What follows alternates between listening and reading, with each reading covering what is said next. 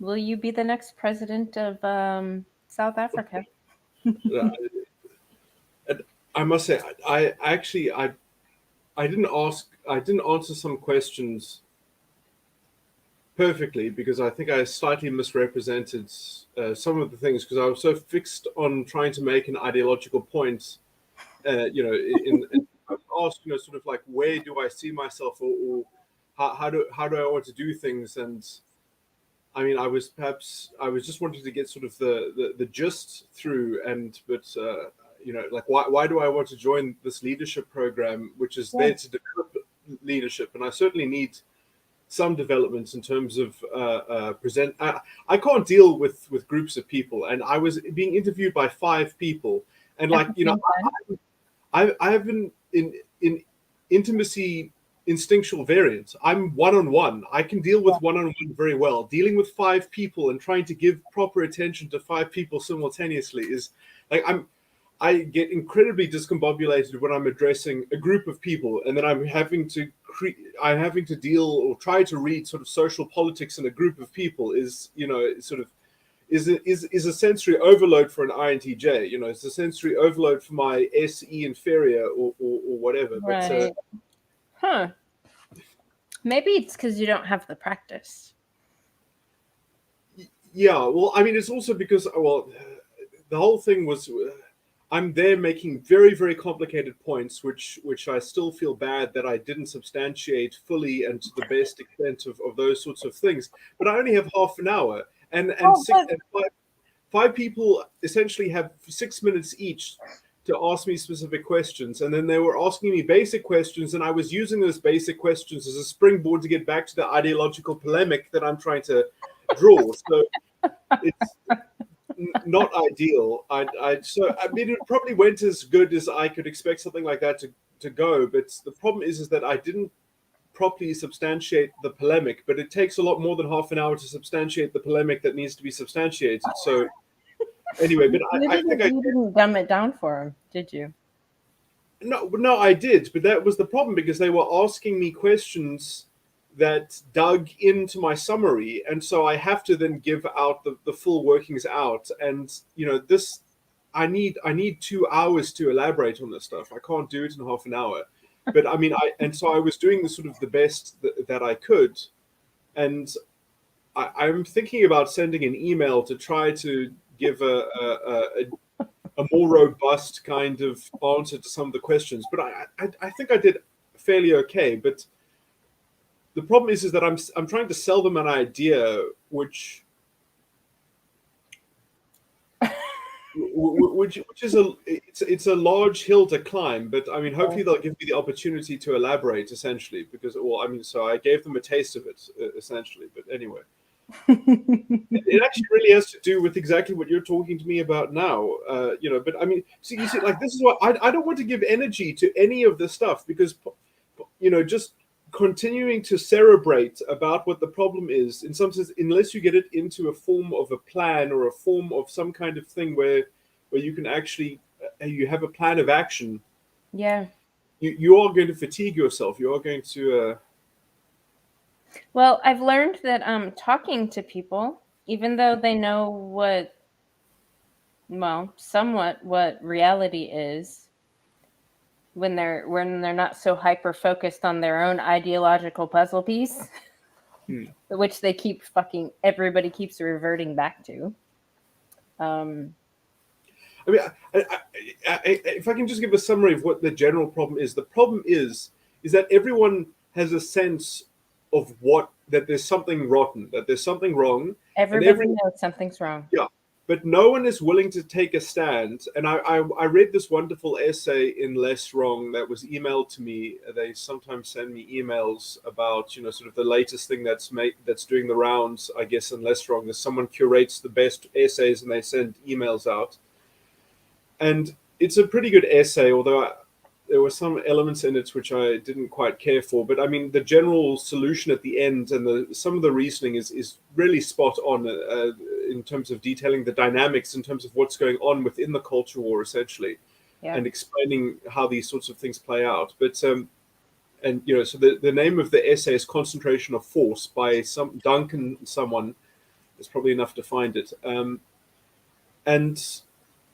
the sorry, and essentially, I think that what I don't know if he explicitly gets into this or he explains something that's similar to this, but I might just sort of be riffing off of something, a theme that he brought up. But this is probably going to be slightly differently articulated, but it might essentially also be his idea. I don't want to sort of plagiarize him, but it is that essentially the reason why we are failing in terms of concentration of force is because the points that we need to raise are very finicky principled points, which usually no individual would ever have to stand up for, because it wouldn't, in some sense, the people that should be standing up for this should be judges, should be people or bureaucrats that should have, kinds of standards and have sort of principles that are baked into their institution, where this kind of unprincipled, immoral, kind of conflation of things into,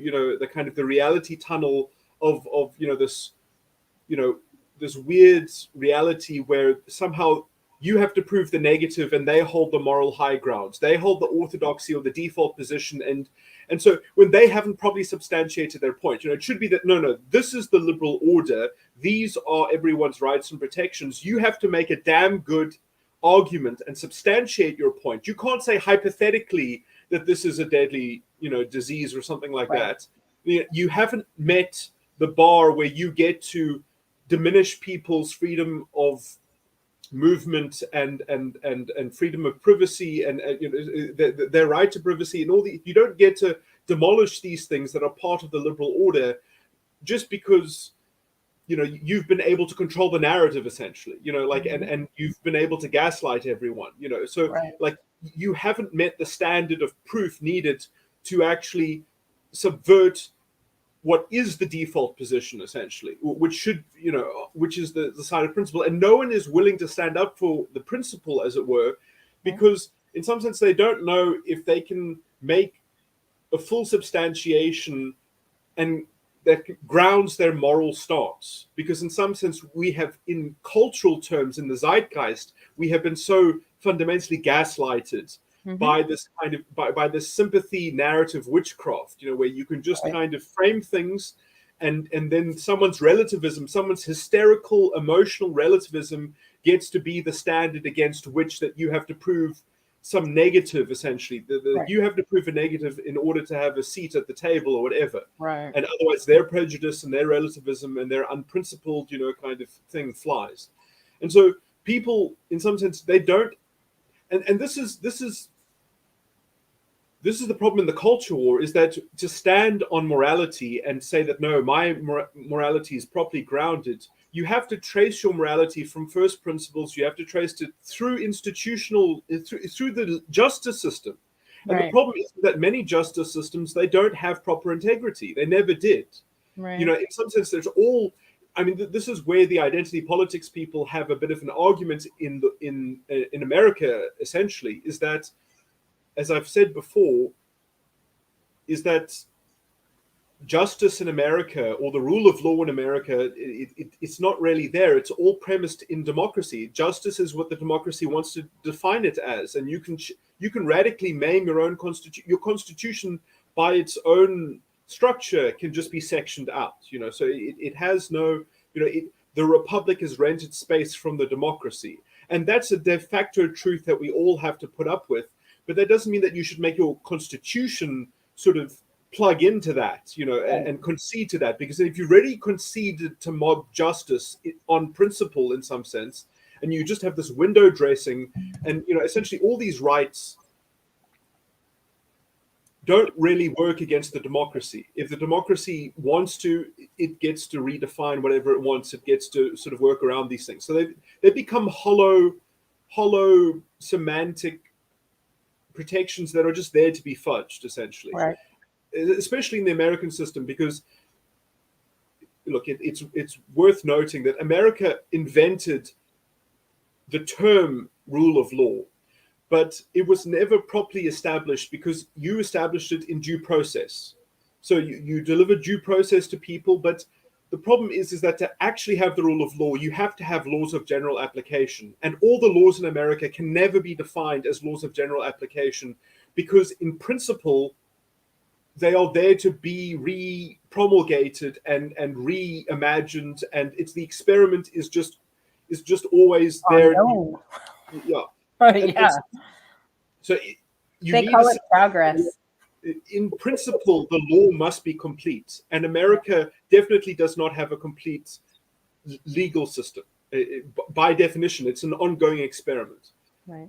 And so it's too tethered to the democracy, and yeah. So anyway, well, and then what do you do when the majority of people are so psychologically abused and so traumatized by the constant changing and the moving of the goalposts and changing the rules and the slow boiling of the frog. What do you do when that frog is about dead and trying to fucking jump out of the pot? And okay, but you see, my argument is slightly more complicated than that, because my argument is something like the frog was never alive to begin with. The frog was always in a form of undeadness, because the only way that liberty was ever alive in America was in the culture, was in this kind of this weird middle compromised position where it was alive in people's minds and they had to keep on voting for it, otherwise it could be taken away or something like that. So it was always under siege, hypothetically at least. It was you always had to keep on voting for it, otherwise the current legislature could have just steamrolled you or whatever. So I think that America has always been acclimated to this kind of ideological war in some sense. The morality in America could only ever exist if you could imagine that there was a cultural core, and this, or there was a kind of a consensus, a kind of moral consensus that was, some kind of lowest common denominator or something like that.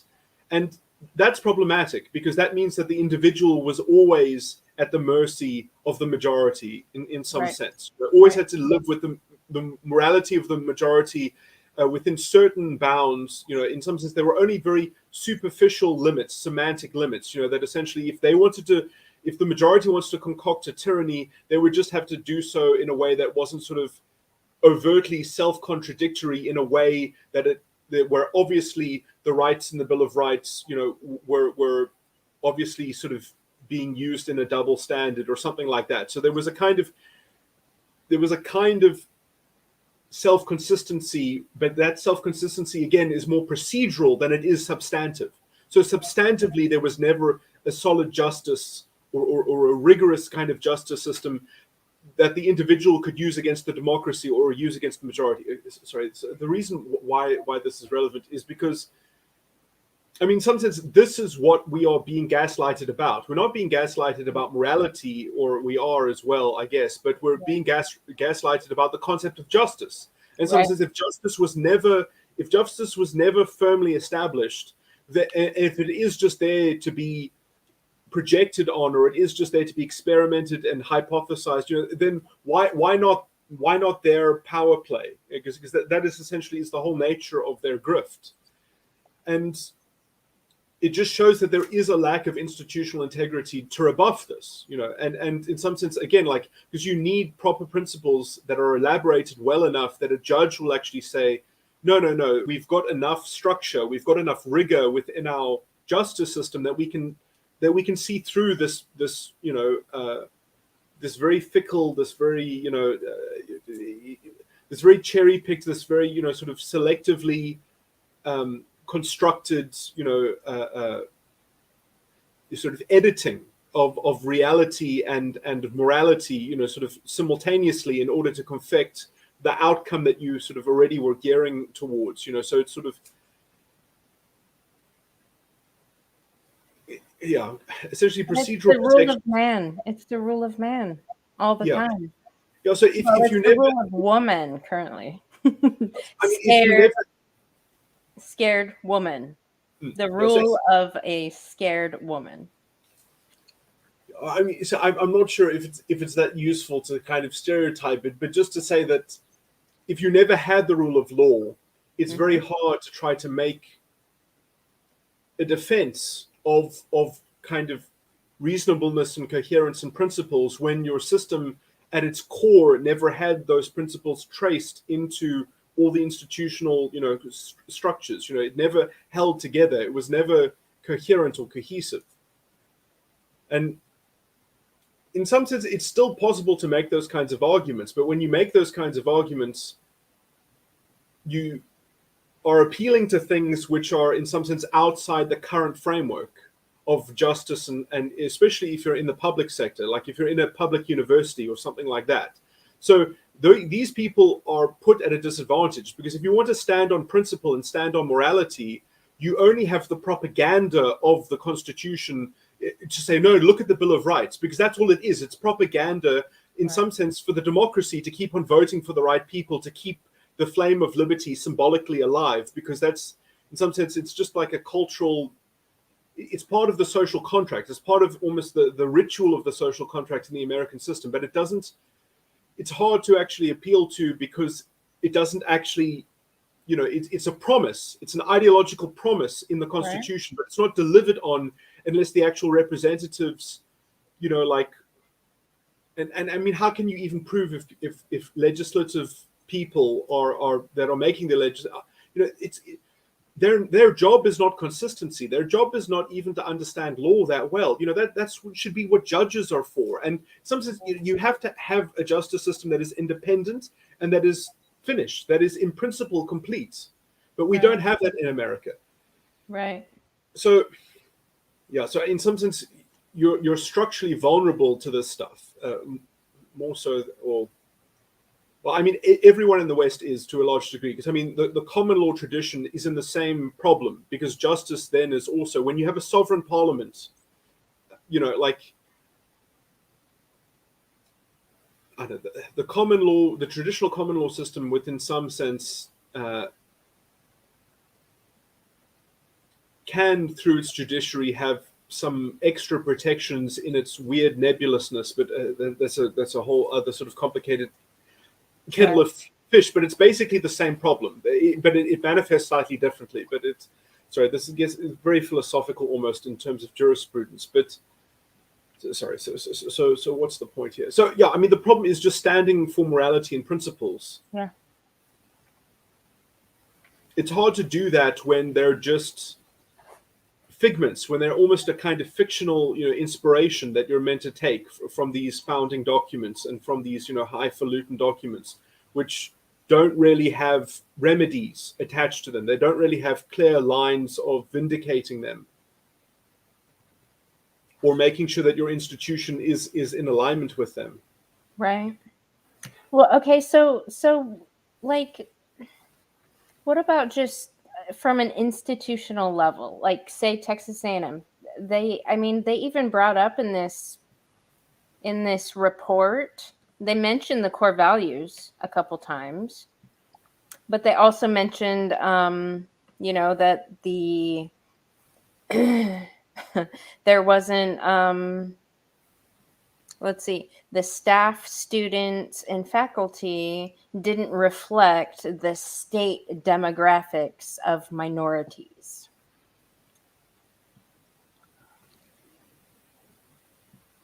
That's something that I'm not happy. I think like the last 25 pages was all about diversity, inclusion, equity, and how Texas A&M is failing to attract the appropriate number of groups of people, which I wasn't a big fan of that language. Yeah, they used in it. And then they mentioned the core values of Texas A&M. I mean, Texas A&M core values are pretty fucking basic: excellence, integrity, leadership, loyalty, respect, selfless service. That's it. So sorry. So what did they say about the core values? Is that they don't include diversity and inclusion or something? Well, no, the core values don't include diversity and inclusion. Yeah. But Yeah. the report itself was talking about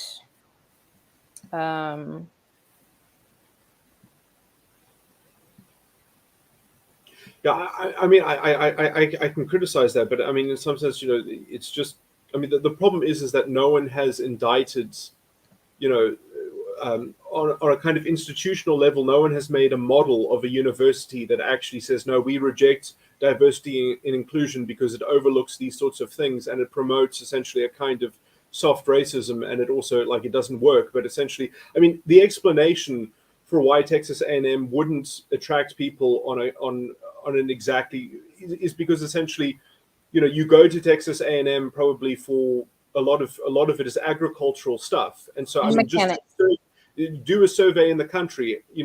How many, if you racially demographically break down, how many people that are in farming, what their racial profile is or whatever, and it would probably match. I mean, it would make sense that it would rather match the essentially people that grow up in farming families or something like that. Like the idea that you have to, like, as part of your job as a university is that you have to make sure that everyone choosing to be a certain thing within a society has to be proportional to demographics, is saying that you have to socially engineer the liberal order in order just to, like, fit the superficial bill or the superficial vision that everything has that people based on their group representation have to have an equal share of everything. Right. And that whole sentiment is obviously, it says that morality is fundamentally invested in group belonging, essentially, or racial consciousness, essentially, is the prism through which that morality and moral consideration has to be viewed. Right. And I mean, it should be the first thing that you have to, like, actually have to.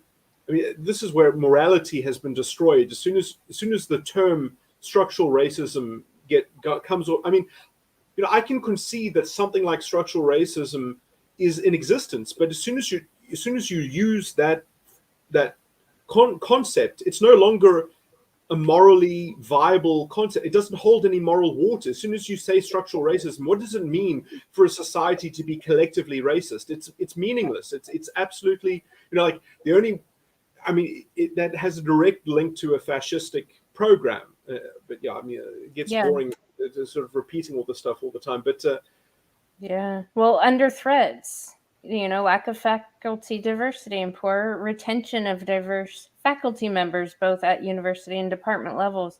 University climate not always welcoming, particularly to diverse faculty, staff, and students. Enrollment of diverse students, particularly African Americans, is low. Student and faculty populations do not reflect the state population. Okay, so, like, okay, yeah, so the almost all of that, in some sense, let me just yeah, okay, so you want to say, like, that there's lack of diversity and poor retention. I mean, like all of that stuff. Sorry, there's one thing which is especially bad here, and then everything else can be lumped into the same category, because everything else is basically demanding double standards and demanding that you start destroying non-racialism and start employing special treatment and special things, which will, destroy meritocracy and also create very strange, sort of, instead of having people that have real credentials, instead you're going to have this kind of deficit that's filled in with a kind of racial artificial integrity or anyway. But the other thing there, which is that it says that it's not welcoming. Right. Yeah, so no, they haven't explained that. They haven't substantiated that at all. So they're making a claim. I would really go, if they no, you have to say exactly what you mean, because I mean, they're either saying that, oh, there aren't enough safety officers, or there aren't enough SJW, Gestapo in the institution. I mean, I'm imagining that that's basically what they're saying. I mean, how do they know that it's not welcoming? I mean, like, what are they citing there? Are they citing that there isn't enough like white guilt flagellation, like on ostensible display, you know, like in the foyer or something? Well, they go by a bunch of people because they interviewed a ton of people. So they go by the perception of the individuals that were interviewed. But I would like to know exactly the question or the you know, the one in, you know, the rating 1 in 5. How exactly? I mean, I would like to hear what that question is. In the questionnaire, I would like to see how it's framed, or. But I mean, like, I mean, the problem is as well is that essentially a lot of these questions are plugged into the zeitgeist toxicity, this racialist toxicity, because the question will often presume racial consciousness. It'll basically say, if you had to judge this establishment, this institution, based on a racialist lens of like seeing, do you think that it's promoting the racial pride of your group or something like that? Do you think that it's promoting the racial pride of minority? You know, that's basically how they premise these questions, essentially, with these toxic presuppositions sort of built into them. And then it's not, yeah, I mean, it's part of sort of the normalization of the racial consciousness. So I mean, you know, the ethics, you know, in some is the problem is that you need to get a crackdown on the ethical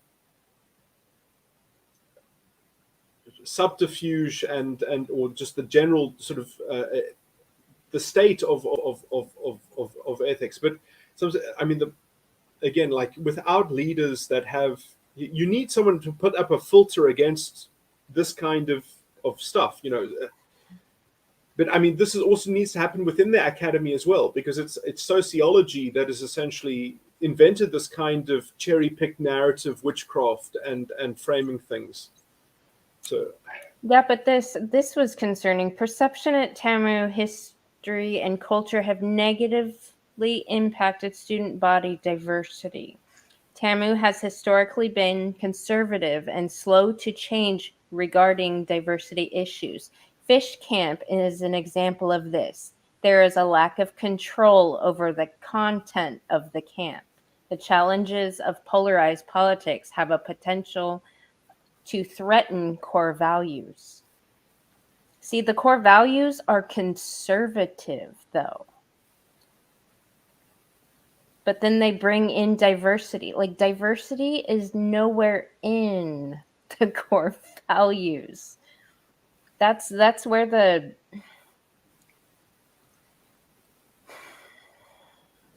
I mean, this is obviously someone who wrote this report who is used to sort of. I mean, this is essentially how they get away with creeping into and taking over and eventually gaslighting. You know, is that they claim to hold the default moral position. They claim to hold the moral high ground, and they just talk down to everyone who isn't already on board, and they never have to properly substantiate their points, essentially. But I mean, I still think that is worth a specific investigation. How are they substantiating this claim about not being welcomed? I would love to see the question. I would, you know, like, because in some, I mean, you know, in some, that's the only, everything else there is a kind of, is a weird kind of ideological call to have double standards and to import a lot of things. But you can just say, okay, fine, that's their ideological position, that's their opinion. But they are substantiating a fact, as it were. That they are substantiating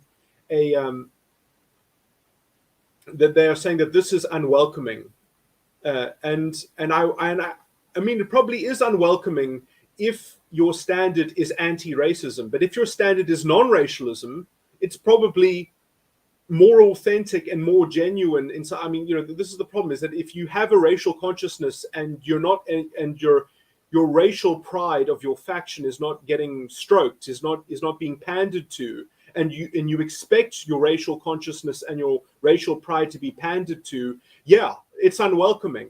Oh, well, that's a good thing. That's a good thing. You know, we don't want fascists. We don't want racial consciousness. Right. Thank you very much. Right. So, we don't want to hold your hand. We don't want to wipe your ass. We do understand that you're used to a certain level of entitlement, and no, we're all about fucking our core values, which is excellence. Excellence stems from a great sense of pride in who we are and what we believe in. integrity, leadership. If you don't want to be a leader of character, don't come here. That's the core command. The spirit of leadership is instilled in every student, whether they go on to lead in the boardroom or in the backyard. They have the values, the confidence, and the experience to lead change in their world. All these things are so counter to the core values. I mean, just the whole idea of a quota and having, them gauging people's commitment to diversity, equity, and inclusion. I mean, they seriously have this in they're ranking these things. Commitment to, I don't.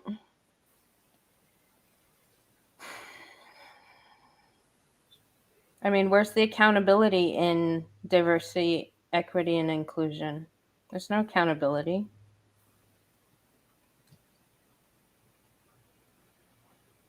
I don't even know how in the hell some of effective and high effective meeting expectations, some of ineffective and highly ineffective. Well, in some sense, actually, I mean, now I just thought, I mean, I don't know who wrote this report, but I mean, this is where things need to start, because maybe one of the ways to getting institutions that are finally clean of this stuff, they're able to filter it out and segregate away from this slide into illiberal, unprincipled, kind of breakdown of morality and gaslighting a liberal, open democracy into whatever it is that we're turning into, is that we need to create an institution that creates reports so that other people can hire that to make reports rather than whoever made this report. So it's like, right. This is where it really needs, someone. I mean, that's how we get so I mean, if Jonathan Haidt is out there, we don't need,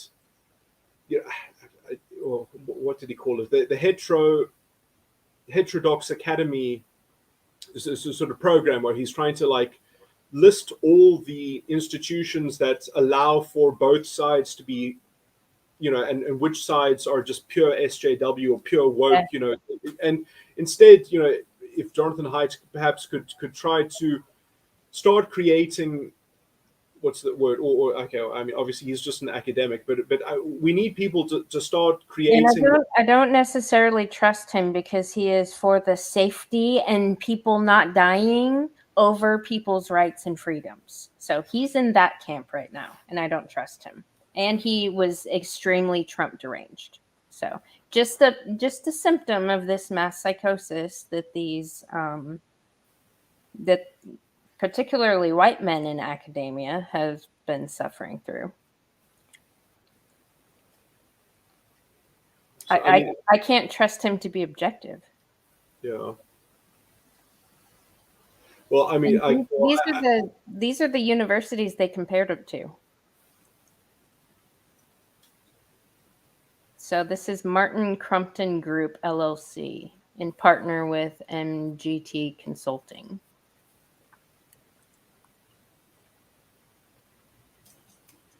But yeah, I mean, it is somewhat interesting because, you almost feel that maybe some of these people, they're trying to pick their battles. If they're already fighting woke, they don't want to fight COVID simultaneously, because then they feel like they're going to be surrounded and ousted. So it's like, I mean, they can't fight woke and fight COVID at the same time because the woke people mismanaged the COVID. So they added an extra layer of trauma, abuse, and terrorism to it. But it is very much, I think, in the same formula of the same way of, because, in some sense, they never properly substantiated that. I mean, the whole study that all the COVID lockdowns are based on one study, which is the Imperial College study, which presumed that the numbers that they were seeing were based on that COVID had just landed in February when it, I think in February. So they presumed that the numbers that they're seeing in hospitals are based on the incubation period and based on like sort of it entering the country in February, when I think it was probably entered in October or something like that. Mm-hmm. And based on that assumption, then they work out a case fatality rate, which we know is just insane. I mean that Imperial College paper will never be peer reviewed. It's trash. It was called trash by everyone intelligent. Professor Sunepta Gupta of Oxford, Professor Leonidas of Stanford, who used to have Fauci's job. Professor Leonidas, had all these huge elaborate YouTube videos where he was talking about how you should generally think about this thing in the general context of public health right from the start. And he got a bit of cold feet, like when he heard that Australia was succeeded in eradicating the virus, then he didn't know what to do, because that was sort of novel territory. But at least Professor Sunepta Gupta had the foresight. She knew that essentially, no, this is actually stupid and dangerous, because you can't, the idea that you're going to be able to eradicate the virus in perpetuity in some kind of territory. I mean, the only way to do that is that you would have to close off your country. You'd have to sort of become the society of mole men that, sort of leave the rest of humanity and create your own independent civilization. You're going to have to never have air travel or something like that. And, yep. Anyway. And didn't they do it? And then they reached zero. And then as soon as they started vaccinating people, they fucking started getting COVID cases. Yeah. Yeah. It was pointless. all of the handling of the COVID. Well, but A&M is like I've heard from people that work at Teaks that there's been big problems with out of state people pitching fits about fulfilling contracts because they want verification that everybody in the facility is 100% vaccinated, so they feel safe coming here. Yeah, I mean, this is a good problem. This is a beautiful problem to have. Yeah. You should have this problem, and then your problem is to find new contractors. I mean, this is what we need. This is exactly what we need. Like, this is how we clear out this moral corruption in our culture, in our society. Is that otherwise it's always just being cornered by the mob, and everyone is holding a pitchfork, and then you end up, the weak people end up joining the mob and holding a pitchfork because they don't want to be on the receiving end, and right. So this is why we lose. We lose because we have no leaders who will actually just say, okay, fine, we'll lose the contract, or we won't contract with you, and we'll have to make other arrangements, because that is the right problem to have. That is the beautiful problem to have. That is how we end up reviving a liberal society that actually, believes in its own things. And make that the story. Make that the story that they canceled the contract. Make that the story that they, ruined things. If you have to give up public funding, if you have to give up governmental funding, then do so and then complain to the papers after you had to essentially, don't say that you rejected I guess it depends how you want to say it. We had to reject it out of principle because we have to have a principled COVID policy. And then make that the story that they are punishing us for having liberal values, essentially. I mean, that is the perfect problem to have, because that is the beacon that will, otherwise it's just death by 1,000 paper cuts. We're going to sleepwalk our way into a tyranny. Yeah, it's already happening, though. Yeah. These people are already sleepwalking. And that's why I blame the leaders, because you have to blame the leaders of these institutions. Like, they must bear the responsibility for the fact that their institutions have lax principles, and that they are being unprincipled, and that they're not properly. It's not enough to try to sort of toe the line. You actually have to. I mean, look, I can understand, because they don't want. In some sense, you're always vulnerable to being argued. With skeptical people can say, yes, we generally think that, but couldn't you have found a way to also save the contract? Couldn't you have found a way to also sort of try to have the cake and eat it. And in some sense, you're going to have to act to your own self-harm, to your own detriment. You're going to have to stoically take some damage or some pain, as it were, for your principles. And it's if you're not willing to make that sacrifice, then you never valued the principle, essentially. And that's how we are boiling. That is the boiling of the frog, as it were. But it is sad that you can't vindicate this through the courts, because ideally that would be the port of call. If someone says, no, we're not going to pay you the money because you didn't follow the national mandate or you didn't follow the national policy, you say, no, I don't have to follow the national policy because it's unconstitutional, or it's essentially, it contravenes people's privacy, and all these sorts of things. It contravenes their bodily autonomy and freedom of choice. Look, and I understand that that we compel people to have other vaccines, but this is not a vaccine like other vaccines, and they have not. This is essentially still this is experimental stuff. I mean, like and also the fact that it's not really effective. I mean, it might be effective at even if you want to play devil's advocate and if you want to give them if you want to steelman their argument, they say that it'll stop you from being hospitalized. Essentially, that's the only promise that it comes with, and the idea that it even it's very poorly argued that it slows transmission. Right. I was I was glad when I heard Jordan Peterson repeat that point, that there's right. very uncompelling evidence. Yeah. No, this is something that kind of struck me and kind of concerned me, because this woman is actually speaking something that's truthful that I don't think enough people are paying attention to. Thank you. Dr. Laporte.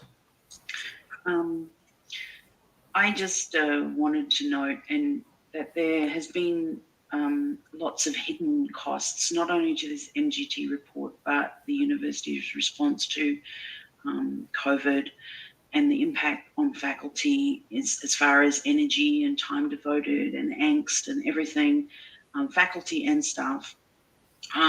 Currently in liberal arts alone, we have 19 tenure track positions open.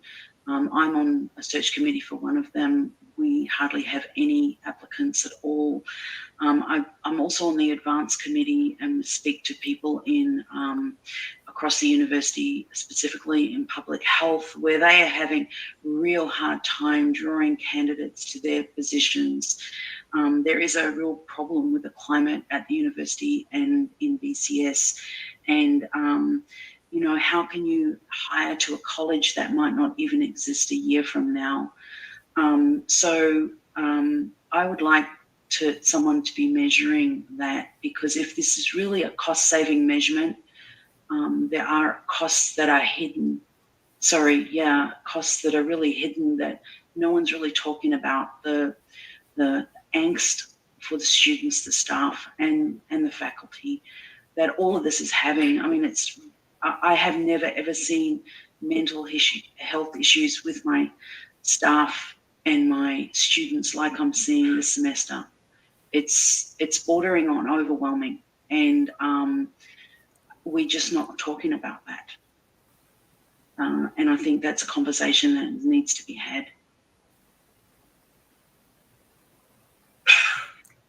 The liberal arts, those are where they've had the hardest time getting the women to get their asses back to fucking work.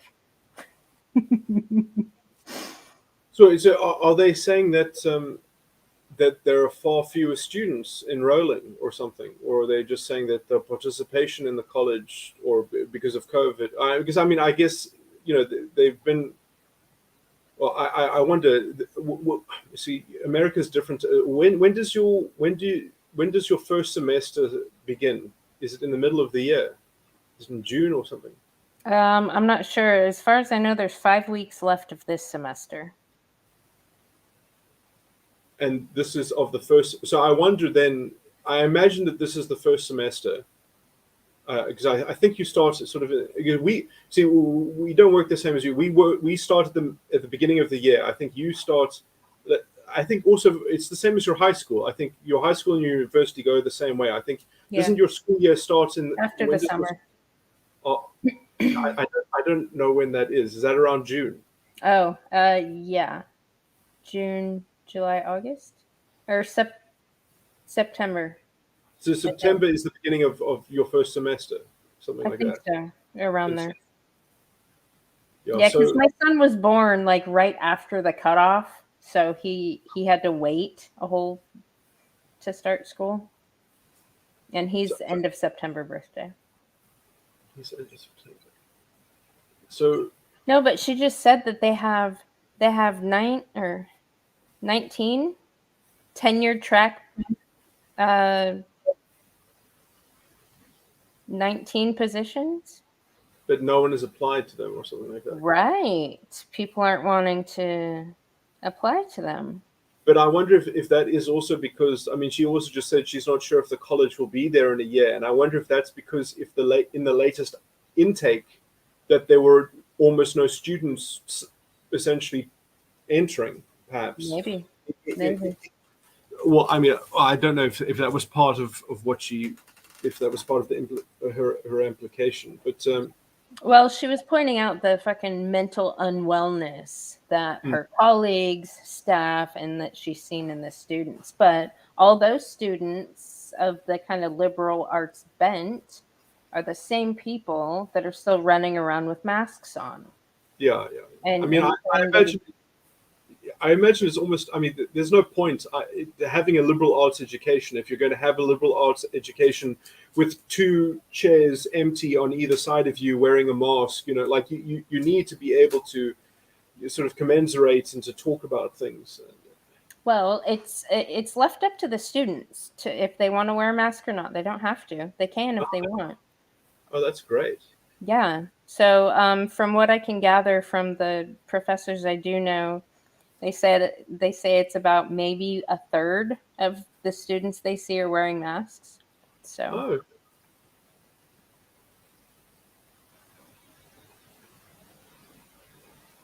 But she was just pointing out the serious mental health problems that these people are having. Yeah.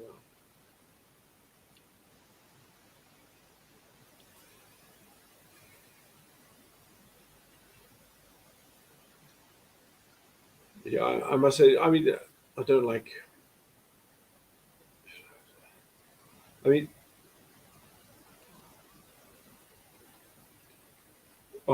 just talking about. I mean, the reason why I'm trying to get involved in the political party is because, at least in South Africa, it's very clear, in my mind, it's very clear the path to vindicating the liberal order and to bringing back that, let's say, that normative framework that we've lost essentially. And but it's not, it's clear, but it's not easy, because essentially you do have to,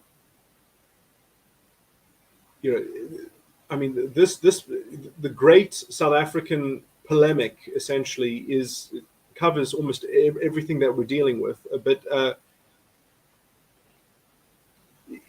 this shouldn't have to be iconoclastic, because,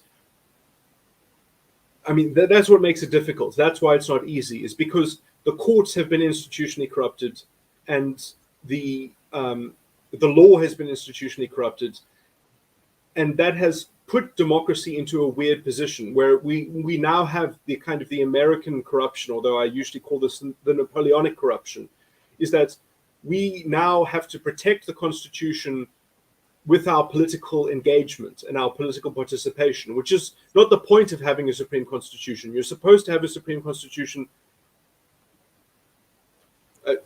Jim was just. Yeah. So I mean, you shouldn't have to go to the polls, you know, and a political party should not have to do this extra. It's unfair for a political party to have to pour political capital into fixing the universities and fixing, all these sorts of things. But they do need to be fixed almost on a political level, because we actually need to say that it's illegal, or the courts should be doing this essentially, that it's illegal to promote anti-constitutional propaganda. It's constitutional damages. You can't do this. It's the supreme law of the land. You can't promote this proto-fascist liberal filth, and or at least you certainly can't receive public money while doing this morally reprehensible but also illegal, fundamentally unlawful activity. Right. And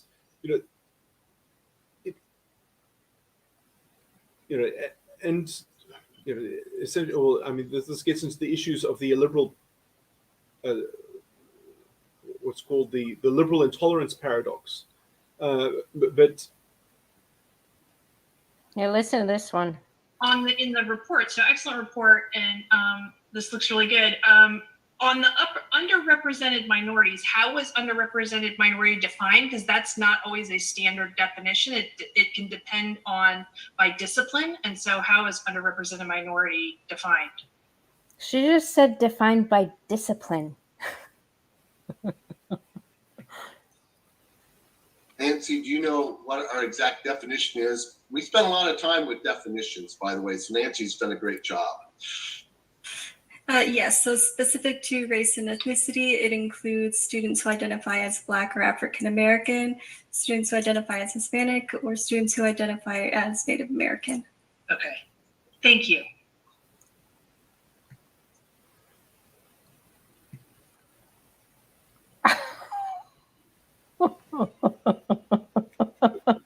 should not perhaps mean that it's going to be different in each discipline, as in it's going to be different for each department, or did she mean? That wasn't answered. Oh. She was just pointing to a fact that there's many fucking definitions of this, and some people, like right now, because they've overrun the humanities, they've overrun all the medical stuff. Now they're on the STEM. Now they're hammering hard on the STEM, trying to get more women in STEM because there's not enough women in STEM. Oh. Like,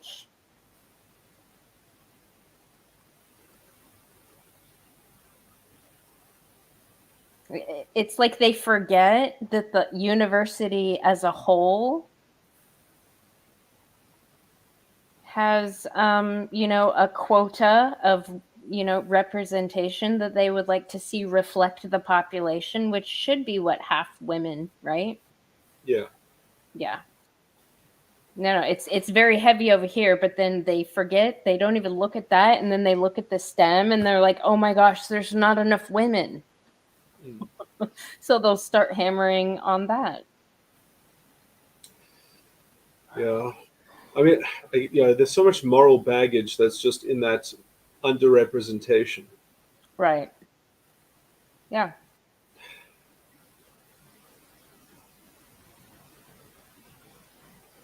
Man, this is just depressing. But tell me about it. Tell me about it.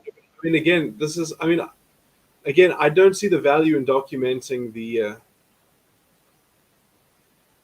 level of depravity and denigration and sort of subversion. I mean, at some point it's like, well, the only productive things that I can see here is that you need to sort of have, I was actually, this is something that I forgot to propose to the interview, is that, because the DA is trying to get provincial independence on some spheres of governance or some powers of governance. And one thing that hasn't been floated yet or hasn't been mentioned, but I think should be mentioned, it should be the university, the local university. Because, we need to be serious about safeguarding the liberal democracy and its values. And, we need proper policies. And, this morality and, because we're dealing against something that is essentially a weird kind of racial political ideology that is masking itself in everything, or it's disguising itself in everything, and it's using these innocuous valences to do it through, like underrepresentation and all those sorts of things. But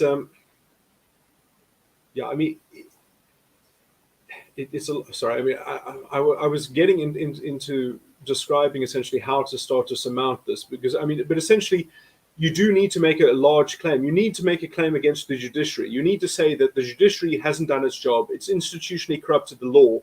But this is how it's okay, you don't even have to go that far, but you have to say that this is how the Constitutional Court judges have said that this works now, is that the government gets to do whatever it wants with affirmative action. And because they've said that, no, it's democratically, they have failed to use the limitations clause in the subclauses. They've said, no, we don't have to check to see if this policy and this legislation meets with the subclauses of the limitations clause. We're not going to use any of the subclauses. We're not going to examine it. Instead, we're just going to say it was done under the democracy, therefore it's legitimate because because it's justifiable, because the democracy gets to decide how it wants to do this, essentially. So they've essentially said that the democracy gets to choose how to define non-racialism, and by extension, it gets to choose how it wants to define social justice. And then we've been gaslighted. And then so social justice has been betrayed and hijacked, and we are now devastated because that loss of moral standards, that loss of moral principle then finds its way into the symptom of state corruption and all the things that we're plagued with, essentially, because as soon as you've got this general conflation and you've got this, and then you can start using underrepresentation is the perfect disguise to give out tenders to politically connected people, because then it doesn't have to match with meritocracy. So you've got no integrity in the structure anymore. You can just kind of, the means are justified by the ends, and the ends are all treating people as a means to represent, like a token. And so you've got this.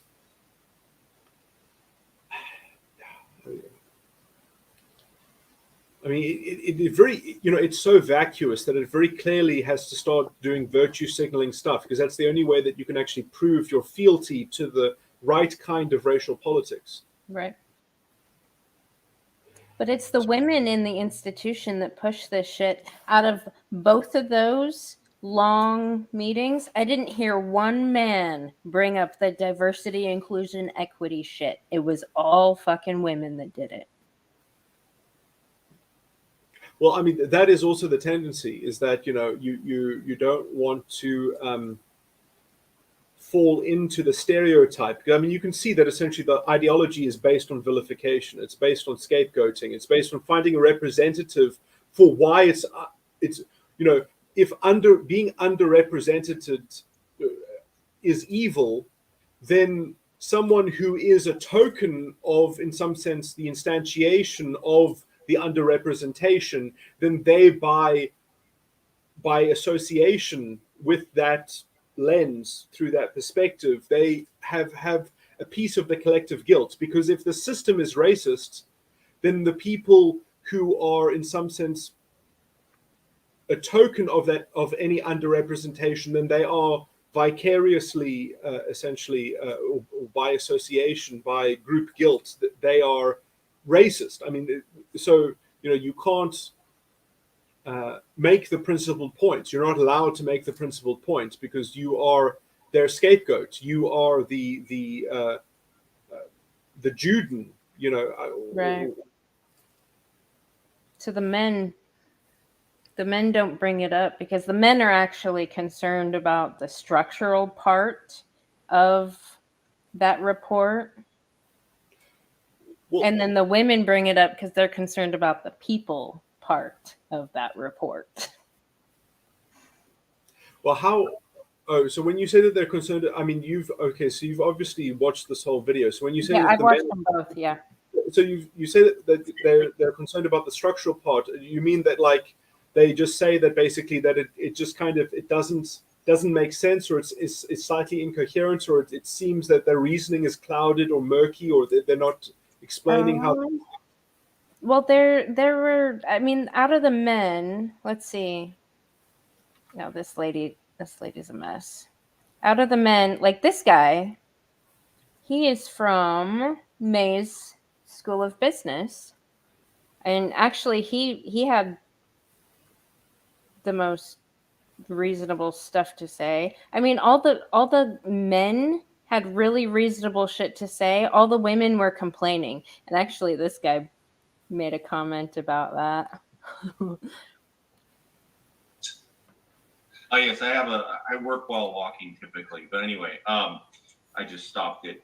So I just wanted to make one quick comment. My colleague from the dental school talked about centralization in corporate America. Actually, I'd point out that the research suggests that the most successful corporations actually are very decentralized in a lot of areas. So just to say that bureaucracy and centralization is not something that leads to success in corporate America or anywhere for that matter. But more to the point, I was wondering, right now we're just kind of venting, it seems like to me. Are we going to have a member of the administration that we can question on these things? Or is there a plan to have some sort of a committee, Senate committee set up to comment on this report and provide our reaction? I mean, it seems like we need to do more than just vent. I'm just curious what the executive committee has planned going forward.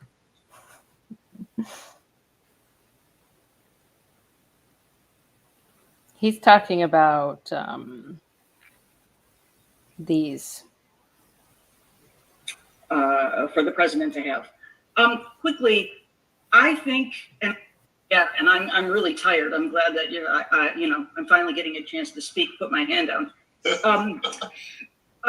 Just a comment on what you just said. I mean, the chancellor was here, I don't know, a month ago or so, and he said that we need to be very concerned about our customers. That's not language I would have used, but this is the kind of situation. This is the kind of feedback I think that is useful. If students say we're going to transfer, we're not coming, I think that's important information for the president to have. Quickly, I think, and I'm not trying to tell people what to do, but this is just a suggestion. There's a kind of meta conversation going on about the process. Who was consulted? How were they consulted? How were the decisions put together, et cetera? I don't know anybody who's happy with the way that was done. And I think it's fine we should mention that in our comments. But I also think we need to then talk about the reasons why something won't work, or the reasons why you think it's a great idea. Because if all there is a blast of hot air, that isn't going to register, right? There has to be some comment that says, here's why this is a bad idea, or here's why you should do it this way, or here's why I support what you're doing. Okay, that's my own suggestion. Quickly, I had a conversation with our speaker the other day about what efficiency means.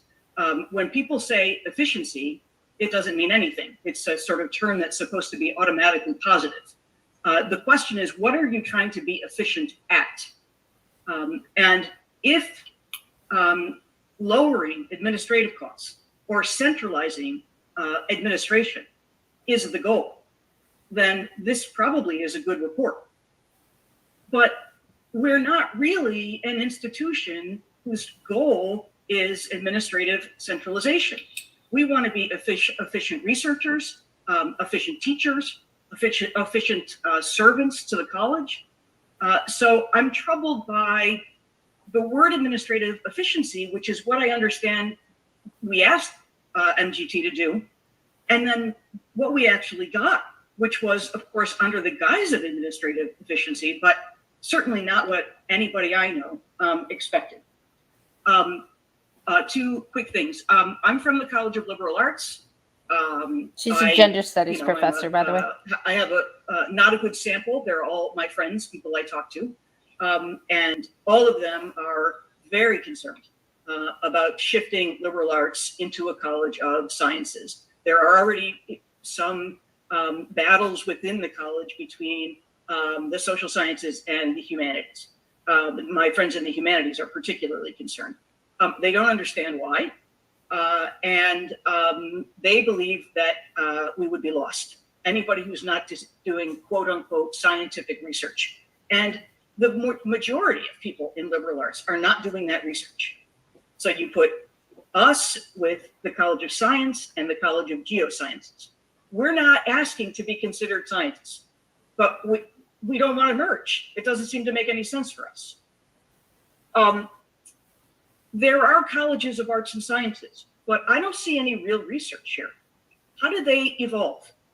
What was the rationale for putting them together? And if you ask them today, would they split if they were given the opportunity? If somebody said to them, well, do you think it would be better at your institution if you were to split these apart? So, to say that there are institutions of arts and sciences, of course there are, but we need to know what's going on there. If they've been there forever, that, I get it. But has any of them ever brought together 3 different departments? I don't know, but I need more research on the colleges of arts and science. One quick thing, the provost's office has been eviscerated, and the way the tree of authority is set up, the provost no longer has a direct line to the president. Right, and is not dealing with a lot of faculty concerns. If you transfer that to a vice president for faculty and faculty affairs, that person is in her cabinet. That person works for her. The same is always true, of course, of the provost. But the provost, given her portfolio, has always had a line to the president and has always represented the faculty, even if they get irritated from time to time. So I am extremely concerned about the hollowing out of the provost's office. Thank you for letting me speak. So She had some good questions. Yeah, she seemed to. I mean, everything she said. I mean, I wonder if she's one of sort of the Camille Paglielli. I'm so bad at pronouncing names. She said gender studies. But isn't Camille also a gender studies? Well, I'm not sure. Well, I mean, or maybe she's in philosophy. But I mean, I think that she. I mean, like. Anyway, there are some people maybe that would be under the title of gender studies that aren't woke and that don't, because I mean, like Camille studied gender. I mean, like I think philosophically, but I mean, I'm getting that vibe from this lady, but obviously I don't know. Well, maybe she compartmentalizes her crazy ideology, but anyway, she talked a lot. She talked a lot. That was only one bout. Here you go. Center, music activities, something about new student orientations or what new student visitors, and diversity and inclusion. This is a serious problem, and it's a publicity problem, if nothing else.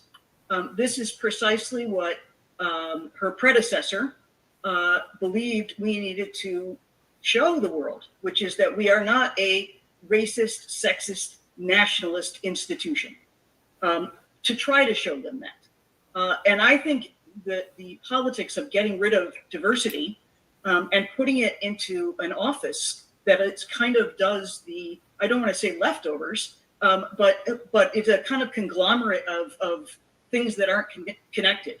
I strongly believe that we need somebody, a vice president or the vice provosts are gone, I guess, I can't quite remember, somebody up there who is responsive to faculty and to students, and who can make sure that civility is maintained on campus. See, it just sounded like she was so pro diversity. I don't know. I mean, that was completely fascistic. I mean, that was the right. It's weird because I mean, to me, that's a different quality. Like from what she was saying before, it was like a different spirit. It was like literally, you can tell She had this childish mirth in her voice as she was imagining, the Third Reich, like Right. of her diversity and inclusion. Yeah. No. Wait for the last one, because this is where it gets.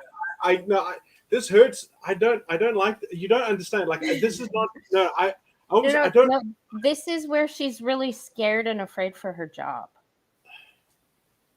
She's actually really scared and afraid for her job. I don't want to feel sorry for someone who. No, don't feel sorry, because. No, but I will. I still do. That's why I don't like. She's trying to get a bunch of people on. Like she's bargaining. She's bargaining. She's bargaining. I can just imagine. From what you're saying, I'm already uncomfortable. I don't want to watch it. Come on, Sai. These are our leaders. Okay. You see, this is my emotional energy. I don't like wasting my emotional energy on things that have no productive value. Well, it's gonna have a productive value because I need to figure out what the fuck I need to do here. If these are the leaders that are responsible for making the fucking decisions, and if Sharp actually does what I heard that he's going to do, and fucking bends a knee and starts mandating vaccines, it's going to piss a lot of fucking people off. But most of the people are going to take the vaccine because they want to keep their fucking job. Well, can I just say as well that the first points that lady raised that you showed us now, or whatever, were such good points, really. Were really good points, because I mean, like, they were tasked to do administrative efficiency. And they come back with diversity and inclusion. What the fuck? Like, well, they already had diversity and inclusion. They were just gauging it and saying that it wasn't enough and it wasn't as effective. Yeah, but how is that? They were recommending more and put more money into diversity and inclusion. And then, that was one of their recommendations.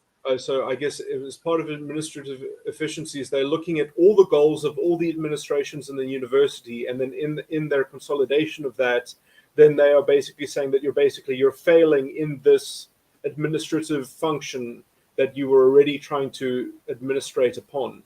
Which is why I don't even like knowing about this organization, because this organization is already fundamentally institutionally corrupted. But it has a president now that is a woman, and she's gonna be solely responsible for fixing the things. But she doesn't seem, well, I mean, from what I've heard in the periphery from you, is that she's not really concerted in unfucking the institution. It has to be unfucked. It has to be replaced, and they're not doing that work. Well, but all the feminists seem to be up in arms because now they've lost their line to speak to the manager directly. So who commissioned this report? When was it commissioned? Was it commissioned by the current administration or by the old? By Catherine Banks herself. Oh, well then, I don't know. I know that's why I'm like, do I have hope for this university that she's actually going to sort it out? The date on it is October 19th. So, and she put it out and gave these guys 2 weeks to review it and give feedback on it. You see, like, I mean, you can maybe hope that she's playing 4D chess and she has this long timeline and she knows that this has to happen before that happens, that happens. Yeah. Which is, I mean, this is the thing that I wanted to raise or whatever in the interview, which I obviously didn't have time to anyway get close to, is that establishing the hardest thing in unfolding, if everyone has been captured by the gaslighting narrative witchcraft, you have to create a new narrative in people's minds, and you have to do that. And the hardest part of narrative is exposition, is you have to explain things, and it's hard to explain things. And so you have to kind of create a ladder, or you have to create a little, so you have to create a little blurb, a little construct and another construct, and then so you can start to draw between the dots or something like that. So and you have to get these ducks in a row. You have to get these pieces of the puzzle lined up, essentially. And so You have to have something to denote the general problem. You know, you have to cite the general problem. You have to cite the particular problem in this. You know, like enough nodes that essentially that those create the overview of the whole thing, and then you can also ground it when you have to substantiate it. So when you're being attacked, when you have to vindicate this, you've got the ladder to reestablish it, you know, in terms of how they are, you know, so you know exactly how their worldview and framework is essentially is unplugged from reality, and you can also sort of map exactly that gap between reality and their ideological. But yeah, I mean, this is why I don't. They're just going to continue in their. I mean, they are piranhas. They're a school of piranhas in an open feeding frenzy, and like by slow attrition. And yes, like the what do you call it? The prey fish, the fish that are being predated on can, you know, kind of. You know, the silent majority are going to be consumed because of the lack of concentration of force. And you need to have a vision, you need to have a large scale sort of way of surmounting an ideological segregation, because, you know, in some sense, unless you can sort of get your school of prey fish to border to create some kind of fence, you know, essentially. But anyway. Emmanuel's here. Emmanuel, do you want to come up? I'm about to torture Psych a little bit. No, actually, the guy that speaks right after her is a psychology professor, and he says something really good that I think he is catching on to something that you already mentioned, the 4D chess.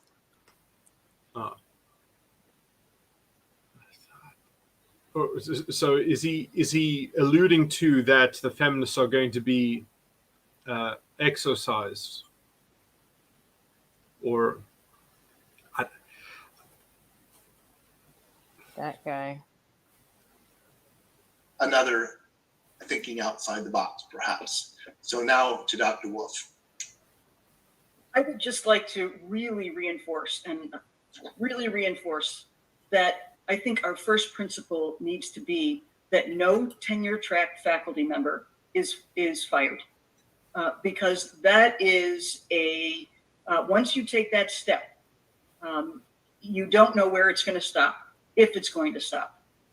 And I think there are some faculty who are more vulnerable than others, and it behooves all of us to say that our first concern is that our colleagues don't get fired. Now, if you might not agree with that, but I think we really need to push that issue. Dr. Perez, I think that's a question that a lot of us have.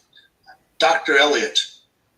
I just wanted to piggyback on that comment. That is one of my major concerns here. And I took some of the terminology. What did she say? Dr. Laporte has her hand up. Sorry, I didn't see it. Sorry, I just have one last thing to say, and it's been something I've been thinking about the whole time we've been here. I'm wondering if this is not a fait accompli. We already have no dean of faculties. We have an interim provost. I think we have 9 out of 14 deans around the university are actually interim or something to that effect, leaving 5 actual deans. With the making of 4 colleges, I think the path has been laid and the game has been played long before this report came out. So I wonder how much impact we have.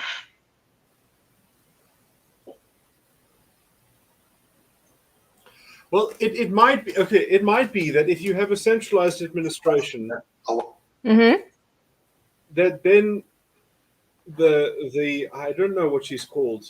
What is she called? The leader or what is she? The chancellor. That if you have a centralized administration, then maybe the chancellor will have the ability to sort of to then systematically create policy that then can sort of filter out the stuff. Maybe, I mean, you can sort of hope for that. Yeah. Because that's one way of getting around. But I mean, I don't actually. I mean, maybe the chancellor would have. I mean, I don't know. Maybe chancellors don't have the ability to sort of actually do departmental policy. Maybe there's a kind of there's a barrier there which she can start to sort of cross that threshold with a general reorganization, perhaps. Maybe that's sort of the impetus for this, or something like that. But anyway, is there a manual on? That would be nice. Emmanuel, psych needs you up here. Are your headphones charged? This guy's a psychology guy, psychology doctor. A lot of us have. Dr. Elliott. I just wanted to piggyback on that comment. That is one of my major concerns here. And I took some of the terminology and the language in the report to be, at worst, dismissive, at best, uninformed, clearly stating lack of appreciation for what we do as an AAU institution. And that several people have commented on this, how several of these recommendations undercut the mission we have as an AAU, as a research one intensive. And it was really surprising to see. And I can only, for me, I assume it's because of what was just stated, that somehow this is already in the cards and there are others behind the scenes working to redefine us in a way that is inconsistent with what we bought into, what we believe in, and why we're here, and why we recruit people here. Thank you.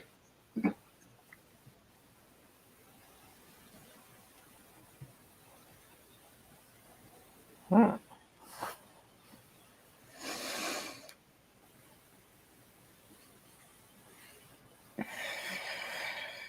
But yeah, I mean, I just gave the most optimistic spin on what I suggested in interpretation of these events. But I mean, it could just essentially be that this is all.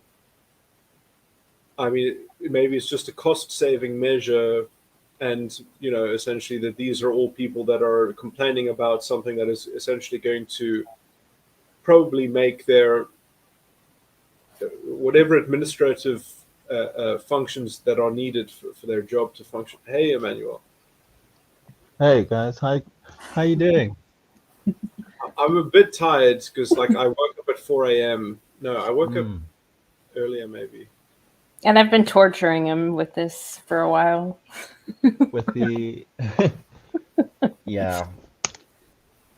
I was actually typing in the chat. I want to ask that well, to me it seems as though the argument for tenure, because one of the ladies was raising the issue of tenure, sounds very similar to the argument for natural monopolies in South Africa. Say, for example, with the production of electricity. So the idea is that some industries, I guess in this case, some positions in university need to be immunized from some of the basic tenets of competition. In this case, knowing that you could be fired. Yeah. And the idea is that the benefit outweighs the risk of decay from messing with competition, right? Yet often the result is still the same, that once you take away competition, a lot of corruption starts, to set in. I'm thinking in terms of universities, if professors aren't exposed to the basic threat of, if you don't produce the best product possible, you will be overtaken by other universities that do, or we will remove you before that we allow that to happen. Which is why you kind of have the ideological corruption that you have now is that a lot of these professors know that, one, they already have the tenure system in place. Two, all they need to do is then get the right people in the right places. And it's like, how do you get rid of them then? Well, It's the the same. one, Yeah. I imagine the one way is that you could just get rid of the whole department. Yeah. Because I'm not exactly sure what the contractual sort of thing is, but I mean, I imagine that getting rid of the whole department might be a workaround. Right. I guess I'll just bring it back to the example of natural monopolies. In that case, you just get rid of the entire company, right? Yeah. Or at least, yeah. Well, I mean, first of all, like I don't think that the concept of tenure itself is problematic. I mean, it's problematic if it's been used now. I mean, in some sense, it's not even. We're not in that stage of cleaning up the problem where it's even relevant, because in some sense, there isn't even a movement to get these people fired. Like, Right. there are people who might want them to be fired, but it's not on the table. No one's put it on the table. Essentially, it's not a credible movement. That is attracting any kind of attention. Like, Unless they have been following my channel. No, but what I mean essentially is that you don't see this in the Republican platform. You don't see this, Right. there's no politician that is floating this. Yeah. Right. And Kindly they're saying they're talking about maybe- CRT, but no one's actually talking about getting rid of the professors that promote CRT, right? Well, besides me, and one of the professors brought up CRT. Yeah. Yeah. but yeah, I mean, like, yeah, so.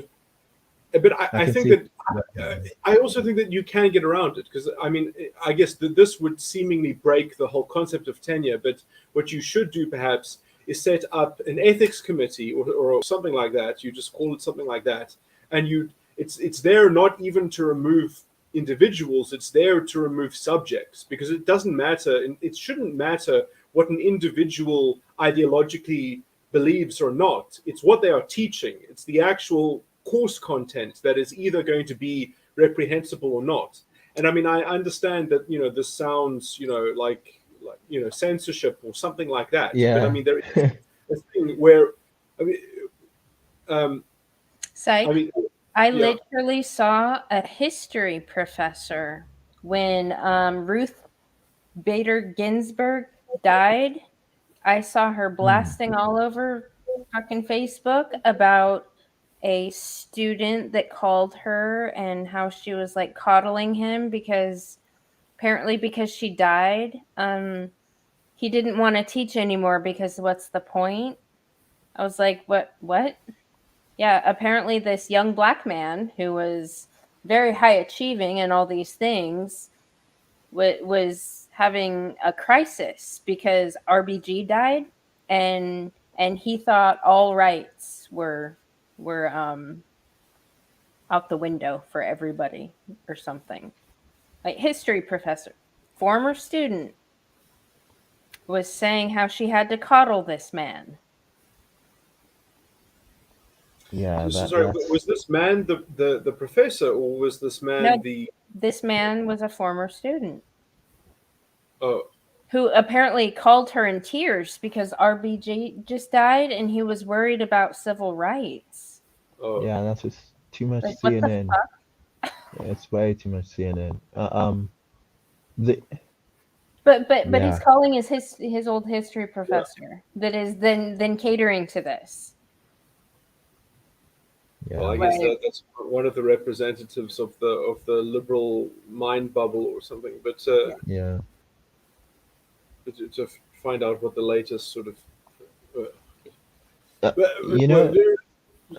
Sorry, Psych, I just wanted to say, with the point you made of having some sort of position committee or whatever in place to get rid of bad subjects as opposed to bad professors. Yeah. That sounds good, right? Mm-hmm. But again, what's stopping the same sort of corruption from taking place? Because, I mean, in much the same way that you have these guys taking over the, vice chancellor position and every other upper level of management in universities to get their way, what's stopping them from taking over that said committee to then say, stop teaching capitalism or teach capitalism as inherently evil? Stop teaching about non-racialism, saying non-racialism is inherently evil because it does not take into consideration intersectionality. That's the sort of stuff that you're seeing now with South African universities, is that the default position is that the woke way is, correct. Yeah. So how do you stop that corruption from taking place? Well, I mean, the thing that mediates it is the courts. Essentially, is the thing that grants integrity to the one and illegitimacy to the other one. Is that at some point you would say that, like, well, what you're doing is illegal because you can't enforce this kind of, that's the thing that provides validity and legitimacy. Essentially, is that the courts at the end of the day will be the arbiters, essentially, which is also why we might have to essentially develop an independent judiciary from the current constitutional court, because it's institutionally corrupted the law with this disgusting racialist ideology. And you have the best constitution. Yeah. And it still happened where you're at. Yeah, the problem is not with the documentation, it's with the people. Right, that are supposed to be responsible for upholding it and reading it properly. And if they're all ideologically infected, they can't read things properly. They can't even see a situation that just happened without the ideologically infected lenses on. And they have a hard time distinguishing between somebody else who doesn't hold that fucking ideology, what just happened.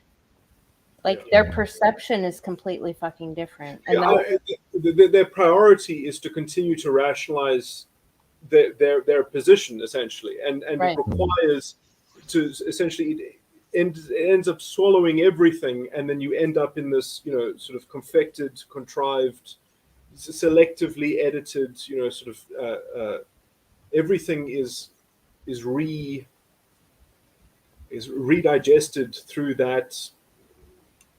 Yeah, I mean, I guess that is how also, I mean, in some sense, the sad thing is that this is also how some people cope with sort of death denial. This is their coping strategy, in terms of their terror management of the idea that, life is finite, you're going to die, things are going to come to an end. So you need a general solution, and their solution is that this freight train that goes off into, continuing to rationalize, they're one of the carriages in this train, and that is how they sort of see their immortality or something like that. In continuing this rationalization, and essentially, as long as they keep on doubling down and the people after them keep on doubling down, then they can sort of vindicate that they were part of this fatalistic, sort of it's very interesting, when people are willing the ends, but not the means to the ends, but are willing to sacrifice, sort of the means as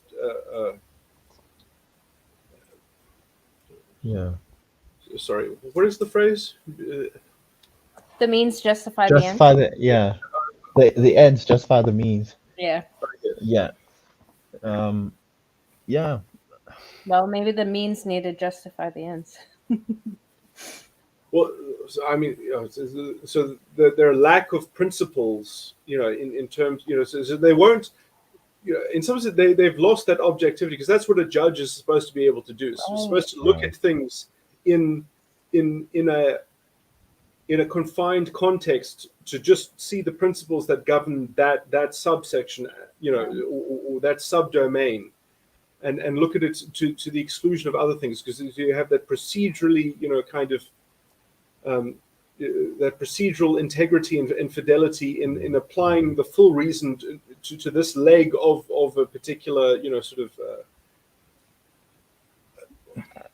I guess you kind of have an unavoidable weakness in the system, in that, this ultimately boils down to who judges the judges.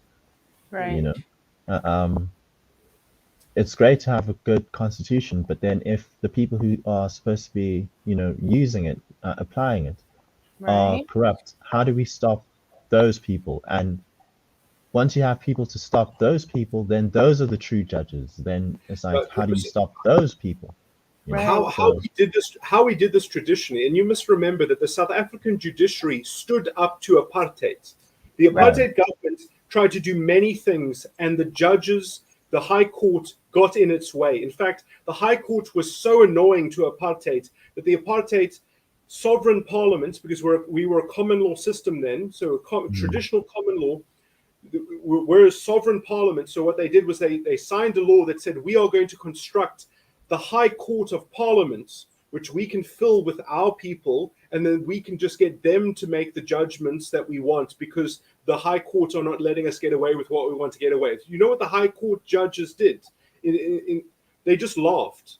They said, "Ha ha, no, that's invalid."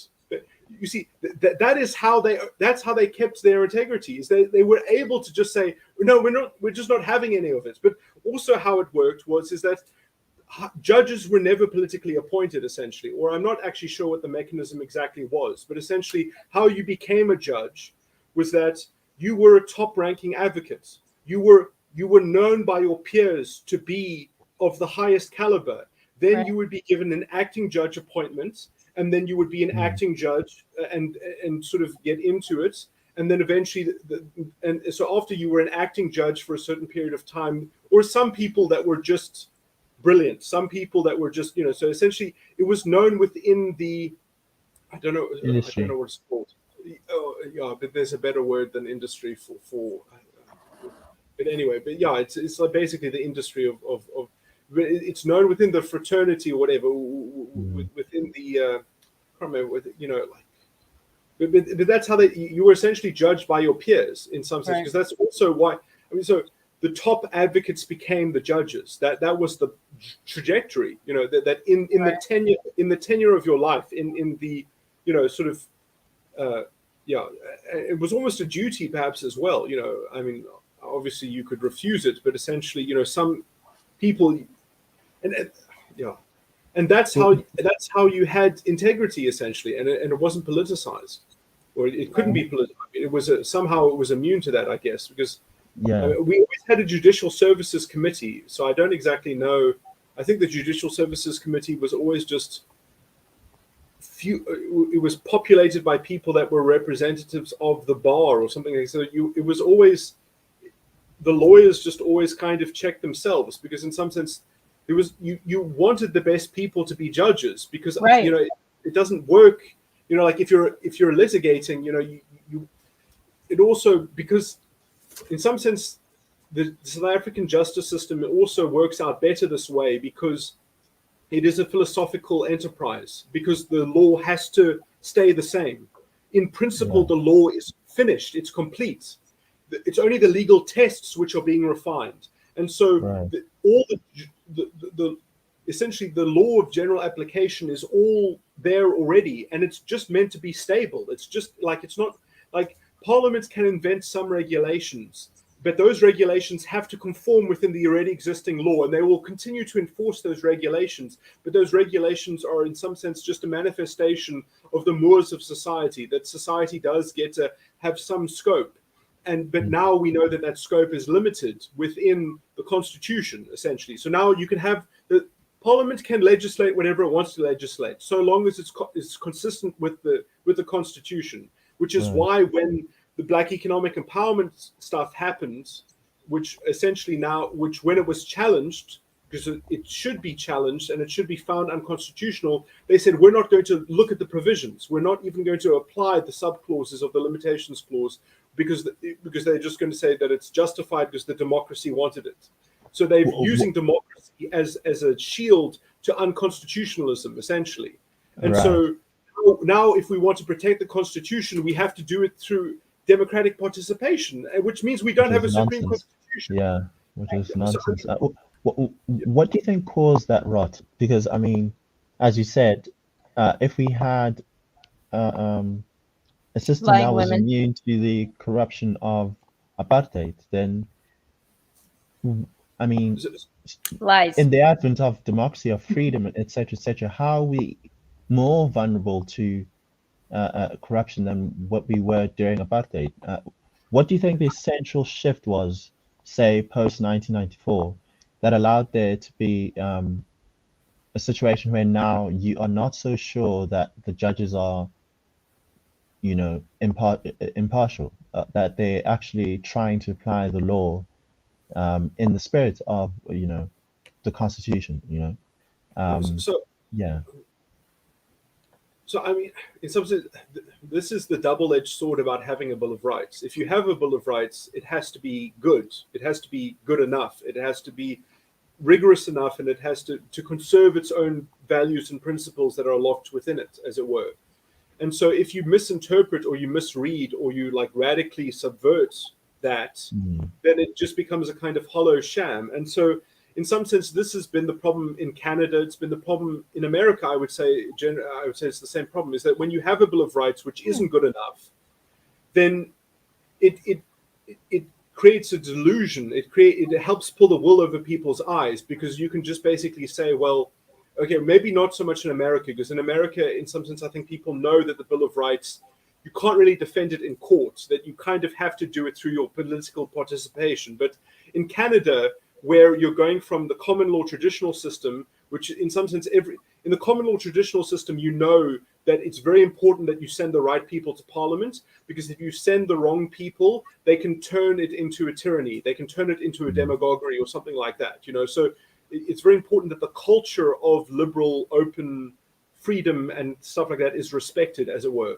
But as soon as you have a Bill of Rights, you can get complacent as a citizenry, because you can just think, oh, it should be automatic. Oh, that wouldn't, if it wasn't allowed, the Constitution would have barred it, or it wouldn't be permitted, essentially. So you've kind of, in some sense, you don't have to be vigilant anymore. And in some sense, because morality is now encapsulated within an enshrined kind of framework or something like that.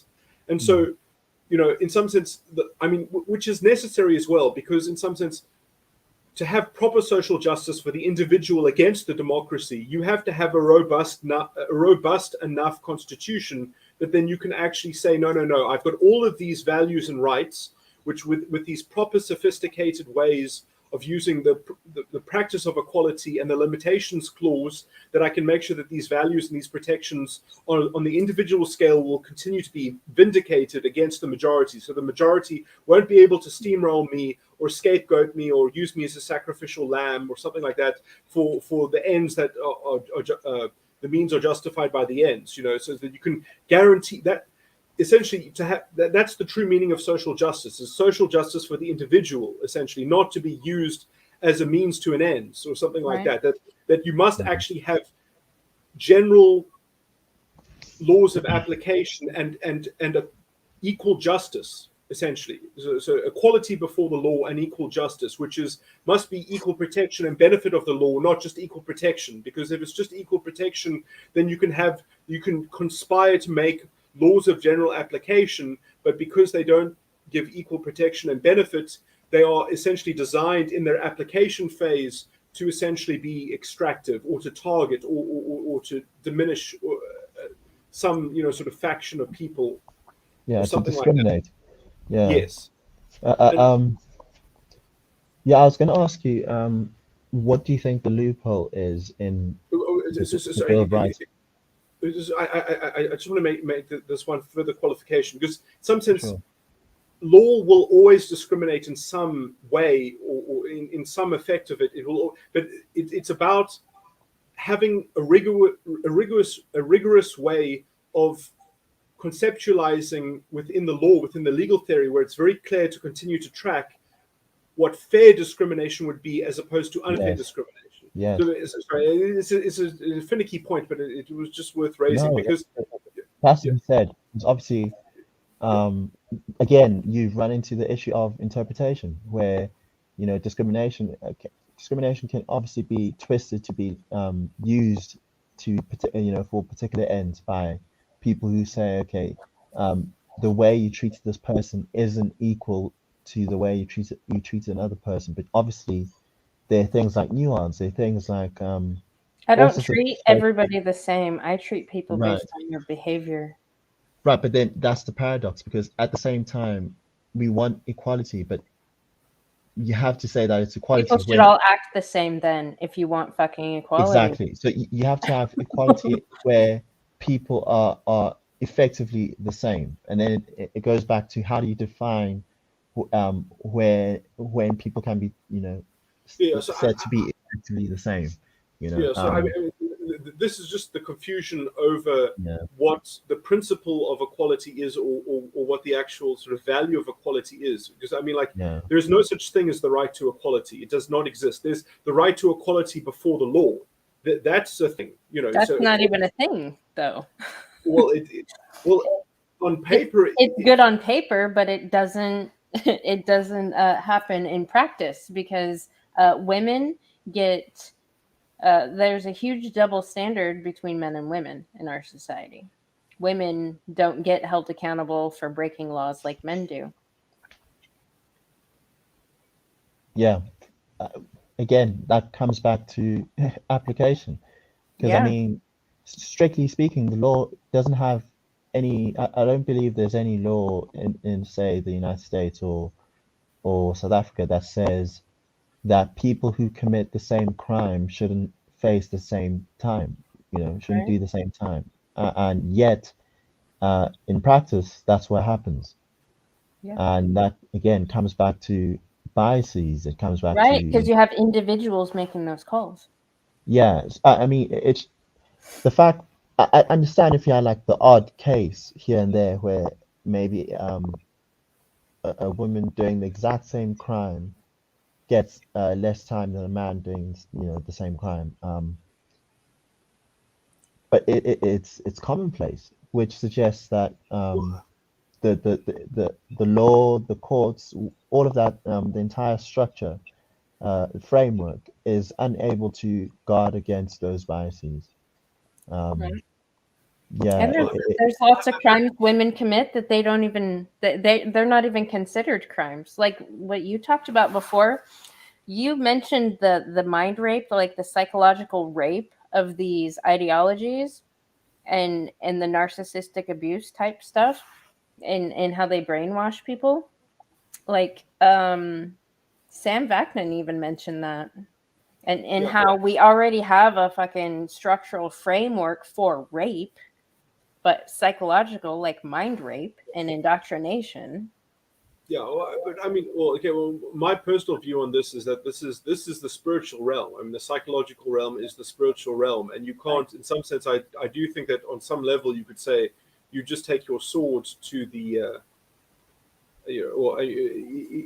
like you live and you die by your word, as it were, and you will concede your soul, perhaps, and you will fall to this, kind of stuff or whatever. But in some sense, I think that it's good that this kind of stuff is around, because I do think that this is how, well, it's only in the fray that perhaps we see which side can vindicate itself, which side can be convincing, can actually right.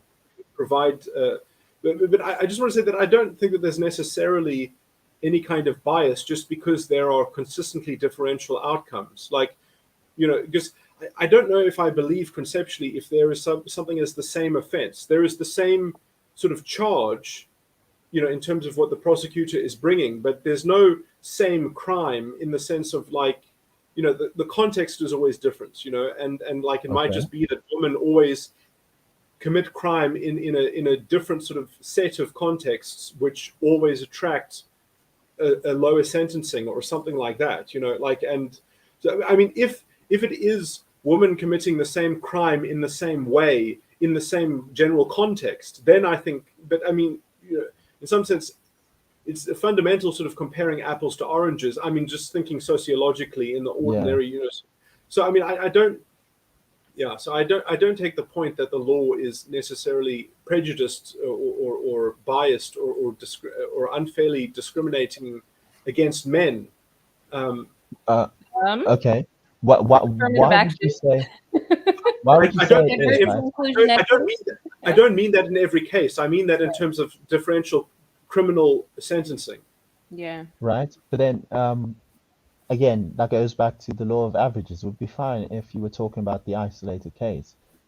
But once you start to talk about a significant difference on the level of averages, that says that this is consistent across courts, across probably states as well, that women do get lower sentences for the same sort of crime. Yeah, but you see, what I'm saying is that the same charge is not necessarily the same crime. So Okay, I mean, could you maybe explain with an example? Say, in the case of, say, theft, right?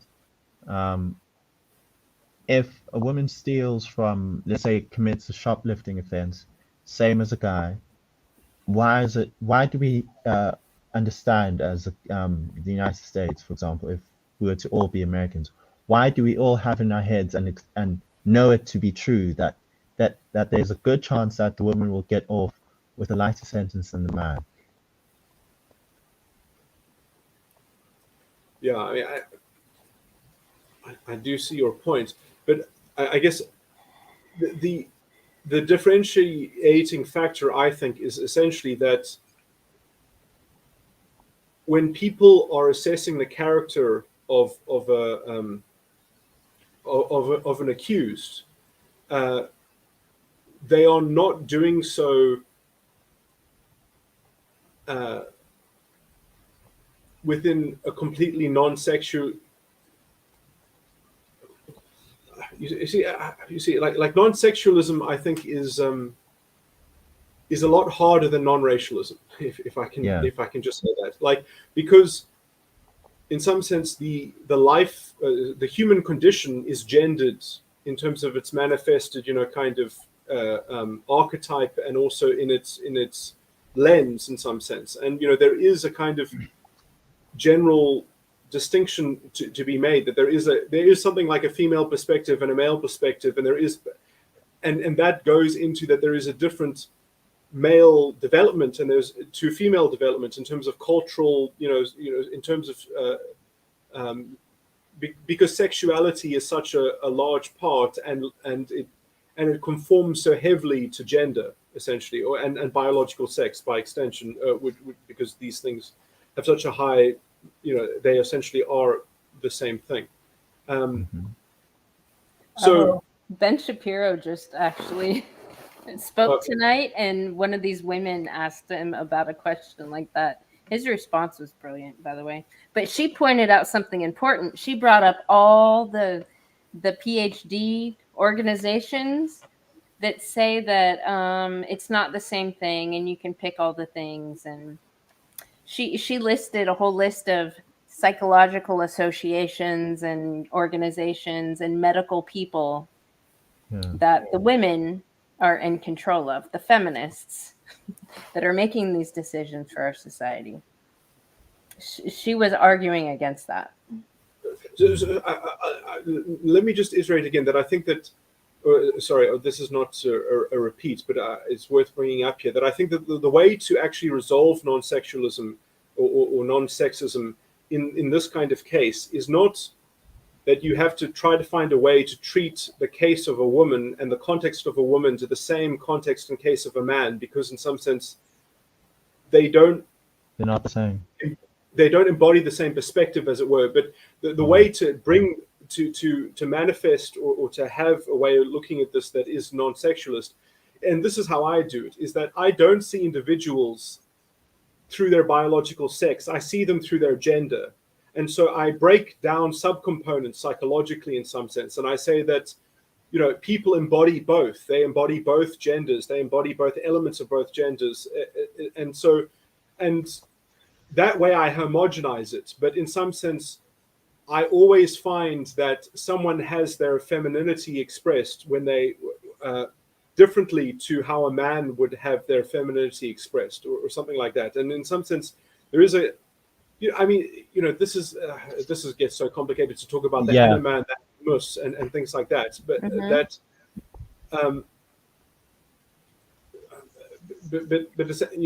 there is a, because there's an interest, because even just the manifestation of masculinity in some sense has a kind of inversion, or has almost is anticipating a corresponding, sort of gender role that would sort of integrate with it, or something like that. And so there's either a complementary role. Is yes. what you mean. Yeah. Well, no. You see, I said the reason why I said, because it's not necessarily complementary. This is why some people look so unstable in their masculinity or even their femininity, because they wouldn't be complementary to their inverse role. They are. It's sort of it's impinging on the role that they are sort of anticipating. They are anticipating a kind of reception of themselves, which is fundamentally premised in some kind of agitation or some kind of unstable equilibrium. And so anyway, so that's when the toxic side comes out. So in some sense, people, I think the only way to have a stable sort of masculinity or femininity embodied anyway is that you have to have some kind of correspondent target. So like the masculine voice in you is speaking to a feminine receiver or something like that. But I mean, and it's also the inverse, because as soon as you do that, you have both as well. You could flip that around. You could say that essentially the feminine perception in you is trying to invoke a masculine emulation or receiving your message, or to well, yeah, it should be from it should be from like a mentor, like a guide, more, instead of actually trying to embody the most toxic form of the masculine.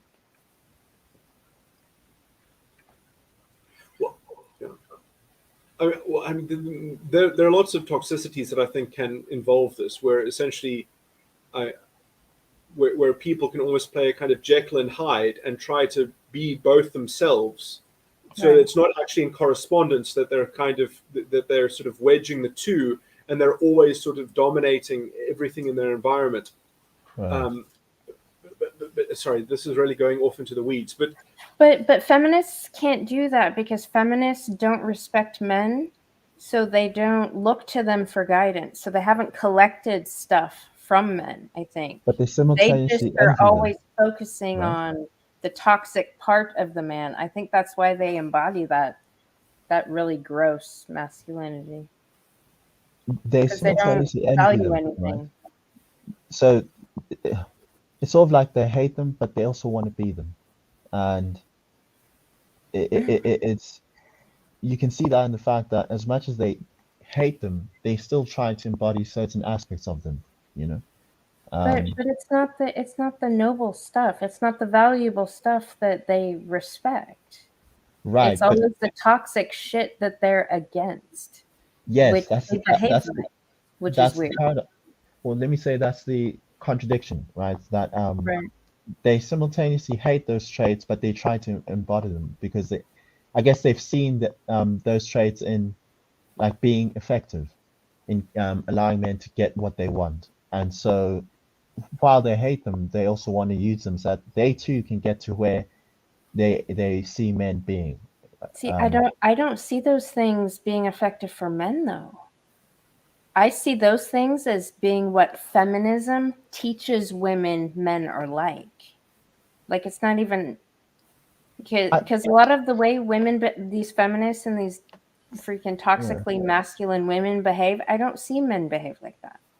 I think men do. It's just that they have it in a very narrow context, and they know the limitations of that behavior. They know, okay, I can't be overly domineering, because these guys could get together and, put me in my place. So there is that. We have our own internal checks and balances that they are not privy to. They only see the end result, and they maybe loosely string a few dots together and say, okay, that must be how they got there. That's why their embodiment, or let me say their attempt to replicate what men do is so poor. But just to go back to what you were saying, Sam. I don't actually think it is poor. I mean, I think that they do create a perfect toxic masculinity. I do think that they end up simulating it perfectly. But I think that, I mean, it's ironic. That's the whole thing, is that the whole thing is so ironic and strange. But I mean, this is just continuing on the thinking that you've already laid out, and I think it's basically correct. But it's essentially, they both admire toxic masculinity and they resent it. And so because they have that basic sort of, you know, I don't know what to call that, but it's some kind of cognitive dissonance. And so then they get to kind of indulge in that cognitive dissonance, and then they end up sort of being exactly what they supposedly hate, you know, but it's because they both admire and they hate it. And in some sense, they probably saw an example of it, or they imagined doing it. And that it's really their goal. It's really their, you know, because they can, I mean, I guess that's their image of how they can kind of attain to being integrated, or to being sort of like complete within themselves, or you know, so it's a way for them to kind of create a self-assured way of having it all, or something like that. And I mean, they do essentially get that, because they do get the sanctimoniousness, they do get the self-righteousness. It just comes at the cost of this perpetual projection, right? And vilification, or scapegoating, or something like that, or externalization of blame. So they never actually have any real independent agency, because they're always having to complain about the systemic oppression, which they're always resisting. And, you know, it's sometimes they never learned I used to be involved with these people who had this wonderful spiritual teaching that said, you know, sort of, they took it from the Borg. You know, the Borg always say resistance is futile. And I tried to convince these people, and they took my little lesson on this, which is, yes, resistance is futile. Like if you and this actually comes from Jung, that what you resist persists. You know, like there's no point in resisting. You're just feeding energy into it. You're creating that buttressing collateral support by sort of, you know, by being the wall that then they get to sort of rail against, or something like that. Sounds like something that could come out of like a Tai Chi lesson, you know, if you react to it, you're sort of feeding into it.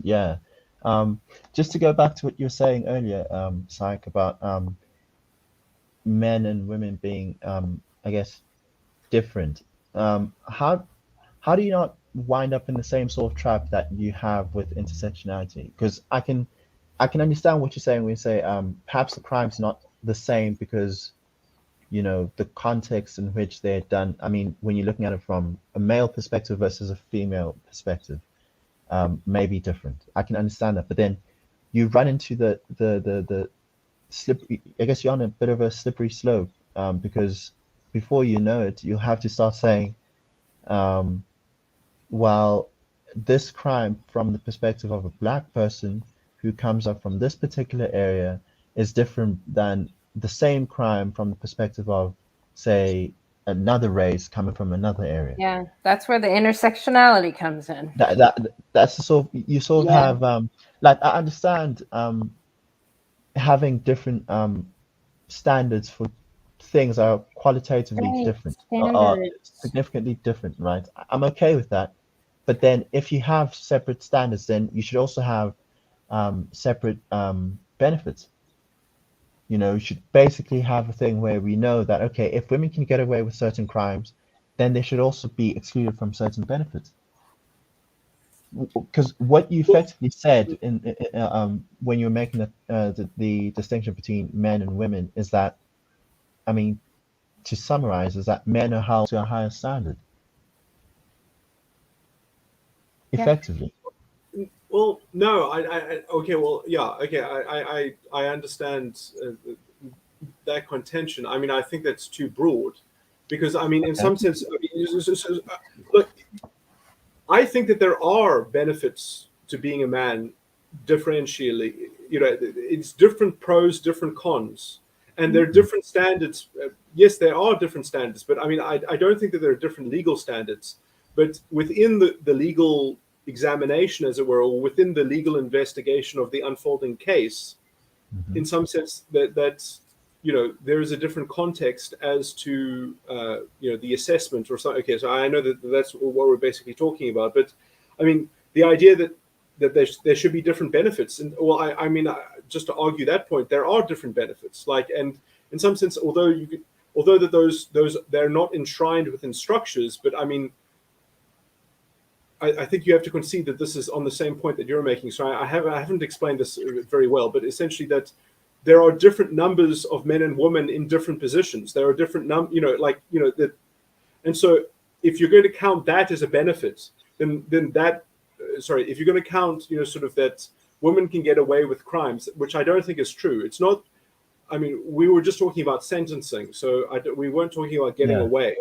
So we talk about sentencing. That I mean, the fact that you can get off with essentially a slap on the wrist, as opposed to it being that difference in sentencing, it's significant sometimes. I mean, sometimes it can be multiple fold, like people being sent away for maybe 2 or 3 times the length of time that a woman would, and that for me says that there are different standards. We held to different standards, which I'd be okay with if people were to actually say so. Well, sorry, I just are you maybe not talking about America? Because I think that I'm talking more. Yeah, I'm talking more about America than South Africa. I don't have as clear a picture of the gendered differences between in that to me would be very interesting to see the difference between, because I imagine that in South Africa the difference between gender sentencing is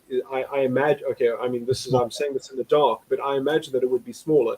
Yeah, I'd assume it's also smaller. I think our law is. Because your constitution's better? I think that, and the fact that our judges. And women don't run your country yet? Yes, yet. I think we haven't had. I don't think we've had as much of a gender activism wave in South Africa as you've had in America. And I've said this many times that feminism says it. Feminism is only possible in a first world country. No, I actually disagree with Emmanuel completely. I think we have lots of gender activism, maybe not as much trans activism, but we have a lot of feminist activism. The thing is that our justice system is just much more robust and rigorous. And in terms of the jurisprudence, it is resilient to the kind of in justice in America has always been there to be a kind of political morality game in some sense, or a kind of some sense it's always been prone to virtue signaling to a larger degree, if I can put it like that.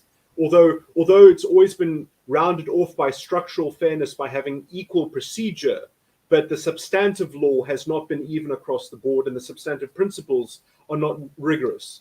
And so it's just like a kind of a different animal entirely. But I bet if your economy was doing better, what did you say, Emmanuel? The unemployment rate was for you guys? Oh yeah, it's I don't even know. I think it's, what is it? Probably around. It's one of the worst in the world. If not the. I bet once that lowers, and I think that has a lot to do with it, because women get away with shit here because there's plenty of men and plenty of fucking money everywhere.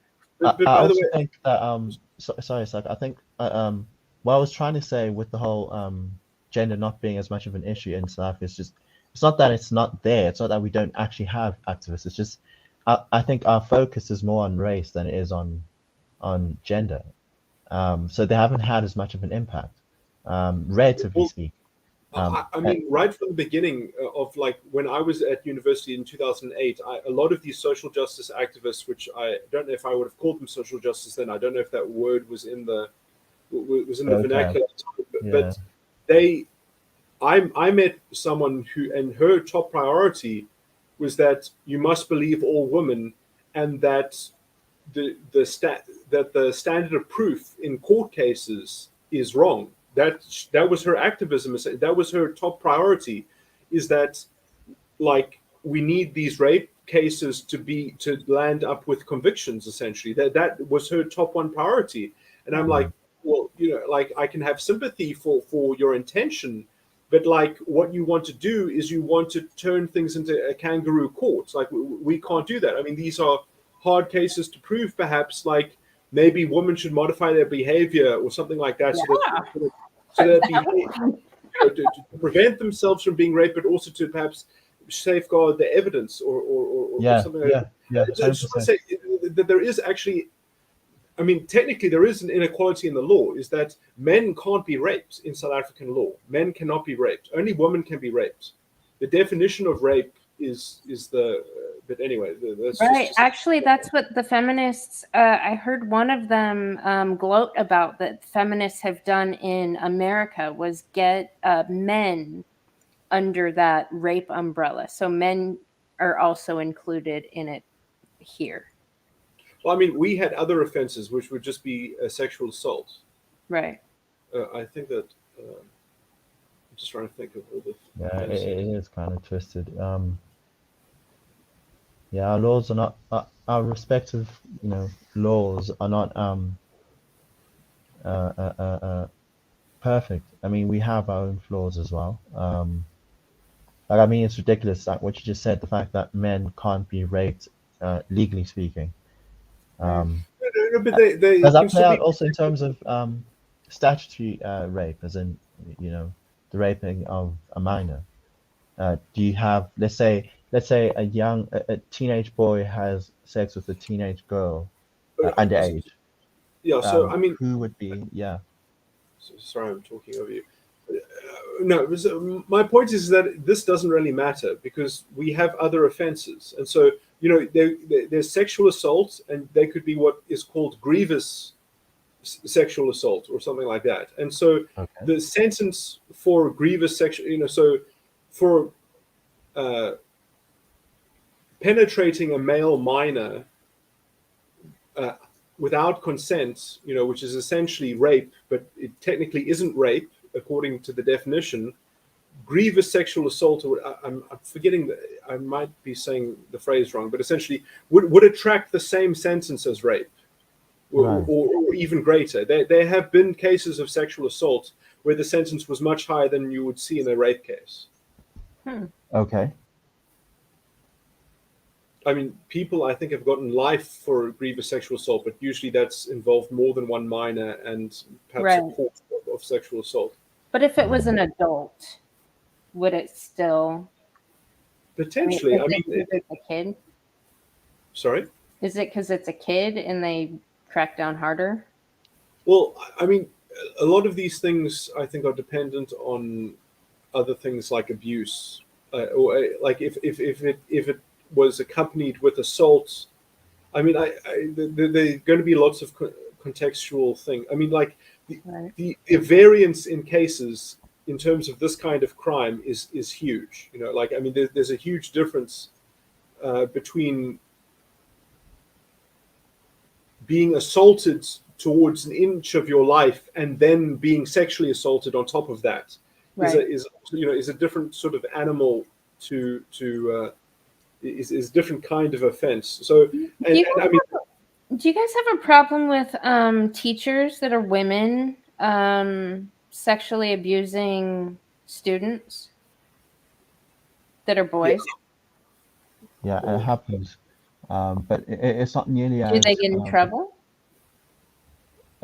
We don't really talk about it near as much as you have, as we do about, I guess when men sexually assault.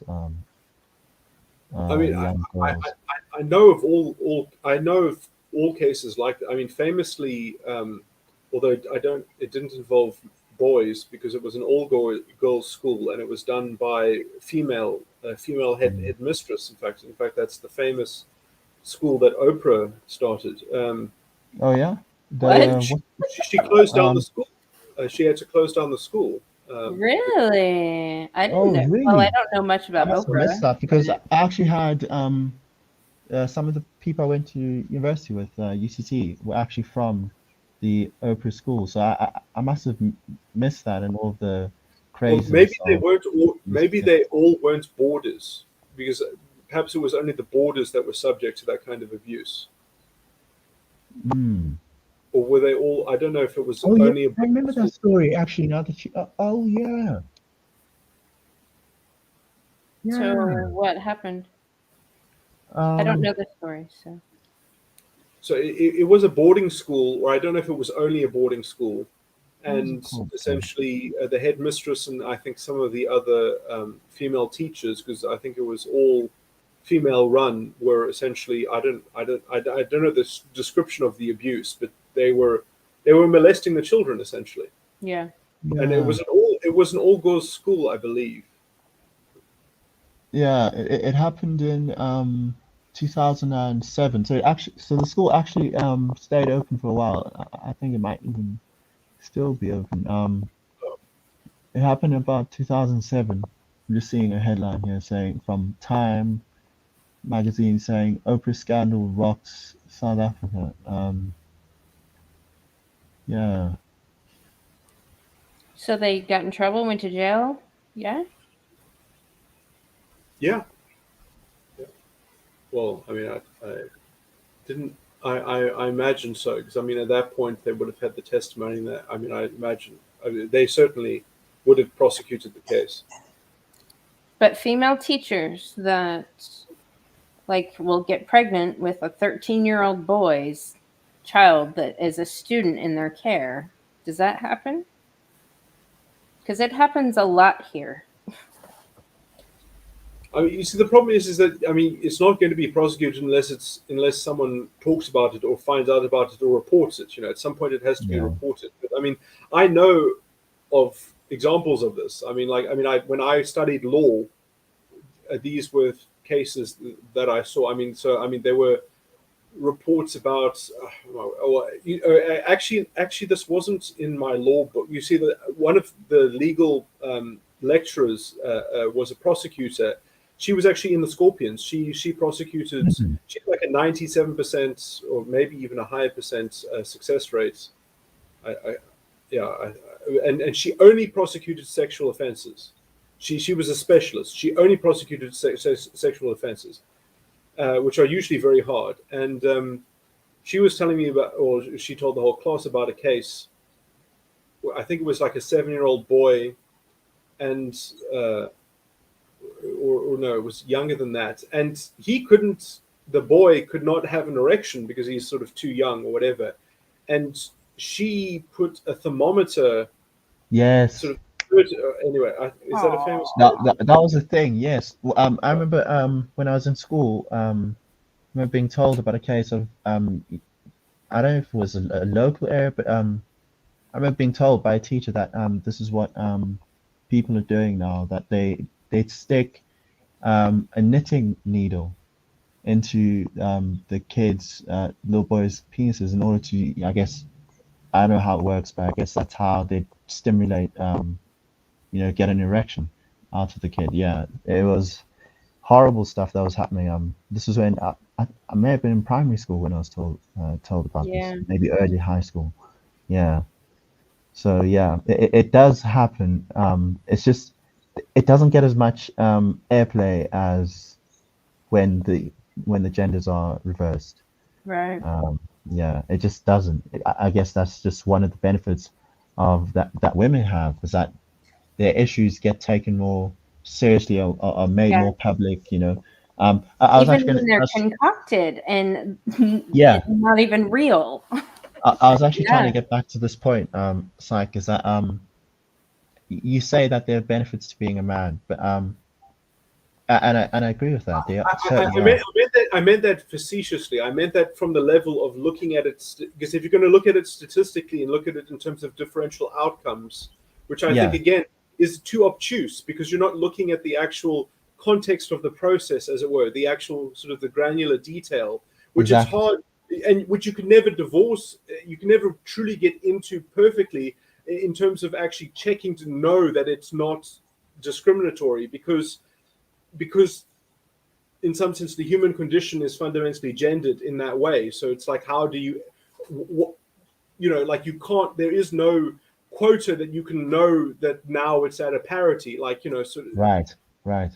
I was actually going to say that if that's the case, what you've just said now, why not treat people as perfectly equal? If you don't have a means, or at least an acceptable means of determining the exact People aren't equal. proportionality. The point is that no one is equal. People Right. aren't equal. And in some sense, definitely the genders on whole are not equal to one, or the sexes are on whole aren't equal. They're different. They're different. You know, they have different pros and cons. They have different strengths and weaknesses. You know, it's multivariate facet. And, you know, that's why we have equality before the law, is because people aren't equal. So, Right. so we give them equality before the law because, like, I can't remember the end of this motif, is because if they were equal, they wouldn't need equality before the law. You know, like if we all were the same, like we would all have the same standard in our head, and we wouldn't have to, you know, kind of apply principles across the board and systematically and rigorously. Wouldn't that produce a better outcome if we focused on principles and behavior as opposed to fudging a pseudo outcome of equality? When you say behavior, that's perhaps slightly ambiguous to the point that you're making, but I understand, I think, the point that you're making. Because like having behavior, set standards. Normative values. Yeah. And principles. Yeah. Wouldn't that be a better approach? Wouldn't that like at least yield a better outcome? See, I mean, the real problem is that at the end of the day, at some point things get slightly psychological. And, you know, and that's gender almost brings that up. It's a complicated topic, like gender is complicated. And so as soon as you're into that kind of psychological thing, the problem is that some people are not okay within their own psyche. They have created a paradox, and they're projecting things, or they're conflating things. Yeah. And because they've got this fouled up mechanism within themselves, yes, then they are kind of like a hazard. They're kind of like a moral danger zone, you know, waiting to happen in some sense. You know, but like, they have degrees, psych. They have PhDs. This is the problem. They are in charge of our medical. This is the problem. Is that you have people who claim weakness, and perhaps correctly so, to basically get lighter sentences, which is acceptable. Which goes back to my point. Then they shouldn't have the benefits. Right. You know, they should be proportionally, in much the same way they get a benefit in terms of sentencing. They should be excluded from economic, you know, benefits, positions, etc., etc.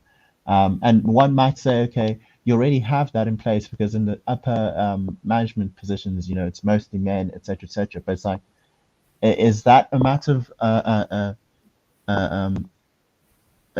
deliberate exclusion of women, or is it just they can't compete? You know, right. Whereas when it comes to law, when it comes to some of these gendered policies, it's an actual deliberate move to discriminate against men to the favor of women. Where's the opposite of that? Where's the complement to that? That is deliberately in favor of men. A policy that is deliberately in favor of men. There isn't any. And I don't see one. There isn't any. It's I just think I sympathize with what you're saying. Systemic oppression of men. I actually do sympathize with what you're saying, Si, because effectively what you're saying, and this is going to be a bit of a Kathy Newman, so what you're saying is moment, but so what you're saying is that women are weaker, and therefore we need to take that into account when sentencing them, which is fine. But then it doesn't just stop at physical weakness. Apparently, it also goes to psychological weakness, and meaning that they're more prone to emotional, I don't know, outbursts or making decisions on a less rational, in a less rational manner, right?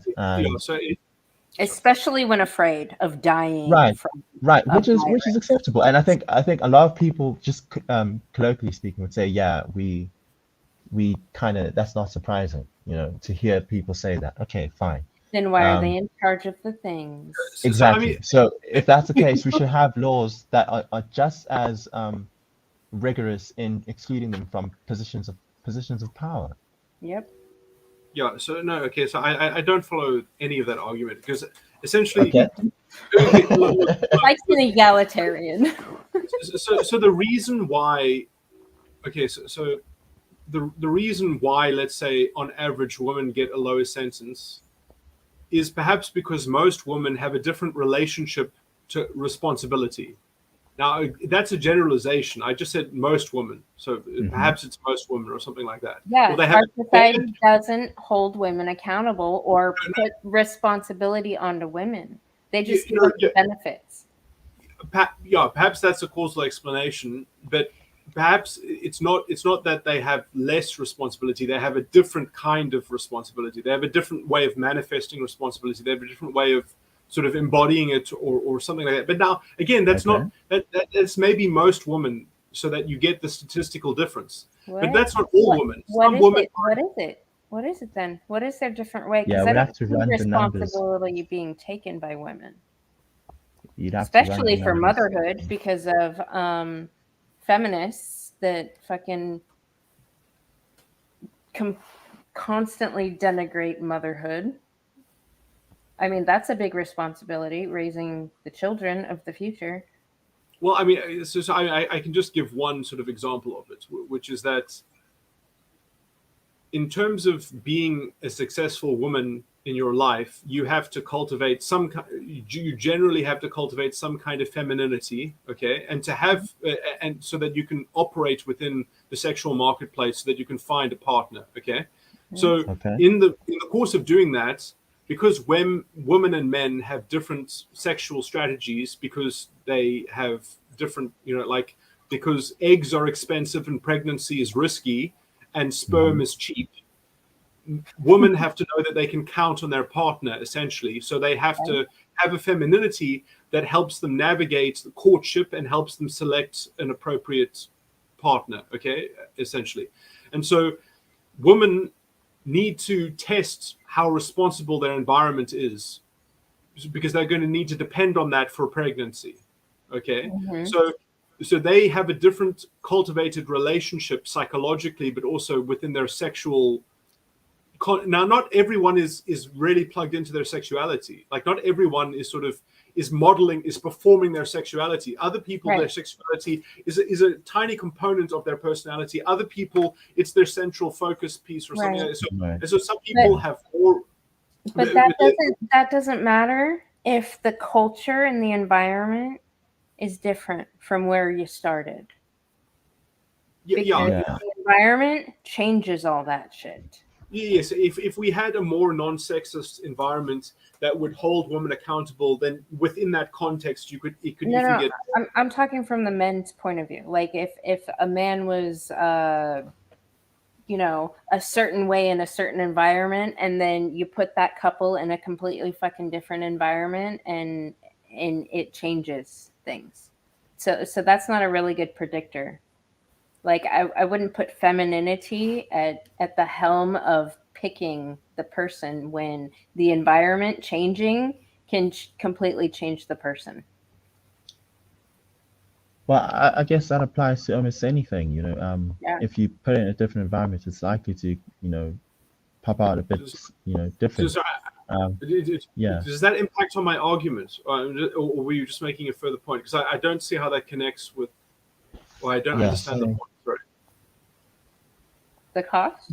You asked me, so you were just elaborating on the cost, because you just asked me what is the difference in responsibility. So I was just quantifying that, but I still haven't finished my argument against Emmanuel. Let's go. Go for it. So a woman's responsibility is different, as it were. Okay, so okay, so what is your argument again? That because women are held to different standards, then we can also have laws against them, or something like that. So no, I mean, it should all be the same laws, all equally applied, because that's most women. That's not all women. Some women are just like men, are just like some men. Some men are just like most women in terms of this relationship. In terms of this relationship to responsibility. I think obviously we can recognize that there's what's the word?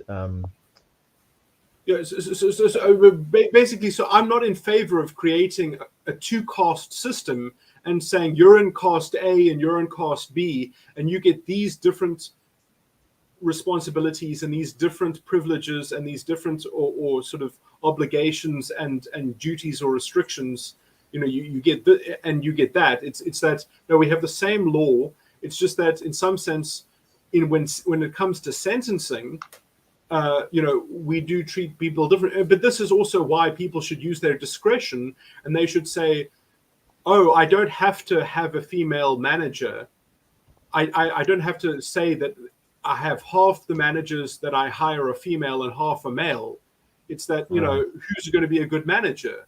And it might just happen to be that you'll have the people that come to your store will be good female managers, and it just so happens that in your pool of people, that's how it turns out, and you're looking for character traits or something like that, and maybe you do want to have some mixture, because sometimes you do get a difference in insight or whatever or something like that. Or to have people, so there is something to the diversity argument, but that argument is destroyed with quotas. Essentially, it goes, and it is also destroyed by apportioning people into the caste system or something like that. That has, in some sense, we do that with our mind. We do put people into a caste system on some level, but that's put them into categories. Yeah, certainly. It's individual characterization, as it were. We do have to judge the characterization of people, and I do think that in some sense, how I judge characterization is all to do with gender components. Like that's how I make up people. Their view in my mind is made up of these psychological, spiritual, gendered kind of metaphors. That's how I think of people usually in terms of their. Well, I mean, I don't think about people like that, but that's how my intuition records them. Like that's how that's when I think about how does their intelligence work? How do they think about things? It is kind of in a gendered metaphor in some sense. It's a combination of gendered components. So wait, would you say that matter? Would you say that your view is that of course you take into account variation and then you take into account personalities, but then over all of these things, you say one of the main characteristics of, or one of the main categories you divide people in is masculine versus feminine. Well, it's a composite of both, as it were. So, like I do, when I'm building a characterization of someone, it's made up of masculine and feminine sort of mechanical subcomponents. Right. So it's sort of like masculine and feminine is it's a rough, how can I call it? Sort of like in set theory, where you have individual personality traits, but then some are, deemed more masculine, some are deemed more feminine, and because of the ease of dealing with all of this information through the lens of gender, you choose to use gender as a proxy for certain. In some sense, if you abstract some things, you can even remove gender from it completely, and then because in some sense, some abstractly some things are equivalent. Like there are some feminine things that I think are the exact equivalent of their masculine sort of correspondent sort of correlation. But then, could you give an example? Yeah, it's way too complicated. But if I can just explain this, it'll make more sense. And then why you call the one feminine and why you call the other one masculine, in some sense, then is because of a stylistic sort of idiosyncrasy in terms of how those things function as a whole, as a kind of holistic sort of thing. And in some sense, it's almost arbitrary to call the one masculine or to call the one feminine, only that in contradistinction to one another, they are oppositely gendered. So in some sense, in some sense, it's a meaningless label. You could Right. invert masculine and feminine. It's just a convention of the word, and in some sense, on some psychological level, I think you can invert it. I think that you can completely reverse it. So, anyways, Yeah, I actually do. I understand what you're saying. Yeah. I still, obviously, it's difficult for me to accept different standards for people without having different benefits. Because I do think that I feel but the I standard, personally but the feel standard this. is your mind. The standard is a person at the end of the day. Like when you're, this is why you're not supposed to really character assess people, or why you can't argue in court. You're not allowed to argue against someone's character. Character Right. assassination is not allowed. It is allowed in some circumstances, but the door has to be opened. I think that they have to argue their good character for you to be able to rebut essentially their good character. If they try to say that no, I have a particularly good character, then you can try to rebut it, or Right. pardon me, Right. there get are what you're scenarios. saying. Yeah, but the reason why you can't because if you could, that would be it. Then you're bringing religion into the court. Then you're bringing spirituality into the court, because you would get a better justice if you had a perfect psychology, and you had perfect psychologists, or you had that could actually assess people's characters. Right. Then you would get a more perfect sort of sentencing and outcome that would be more precise. But if you were to Right. do that, then you would essentially be melding. You would say that the human condition does not belong to the private sphere, does not belong to the individual. It belongs to the collective, and we're going to collectively judge you. And in some sense, we try to keep the private and the public. The court is a public sort of institution, and it's going to keep itself circumspect within certain things. That it's not going to deign to lord over and judge the internal intricacies of the spirit and of the soul and those sorts of things. That anyway. Right. But then how can feminists get away with doing that to men? Yeah. I just to jump in here, I think I get what you're saying, Tyke, and I actually am on board with a lot of what you're saying. It's just I do feel that women overstate the benefits that men have, and that I think they really ride the "I'm a victim" card. And No. I mean, obviously, everything that men obviously we agree with this. Yeah.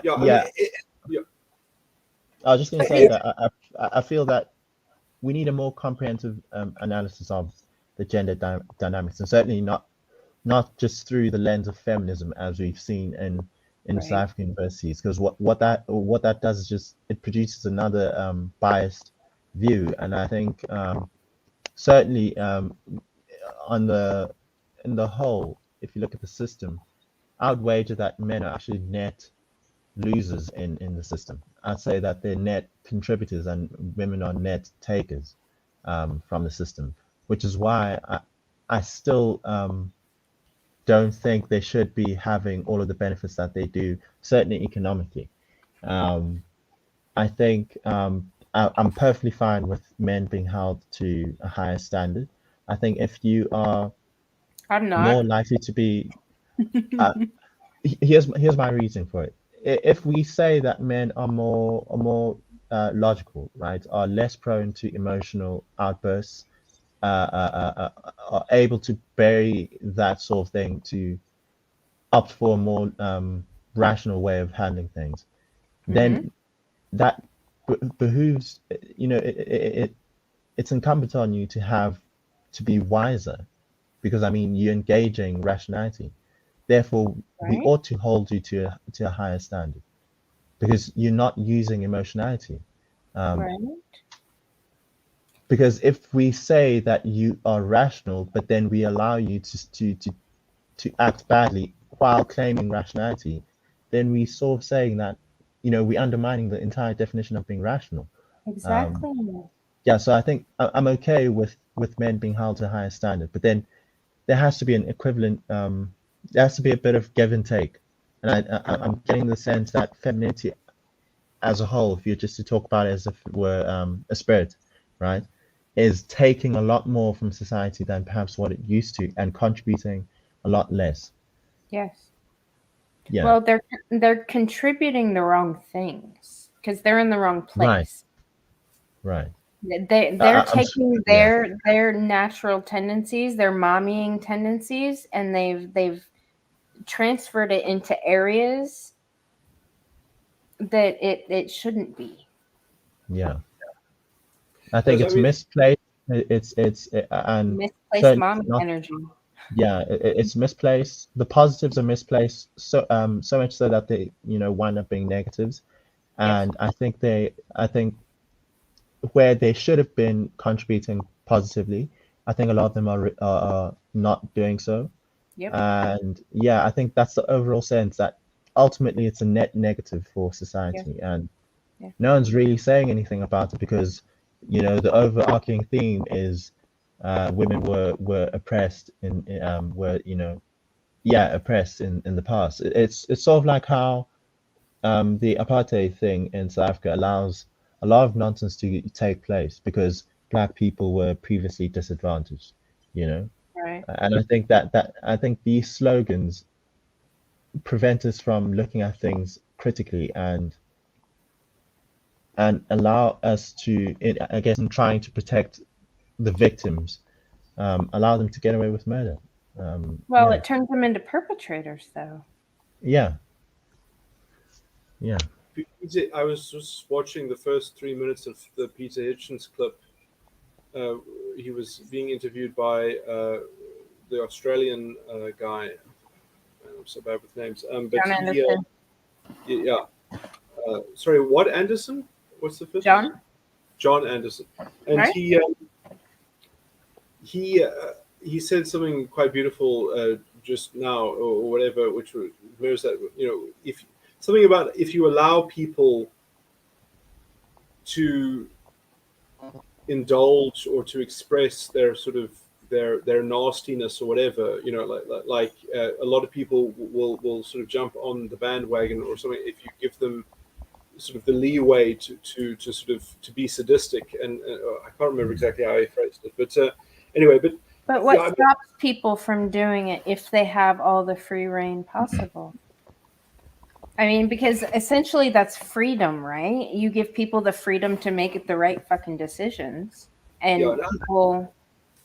I mean, I do think there is a case to be made that you can equally blame men to women in this respect, because in some sense, the failure of men to hold women to account in general, speaking generalizations, is, so I mean, so the promise of equality between the sexes is that is something to slightly just elaborate on what Emmanuel was saying and somewhat agreeing with, is that is to actually phrase it like, if you muster the requisite responsibility, you can have everything that a man can has. You just have to sort of match that level of responsibility, as it were.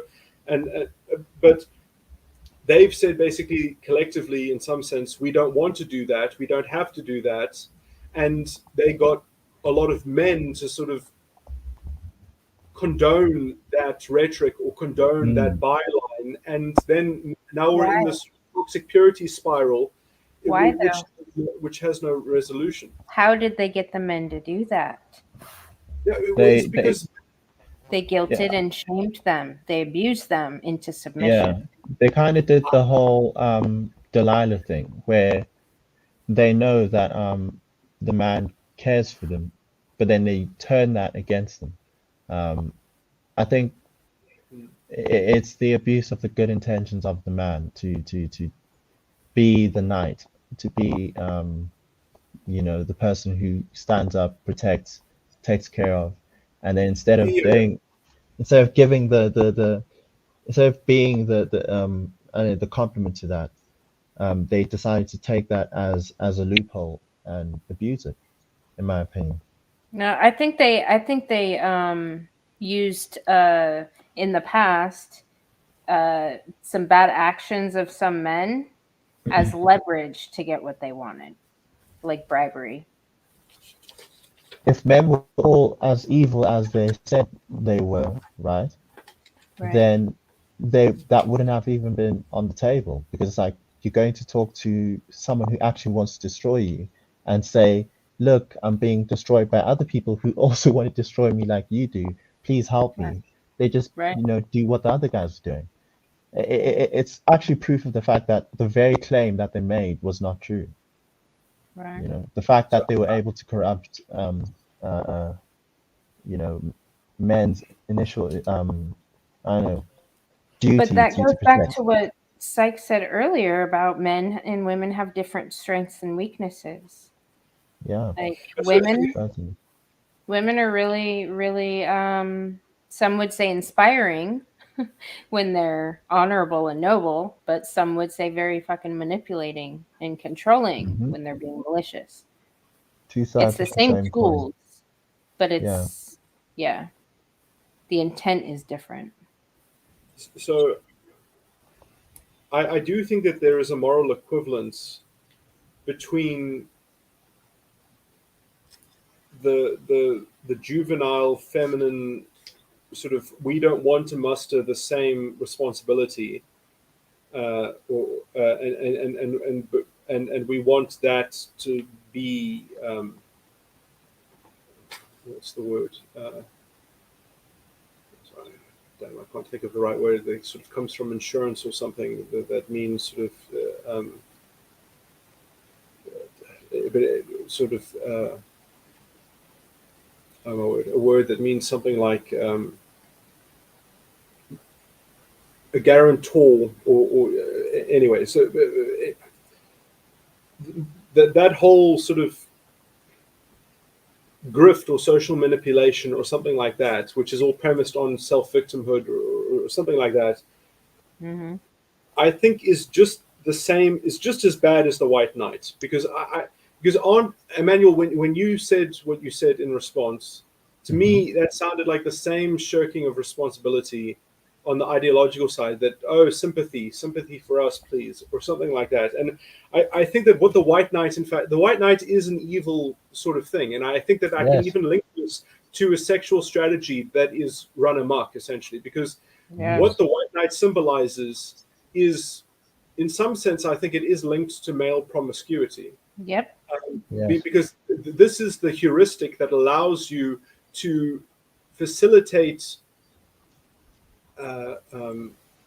naive women not grounding their responsibility, not being sort of connected with reality, and instead sort of, kind of wishful thinking, magical thinking, sort of, and that somebody else will pick up the tab, somebody else will pick up the pieces, and somebody else will just make it sort of, will be the butler that sort of makes it all sort of fit together, or something like that. Right. And that is the context needed to get away with promiscuity, because a woman would actually care about her own chastity, as it were, because, it used to, I said, this again is, we need to culturally have a reckoning around this, because traditionally a woman's chastity was the possession of her father. And if another man, a knave or whatever, slept with his daughter, and wouldn't marry him, and that didn't result in a marriage, now she's harder to marry off. She can't be married into an otherwise. She's soiled. So the standing or the kind of relationship that she's now liable to have is going to be of a lower rung. It's going to be less opportunity or something like that. And so it was a protectable interest. You could literally sue someone over it. I can't remember exactly, but so it was a civil wrong. It was a civil offense, essentially. Right. It was patrimonial damages. In fact, you have hurt the estate. You've hurt her estate, essentially, which in some sense is being protected by the father.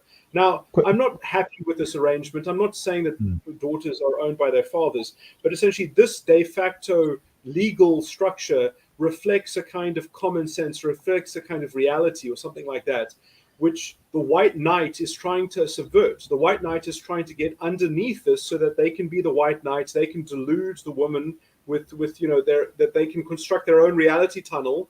And then because they can construct their own reality tunnel, they can be taken away by their feelings, and then they can land up pregnant without a husband.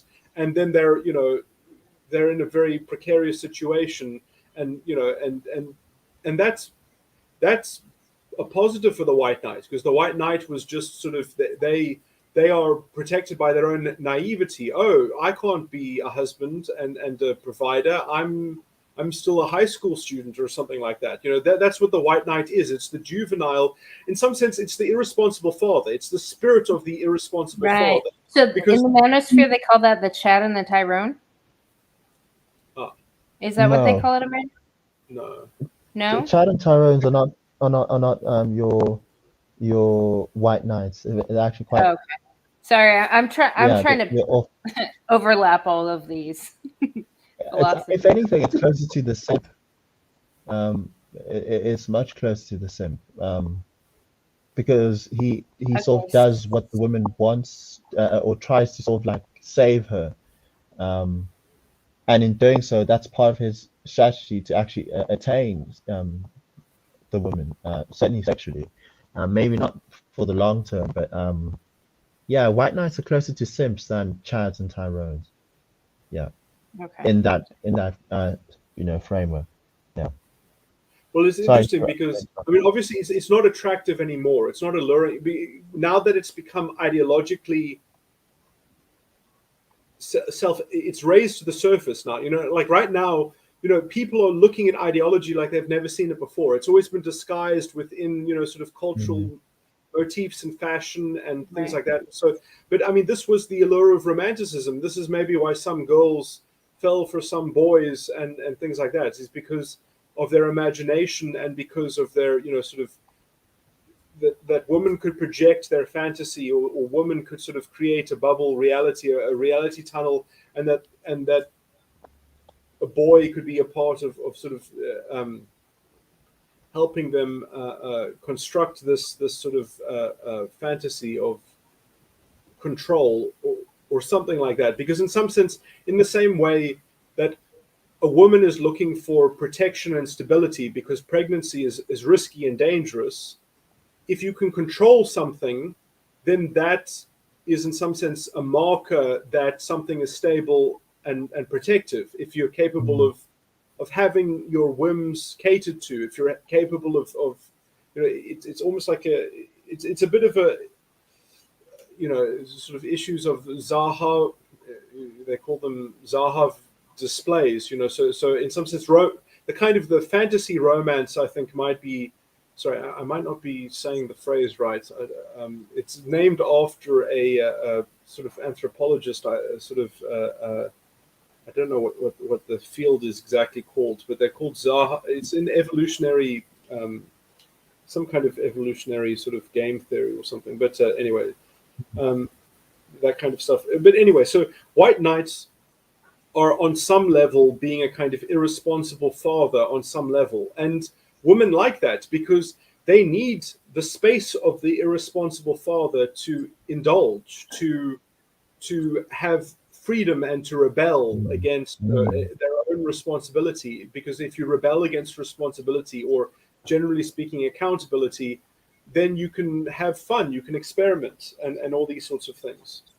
And the idea is that you get away with it, that you double down, and that it actually turns out better for you, that you go to the casino. I mean this in terms of hypergamy. You go to the club and you get picked up by, the fantasy, I guess, is that Justin Bieber ends up being your husband, because he picks you up at the club, and so you have to be at the club and you have to be at your best dressed, because it's the opportunity cost. That's better than like trying to find courtship at some other place, so you're, what level are you actually playing the hypergamous sort of gambling sort of game? And in some sense, it's like, what does your irresponsible father look like? Does it look like Justin Bieber is your husband, or does it look like, because in some sense, these are all gambles, these are, so instead of grounding your accountability and responsibility, you're instead playing the lottery of the hypergamous, sort of big, what is it called? Big stakes. What are they called? Winning stakes. Or high stakes. Yeah, the high stakes gamble. Yeah. So yeah, I mean, the irresponsible father is what these women are looking for in terms of, but in some sense now they're not even looking for it. They already have it. So now they don't need a man to help them get it. So now the men that prop it up are extraneous. You know, they're kind of they're not even needed. That's a given in some sense. So the simps are taken for granted, and there's no more romantic fantasy anymore. Or the romantic fantasy is the strange ideological low-grade picture of the thing, you know, where it's like the only time that they can have any kind of real sexual energy is when they're like, okay, now you pretend to be the patriarchy and I'll pretend to be, you know, sort of the reception of the systemic oppression. You know, that's what's going on in bedrooms now, because there's sort of they stuff. Yeah, because they wear their politics. Their sexuality is their politics, is their everyday politics, is their everyday social mask, and there's no boundary between private and public, and so everything is right. But essentially, it's because the irresponsible father has now they and in some sense that psychologically is in there, and we have to actually say no. If you're dealing with me, you have to take that out. So you have to illustrate to them. You can't remove it from them, but you have to say no. Please be quiet. I don't listen to this. If you want to talk, first you have to take that out of your mind. So you have to keep on illustrating. No. Take this shit out of your psychology, and then we can have a conversation. Otherwise, I don't want. Otherwise, no, thank you. This is the wall. This is the segregation, please. I don't want that. Are you talking about that one chick in college you fucked the feminism out of?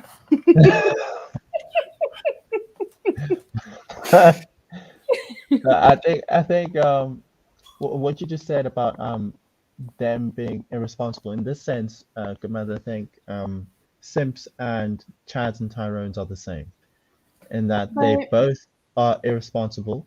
I'm talking in their duty as men, and they not only do they do that, they also indulge the irresponsibility of women.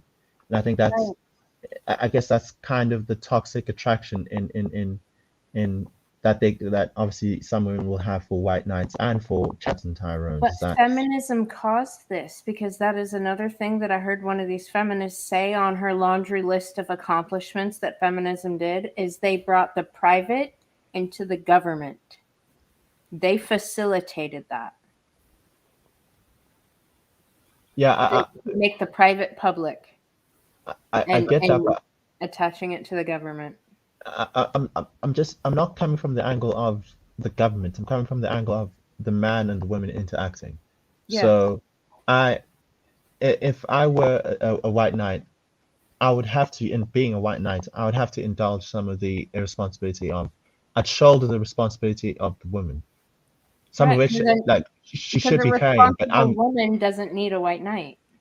Yeah, to some extent, and at the same time, Chad, your Chad and Tyrone, they also indulge, let women indulge in being irresponsible, in being careless, in being wild, knowing that they're doing something that they shouldn't be doing with someone they shouldn't be doing with, doing it with. Right? How much of it comes from a place where men, I mean, when you live in a whole culture and you've grown up in your entire life being told women don't need you, and then there's this little damsel in distress, and I mean, how much of that is just a reaction to feminism?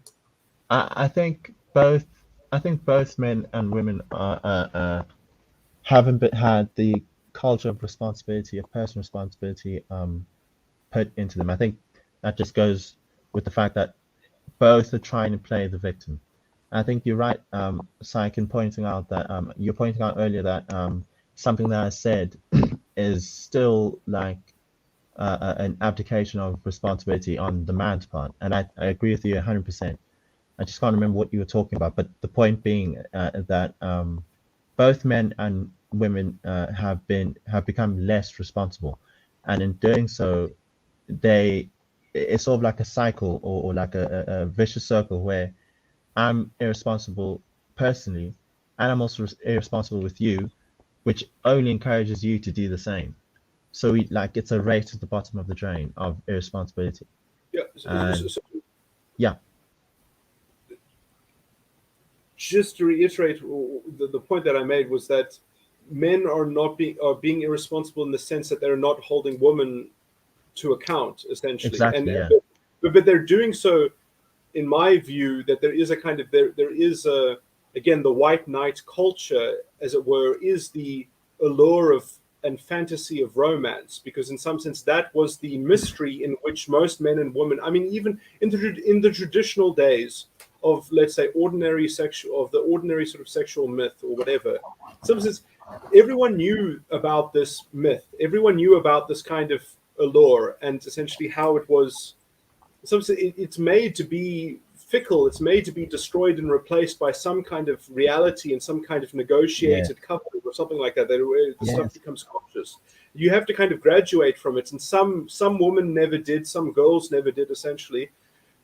And that's just the natural sort of way of the world or whatever, because, you know, in some sense, but also that masculinity and femininity and all these things were much more individual. You know, like, it was amazing how, in my view, when things were much more traditional, when everyone knew what masculinity was and femininity was, when it was, you know, very, but it was such a simple stereotype that it was always broken by every individual in some sense. You know, like, it was always, there was an individual sort of, I mean, obviously you can always subgroup people, you know, that there were all these different subcultures and all these different sort of categories of masculinity or categories of femininity. But, you know, it was essentially, you know, like, people can't even imagine that, you know, sort of like Einstein was a male sex symbol, you know, like that to be an intellectual, you know, male used to be like a huge part of, let's say, like, the charisma of masculinity and the appeal of masculinity. It's interesting that now that that sort of women have been able to count on this sort of white knight sort of being the cultural convention, being sort of the standard cultural framework, or the orthodoxy or the default sort of presupposition that everything proceeds from, is that male intellectualism no longer matters, because in some sense it's just the outcome of the continuing rationalization, because they've already gotten what they need from men in terms of their intellect. Now they just need moral compliance. So now they're just kind of wrestling with us and going through this general attrition in terms of how can they control us with virtue signaling around morality. But in some sense, they don't even try to dignify their points of view as being intellectually sound. You know, like they just use superficial credentials. They just use, you know, sort of. They always try to, you know, it's always a kind of mockery of a. Now they call it mansplaining. Yeah, just by the way, you can see this in COVID. You know, like, nothing is substantiated in any kind of coherent or rigorous way. Just as long as you can create enough noise, that is the same thing as. Sorry, I'm trying to think of the word.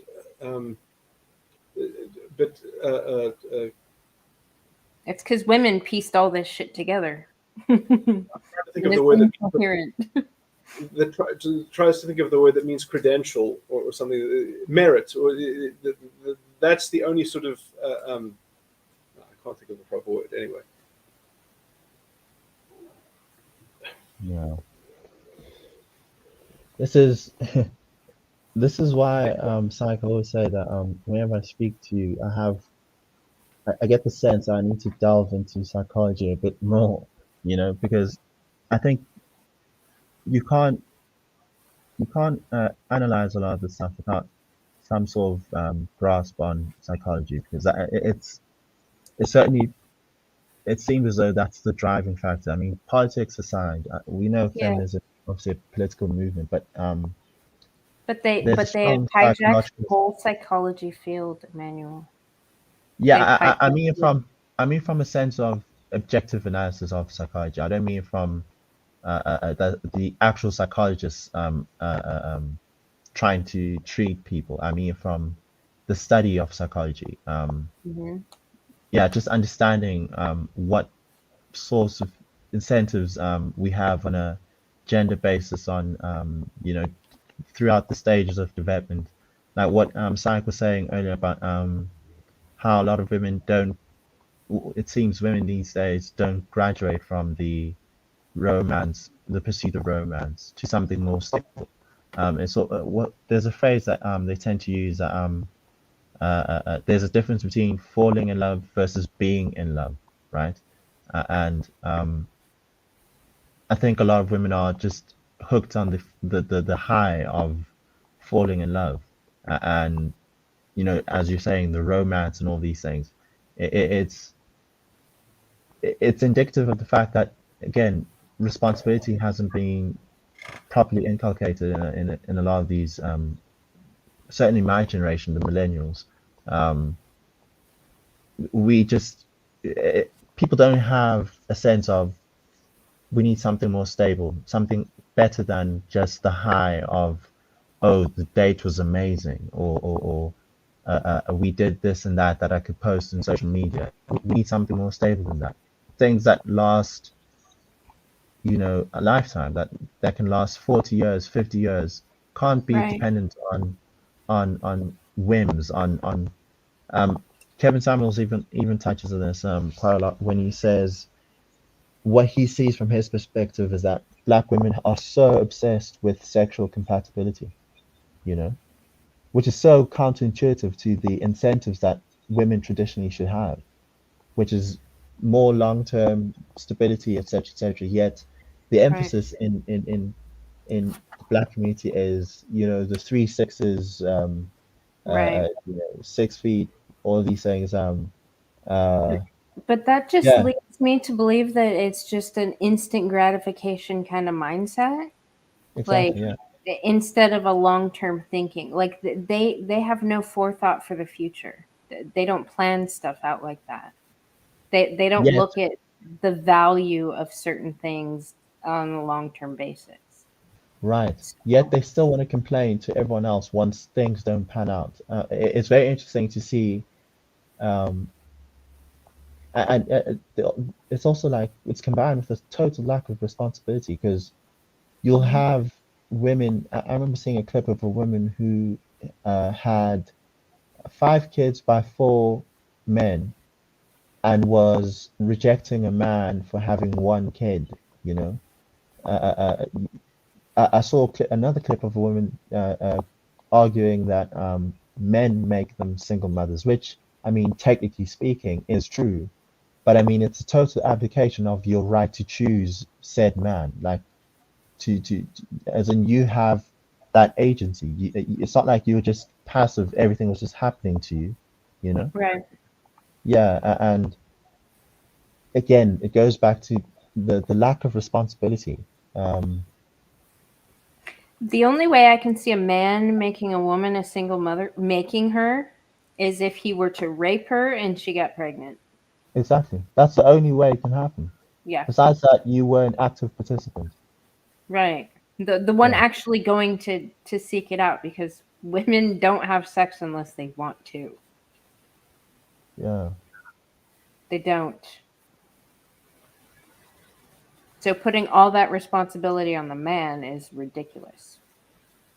Yeah, but that comes from the conventions that we've had. That this is my criticism of traditional values, is that it overemphasized the responsibility being in of men having to be responsible, the leaders, etc., to the point where I think women lacked that responsibility factor. I don't know if this is purely traditionalism, or if it's that combined with the corruption of So feminism.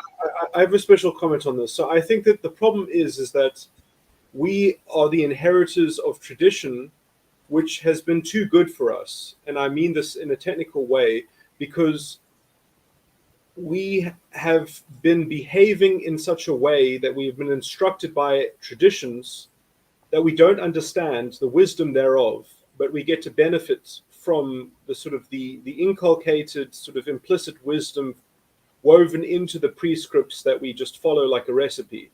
And now that we are questioning these things, and now that we are putting them to a test or something like that, or we've thrown them out the window, or we're testing them, now shit is hitting the fan or something like that. But this is good, because I think that in some sense, I do think men will have to continue to be more responsible in this sense. I do think that men do have to be more responsible in a kind of logical sense, and men never understood their tradition that they had before, and they haven't been using it because they don't feel morally grounded in using it or something like that.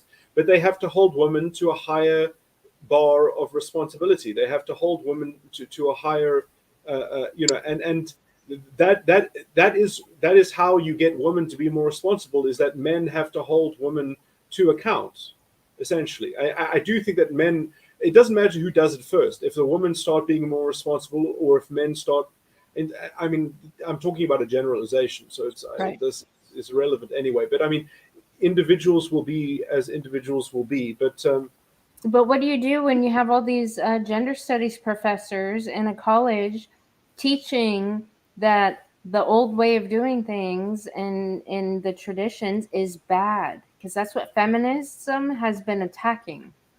Well, I'm also saying that tradition is bad. I'm saying tradition is bad because, in some sense, the general solution to this is that men, instead of expecting the traditional feminine standards, should instead impose on women a higher bar of accountability, a higher degree of responsibility. Yes. And because they have never done that, instead they've just said, no, look like this, look like the feminine ideal, or look or appear to be some way or another, giving women the ingredients and the cover to get into social manipulation as well, which is perhaps also how tradition was able to let's say mediate or to recreate the because, you know, in some sense tradition is just a box for sexual strategies and for some biological differences to be healthily reproduced over the long term or something like that. That's all it is. It's a machine. It's a dead machine that's capable of reiterating itself or something like that. We need to transcend this by understanding it. And some cultures have transcended this. The Russian aristocracy transcended this. They did this all consciously. And that's why they invented Western civilization. The cradle of Western civilization was Moscow. It was the Christian Russian aristocrats, but sadly that was all lost to us in the First World War. The engine of the Western culture was dead, and now we have still to translate it into capitalism, into the modern era, into liberal democracy. We have not yet properly translated, because how it existed for the Russian aristocrats is not a way that, it's not an idiom that we can inhabit. In some sense, we still have, you know, Lord had a song, what was it? We'll never be royal, you know, and we'll never be royals. Anyway, Yeah. it's an interesting song. I didn't like the song. I never liked the song because I didn't like the themes of it. Because I said, no, we must be royals. That's the song. That's the sovereign drowning in the lake of the underworld. That in Jung's prophecy, essentially, and he says, whoever will rescue me from drowning, and I will put into his right hand the morning star. But anyway, there's something else as well. Oh, and the philosopher's stone. I will place into his right hand the philosopher's stone and the morning star. But anyway, we have to get this from the Russians, and we have to translate it, and it'll be better. It'll be better if we get it right, because who has it? Does Putin have it? No. The Russian, because you see the Russian, sorry, I've probably said this. I'll fucking go get it.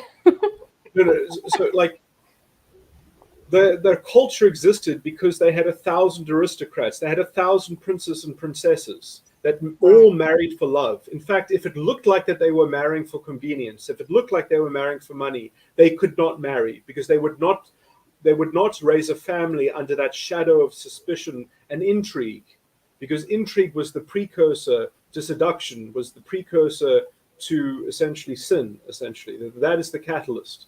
And so they had all of these extra things, and they had all of these to keep the fidelity and the integrity of their cultural standard, because in some sense it's all about on the outside, it looks as good on the outside as it is on the inside, and it was actually good on the outside and it was good on the inside, apart from the general suppression of poor people or something like that. But I mean, it's feudalism. What are you going to do? Like, I mean, everyone could be a peasant, or some people could be 1,000 people could be princes and princesses. And when they were princes and princesses, what they did was they refined Christianity. They were rationalizing Christianity into their culture. They were homogenizing these values. They were meditating on them. And out of it was invented romanticism. That's where we get all of our romantic ideals. We're all from the Russian aristocrats. All the Western European people all married for money or power. They were married by who their fathers picked for alliances. That's all they married for in the West. But in Russia, it was only for love. And you could only, you really had to have real courtship. And the courtship had to go very well. And if you couldn't find a match by the time you were 30, then you were too old and you couldn't get married. That's how it works. So it was too late. They wouldn't put other people through the indignity of trying to be a suitor after the age of 30. It just wasn't. Right. So they had the stoicism bootstrapped into it, because they would actually suffer, and you would have these suffer for their ideals, as it were, suffer for their principles. Yeah. And anyway, everything was integrated. Anyway, but it will be better if we can get this into middle class society. I mean, that's where it belongs, and we should all aspire to be middle class. And we used to have this in the 90s. People forget, you know, like celebrities were some sense. I mean, celebrities were always idolized to some degree, but they were always, I think, the source of some sympathy. You know, that they were social freaks on some level. You know, like everyone. Yeah, well, I don't know if anyone ever imagined that, but you know, celebrities always, you know, you get these nightmare.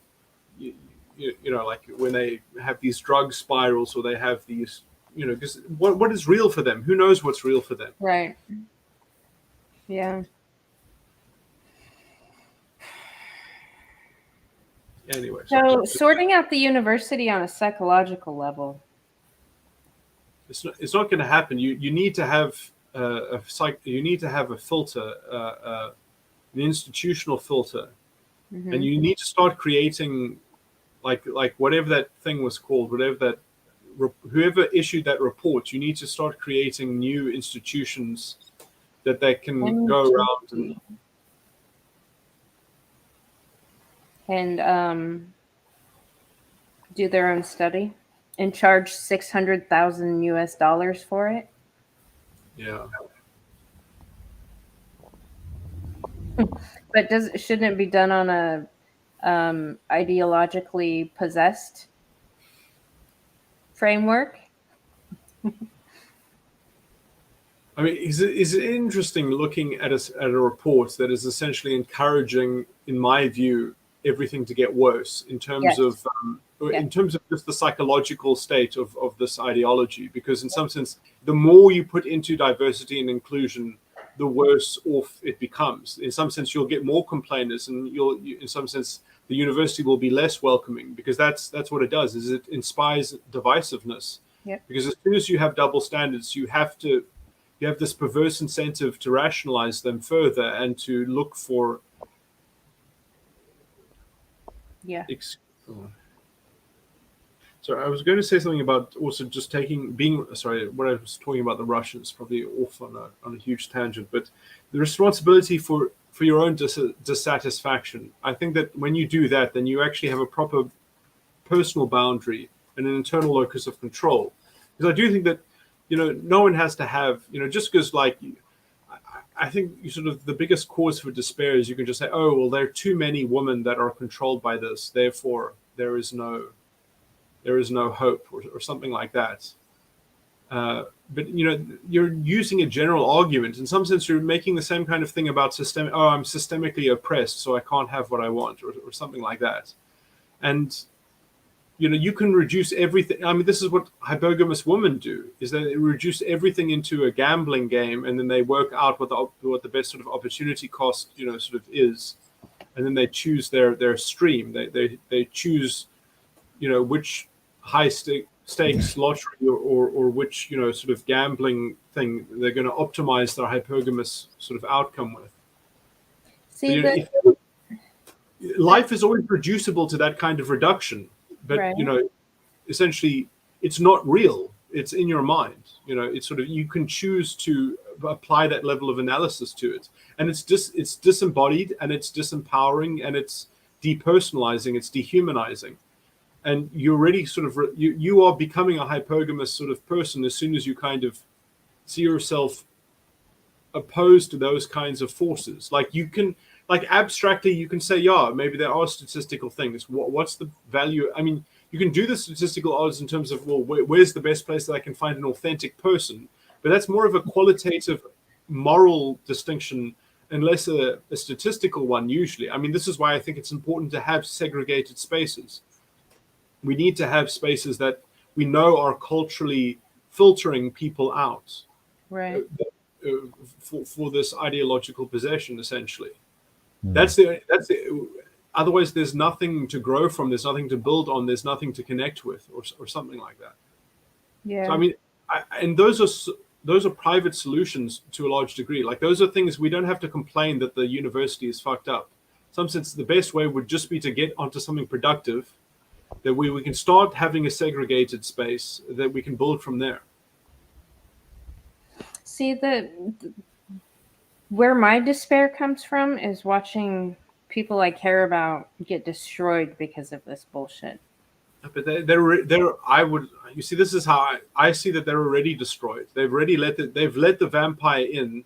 Either you vacate the premises, or you start a new institution, or you hunt the vampire. But these people aren't hunting the vampire. They're being played with. They are the food being played with. Yeah. And just because they can be good at dodging and outplaying this maneuver and seemingly standing up for the silent majority, it's I don't want to watch that. It's a waste of time. I mean, it's not. If as I said already, if they would make they have beautiful opportunities to have the right problems, but they won't have the right problems because they're not willing to stand on principle. Like, to actually stand on principle is more than just outplaying you being ideologically bucket fished. If you're being ideologically bucket fished by these people, not biting the baited hook is not good enough. You have to cut the lines. And these people aren't standing on principle. They're not cutting the lines. They're just dodging the baited hooks to live another day. Like, please, I don't want to watch that. It's a waste of time. So I say that they're already lost. They've let in the vampire, watching them slowly go. Well, they haven't yet. They have been it up until now, and it still hasn't happened where they're going to be forcing these vaccine mandates. I mean, yes, they've given up and given up and given up to tests and whatnot, but they haven't forced them to get vaccinated. That's like the next step.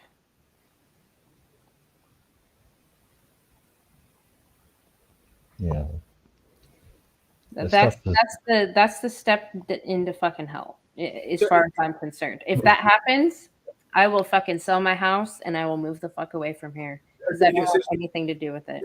Okay, well, just in the spirit of being productive, let me just make this suggestion. Mm-hmm. I think it's stupid to try to make stands. If I was the leader of that institution, I would not continue to make policy on this in terms of, like, this is what the stance of the university is. What they should instead do is they should say, these are our principles and our values, and we're going to iterate them, and then I'm going to be shackled to them, so that it's not I'm making policy and I'm endorsing this. It's no. We are bound already that these are our principles.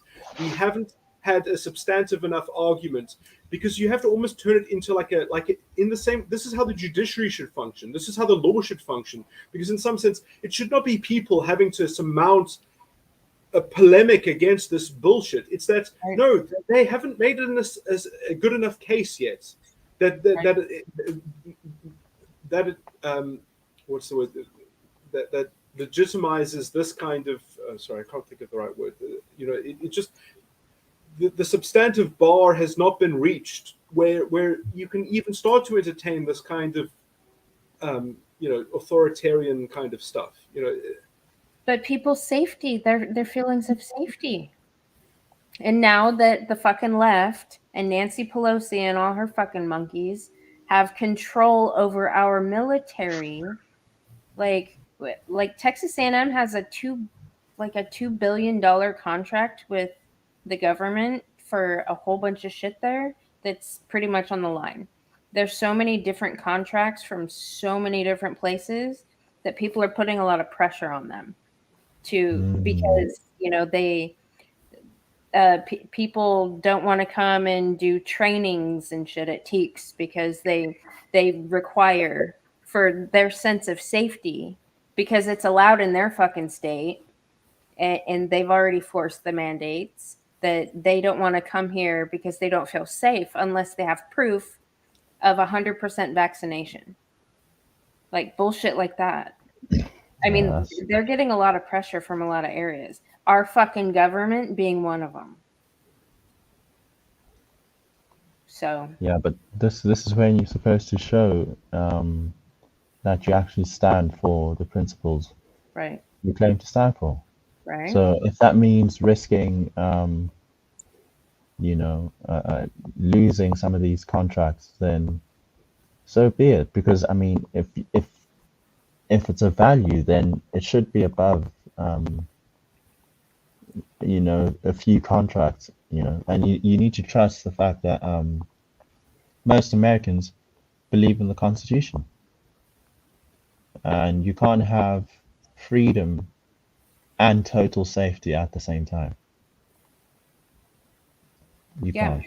But then you have Arnold Schwarzenegger, who's been a fucking the epitome of masculinity and freedom and all the things, being so fucking abused and psychologically mind fucked and terrorized by all these people who are also fucking terrified.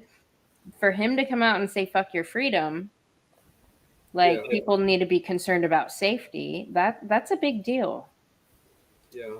Like that's what this psychosis and these fucking women in these positions, like reacting like this, that's what they have done to the men in our society in all these high up positions. Yeah. Because this shit is contagious. The terrorizing is contagious.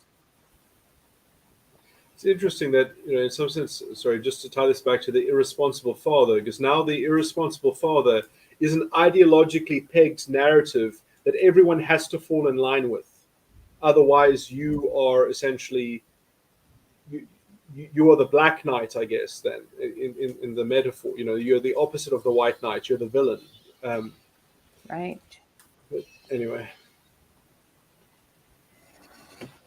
And yeah, I mean, it is interesting because you do seem to lose your masculinity. Like when Arnold Schwarzenegger is, and all these Trump derangement syndrome, when you see people, it's like, where is the independent, kind of intellect working? You can tell that, that they're holding a pitchfork part of a mob, that essentially that they can only. They're afraid of the mob. They're literally afraid of the mob. And white men specifically are the most afraid of the mob because they get it from all areas. Yeah, and I guess, and they try to cover that. Well, you see, I mean, to play devil's advocate, maybe they're not afraid. They do believe the narrative because the narrative tells them how good they are. It tells them how sort of virtue signal, like the virtue signal is powerful. It really is purity. Like they actually believe that the virtue signal is merit, is like true merit in an endless. That they're going to be on the right side of history, that they're doing it for the social justice of the cosmos. I don't know if you were playing, I think you were playing the clip of Bill Maher. I think he was actually talking about the whole COVID situation. He said he was comparing the percentage of or what Democrats thought would be the percentage of people who could die from COVID. And if you still have that clip, I forget the numbers, but if you could play it, because it would actually help with this point I'm trying to make. It was about how, yeah, he was talking about COVID and basically pushing back on a lot of the narrative that's been spun. And the problem is that there are people who actually believe this, and that clearly there's a divide across party lines. Democrats seem to believe that I think that, what was the number? It was a huge number, way higher than the actual percentage at risk. So I do worry that or I do think that as much as we can say these people are part of the mob, they may just be really misinformed. No, they're terrorized. They are so brainwashed and so traumatized that a lot of them are just reacting. Can you imagine being in California and only ever watching CNN? To have CNN say certain things, go out and be surrounded by people who believe the same thing, so much so that you actually believe that it's real, because of the fact that everyone reinforces the CNN viewpoint. So it's kind of difficult to get yourself out of that loop. You have to get away from it. Like I grew up that way, in a totally different psychologically mind-fucking environment. But here, there's so many different people with so many different ideas. Like in the morning, I'll see a really retired professor that's freaking out about trying to get her granddaughter vaccinated because she can't possibly be hanging around her on Christmas and she's afraid she's gonna fucking die. And then you go to my next person that I see is on the other side, like, I'm not getting a vaccine and none of this really matters because I own a business and like I'm focused on this. Oh, and then China, like all these people have their own focuses on who the bad guy is. Like the first one, the bad guy's the unvaccinated person. Second one, the bad guy's China. The third one, the bad guy's this person. Like, it's so fucking weird. It's actually good. It's actually good to have that diversity, It drives me crazy because I'm like, the bad guy is the fucking incompetent feminist. Everybody pay attention. Yeah. So from his perspective, he's probably telling his people that today I met someone who actually thinks it's the feminists who are the problem and not China or not the unvaccinated. So that diversity is good. Instead of having that echo chamber that people have in a lot of the big cities in America and certainly in the blue states. Yeah. Well, I do think that there is a general formula which people get into, which is a kind of it's part of sort of being part of the closed mode, which is a term which is used by John Cleese when he's got this wonderful lecture on YouTube called On Creativity. He talks about the closed mode and the open mode, and the difference between sort of play and creativity. And then, that you can't always be in play and creativity because you need to get things done. But when you are, so I don't know if you can hear this background noise. But when you're trying to get things done, as it were, you should not try to get things done on a global scale. Like Jordan Peterson goes into this, like sort of clean up your own backyard basically first, essentially, deal with local problems, things that you actually, that your energy can be productive in terms of actually changing something. And so in some sense, I do think that how I would generally ground this is that you just always be mindful, perhaps first, of being dissatisfied by other things, that which is perhaps a bit indulgent or luxurious or decadent or something like that, is to be responsible for your own dissatisfaction. and if you're, you know, sort of proximately dissatisfied with your own dissatisfaction, then I would say that you're going to have a bootstrapped sort of internal locus of control and a proper boundary between, you know, sort of layers of you know, sort of proximity and engagement or and stuff like that. So yeah, so I mean, so you know, if you're dissatisfied about something, take responsibility for it. And if you can't take responsibility for it, then, you know, sort of, I mean, maybe don't forget about it. Put it maybe on the back burner, or make a plan in which you can incrementally work towards it, or something like that. But, you know, be proactive about it, because I know the more that you contend with your own dissatisfaction, like in a very constructive way, the more happy you'll be in general as well. Because, you know, sort of people, you know, you can really make yourself unhappy just by having unrealistic expectations. You know, if you center yourself around realizable expectations and honing in on what you are dissatisfied about, like, don't be dissatisfied about China because you're not going to change China, but be dissatisfied about something else that you can actually change. Then you've actually got a trajectory. You've actually got a sort of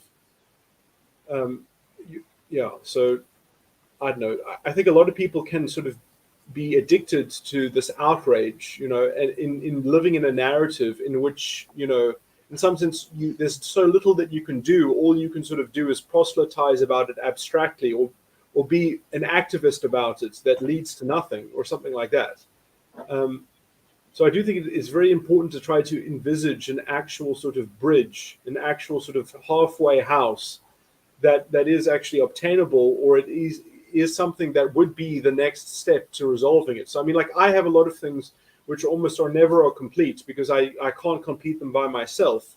But I know that essentially that is the first port of call. That is the next chain in the step. And so in some sense, even if it's a far shot, I know that is the next sort of logical thing. So I mean, like, I'm somewhat cursed of having all these simultaneous projects that I'm tending to.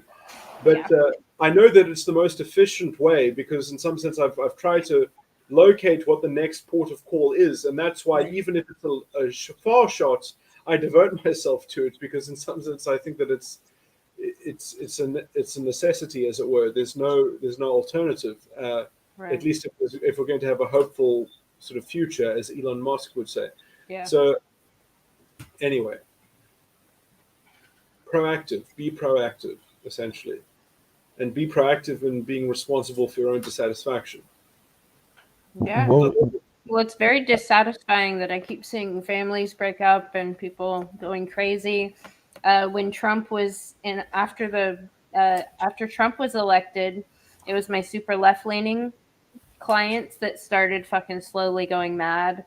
And then after the election was stolen by the other people, the ones on that side started fucking going mad. Only they were happier because things were getting better, and so their crash seems fucking faster.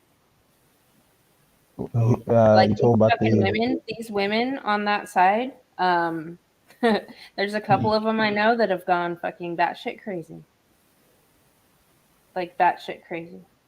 So. And the ones on the left are still fucking crazy, only they're crazy about the virus instead of about who's in fucking office. They don't care. They're not even paying attention to what's in office. They're hyper-focused on getting everybody fucking vaccinated. It's really quite sad, because it'll probably give Trump derangement syndrome new legs in the future, because now they got this diversion. They got this kind of the same formula, but in a different subject matter. So it's going to mean that when they have to deal with Trump, they'll just be like, no, let's not even talk about it. I can't even, because I'm, you know, like, because I'm doing the same thing already over here. And so if they have to do the same kind of cognitive dissonance tricks in two subject matters simultaneously, then, like, literally they might actually work out the pattern of dishonesty of you know, oh, actually, this is a self. They're not even paying attention to who they voted in.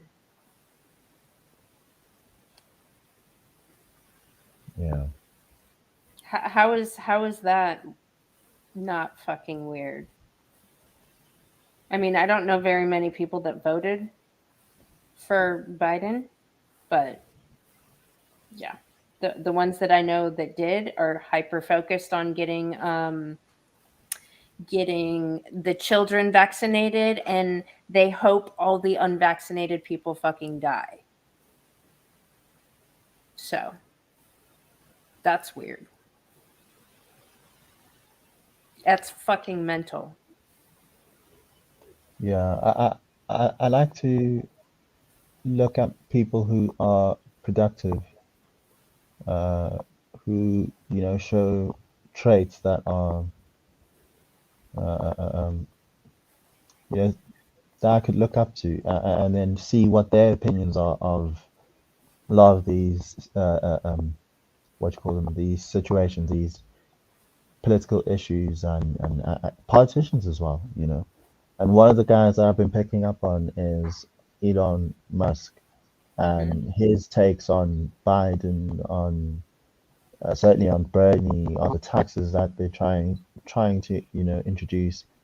He's clearly against it, and Yeah.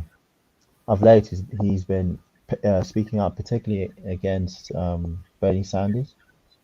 I mean, he's been doing it for a while, but when the people who are the most productive don't like what you're doing, I think that's in my view, that really puts you in a bad light.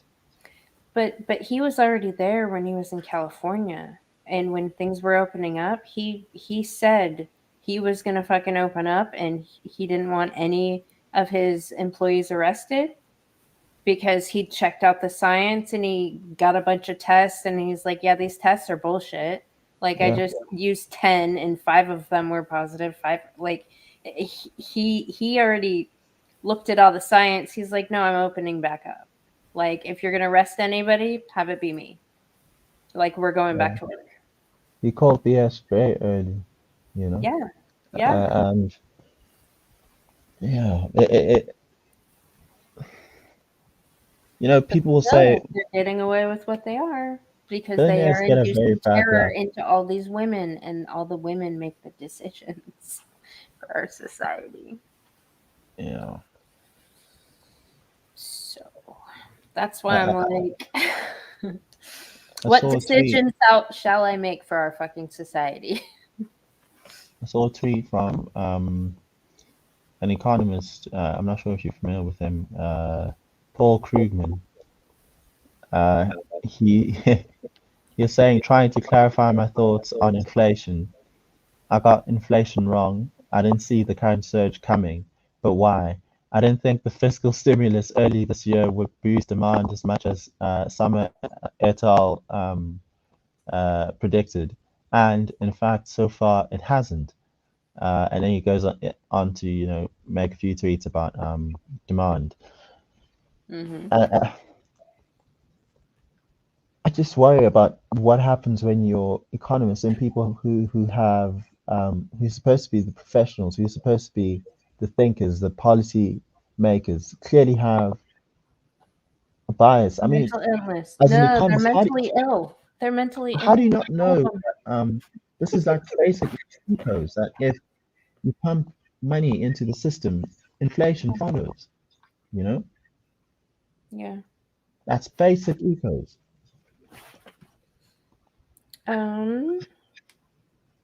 Hold on. Let's do. No, this woman said it freaking perfectly at that Ben Shapiro thing earlier. I mean, she pointed out exactly what the fucking fundamental problem is. It's the incompetence in all of these things.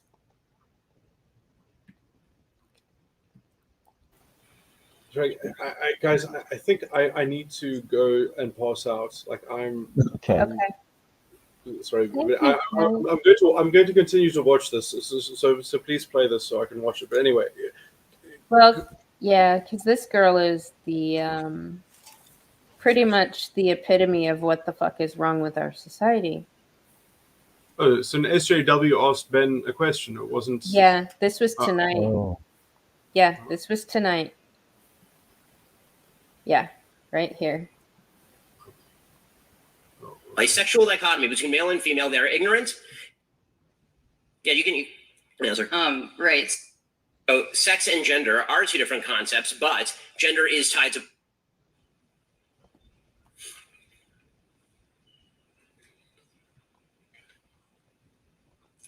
Why do you believe you're right about trans people given the American Psychological Association, American Medical Association, American Psychoanalytic Association? I can go on for about 5 more associations that are very prominent and govern the existing like health government or health industries within like the major Western countries. And all of these associations have multiple thousands of doctors, sociologists, psychologists, and with PhDs in their respective fields backing the idea that sex and gender are different, effectively gaining the medical consensus for sex and gender being two different concepts, yet you have a different opinion. Okay, so sex and gender are two different concepts, but gender is tied to biology. So one of the big problems that you see in sort of the argument in favor of. But you heard that list. yeah. That's who's governing us currently. That's who has irresponsibly handled the pandemic. That's who makes all the rules and keeps changing all the rules. Because guess what? They're mostly feminists who are lying and are mentally fucking ill. So, yay, us. Yay, universities for producing these trash individuals who are literally destroying our fucking country. I was trying to make a point earlier with the Economist that I mean if you've got economists who can't do economics, if you've got scientists who can't do science, if you've got doctors who can't practice medicine correctly, I mean, all for who choose to break the rules of their professions to, you know, ensure that the narrative survives. I mean, that undermines the university as a whole. Yes. Yeah. All right. Psych's response. What is that? Contempt or discontent or? No, I know. Yeah. And it's been happening for the past 25 fucking years. Yeah.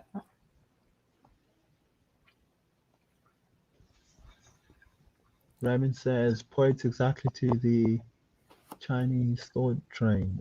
I don't know if I've just caught the end of the stream of tweets of comments. Yeah. If you have a situation where businesses now have to say, I don't want to hire someone from university because they're likely to be these crazies.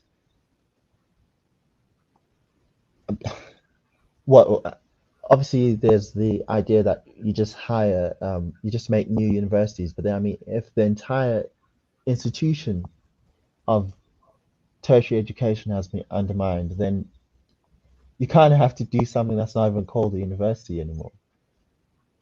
You know, just because the name has been tarnished. You know? See, I'm not of the mindset that letting fucking terrorists take over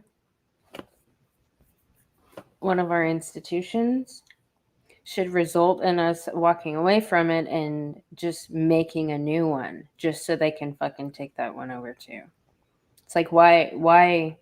I mean, the people that built these institutions, it's like, it seems like a big fucking slap in the face. I mean, these places are important. These places were built by people that are way fucking smarter and had more courage than the people in them currently. There's a bunch of fucking cowards inhabiting the places where actual experts should be. What if it were more efficient and cost efficient and just efficient overall, especially with regards to time, to build a separate institution that doesn't have any of this nonsense, to have it compete, just going back to classical economics, to have it compete with the corrupt institutions, have companies recognize that, okay, this new institution is actually producing what we previously wanted or thought we were going to get from universities, and then therefore other universities are pressured to clean up their act. If not, then they just die out. This is how competition works, is that those who allow themselves to carry dead weight, who allow themselves to be corrupted, need to face the guillotine, the economic they need to face guillotine. getting cut off funding wise then, because taxpayer money goes in there. Yeah, but the problem is that obviously we have, the web of bad incentives in government is just way too crazy for you to try unwind. A way quicker way of doing it would be to just build something that doesn't have that, and then protect it from the corruption, and then compete with those who are corrupt, because they're carrying a lot of dead weight, like you say all the time. They're not picked on merit. All of these things that make them dead weight, and then that means, obviously, as the new institution, you can just take the market. Think of the fact that your Nokia's and what was the big? I remember Nokia was such a huge cell phone company back in the early to mid 2000s. It was seen as top dog, who's going to topple Nokia. Now it's Samsung and Apple. And that happened over the what? By the time we got to 2012, Nokia was already something of the past. Before that, you had Ericsson. You had for a while, BlackBerry was also a bit popular for a while. So yeah, competition can get rid of a lot of this nonsense way quicker than trying to address it with a top-down approach. That's why I don't see how that is. That doesn't make sense to me. Because these people that are there are literally certifiably insane. There's already things in place to remove said people.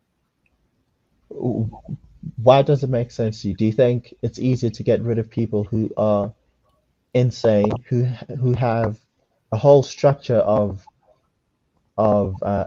checks and balances that work to keep them in their positions? The government as well also is sponsoring the whole system of corruption. Yeah. You think that's easier to do than to build a separate institution and protect it from the corruption? Yeah. Because you can't protect it from the corruption. If you could protect anything from the corruption, it wouldn't have gotten the way it has. There's no institution that's free of the corruption. There's no, the only thing that is like small businesses that maybe aren't employing fucking feminists, but they're in every fucking corporation. They're fucking everywhere. Yeah, corporations, of course, because they also went with the nonsense. At some point, they decided to go with the nonsense, and I'm saying if you. But they decided to go with the nonsense because they were full of employees that were ideologically infected with the nonsense. It was a bottom-up pressure. Right, but did they have the benefit of hindsight at that point to protect themselves from a lot of this nonsense? They didn't. So at least in the case of a new institution, you'd at least be aware of the enemy you're fighting. I think trying to cut out a cancer is what's the word? What's the saying? Prevention is better than cure. It's easier to take something that's not tainted and keep it from being tainted than to extract, what is essentially a cancer in these institutions. Yeah, I think you you do have examples of small companies that have made a mission of avoiding all of this nonsense, the wokeness, the feminism, all of this nonsense. You do have examples of even some fairly large corporations that have tried to do away with a lot of this nonsense. And I think it's possible. Of course, at some point you'll have to address the elephant in the room being the government. But besides that, I think it's fairly easy to protect yourself from that nonsense, and especially in America, you guys don't have as stringent laws as we have when it comes to employment. It's easier to fire people in America, right? Depends on what state you're in. Okay. Yeah, but I mean, the right to work state. Unless, what does that mean? You have the right to work. The employer also has the right to fire you, unless you work at one of these places. And if you're a woman, if you're a Black woman, it's impossible to fucking fire you, because guess what? Anytime there's even a low performance review on anything, they throw the racism shit. Yes. Yeah. So it's actually it's made it worse, because now a lot of people just don't want to fucking fire or don't want to hire somebody that they might face a lawsuit if they don't work out. But so then perhaps you have these other things that are coming up and saying you're not employing enough Black people based on the state demographics. So, for example, if I don't want to hire Black people because I'm trying to avoid race, suits, Yes. harassment, then I inadvertently support their notion that I'm actively discriminating against Black people. Which then gives all of these authorities the powers to come and interfere with my business. And that goes back to what I said earlier, that you need to have a way of protecting yourself from the government, from the state. And I guess that's why people are gravitating towards the red states. Yeah. And I guess again that ultimately comes down to how well people adhere to the Constitution, to the principles. At the end of the day, you really are at the mercy of, at least in the immediate future, of the courts. If the courts don't get it right, then it's a hell of a mission trying to fight back against that. Yeah, I think there's hope for states, say like Texas, Florida. I can name a few others that are, placing emphasis on freedom, on accountability, on personal responsibility. I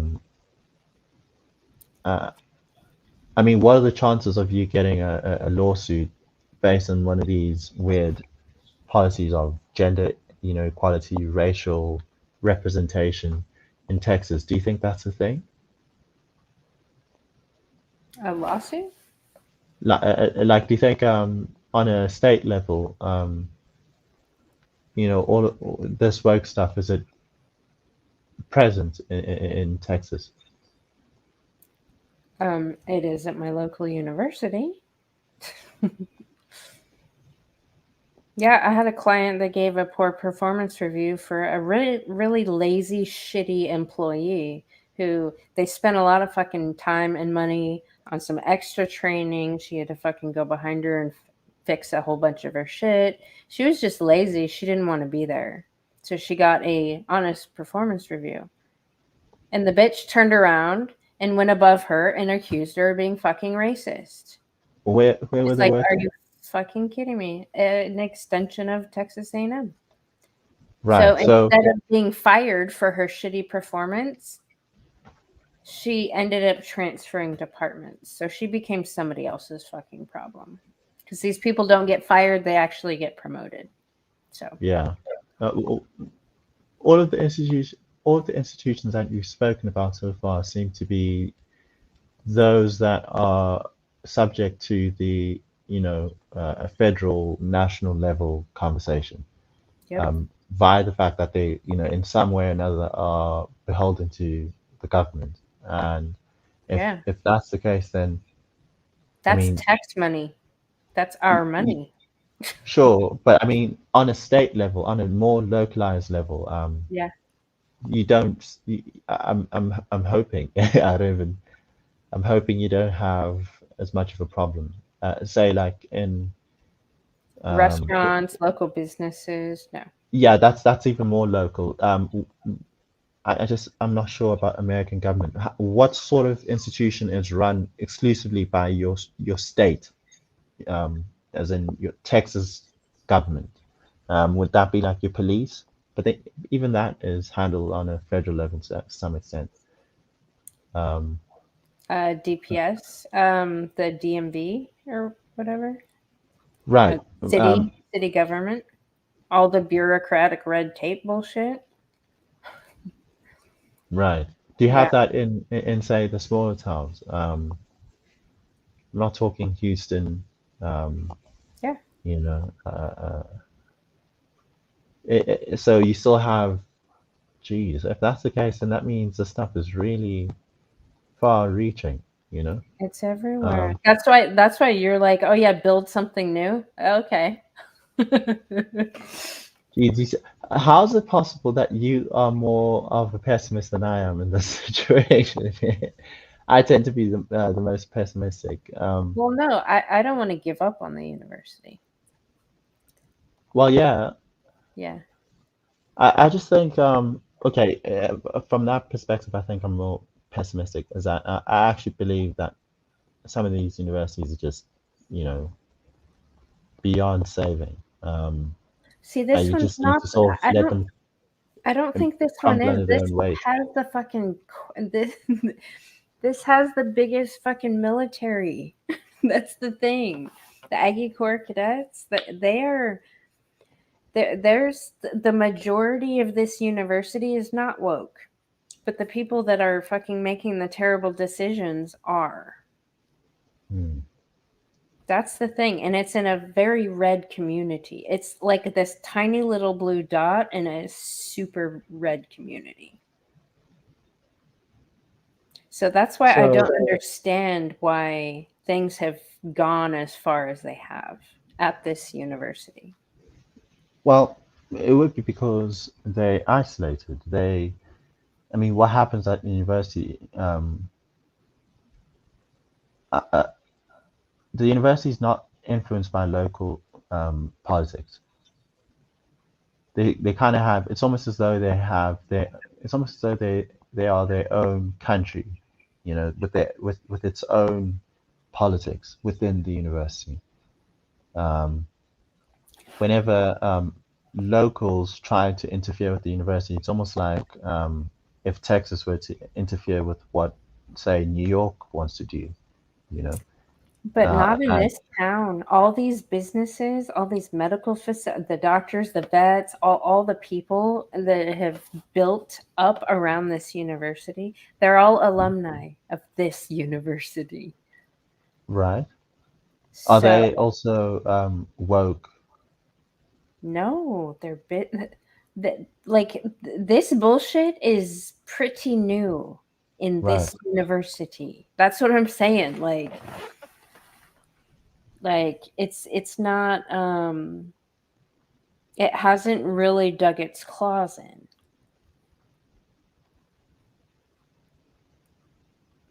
Like So- the majority of the people here are not. But Yeah. the people in the leadership positions, that whole group of people that whatever Senate thing that they decided to formulate or whatever, like the professors and stuff, Yeah. they're in a different position. I don't think a lot of them realize how much support they would have if they were just like, no, we're not doing this shit anymore. Like, Yeah, but then at some point, the responsibility has to come back to the people who send their kids to Texas A&M again. Either you guys have to voice your concerns one way or another. Economically, the best way to voice your concerns would be to just pull your kids out of the institution and take them to one that actually aligns with your views. Again, that would incentivize competition. That actually allow competition to do its magic. The next best thing would be to then voice your concerns through, whatever available channels, protest, etc.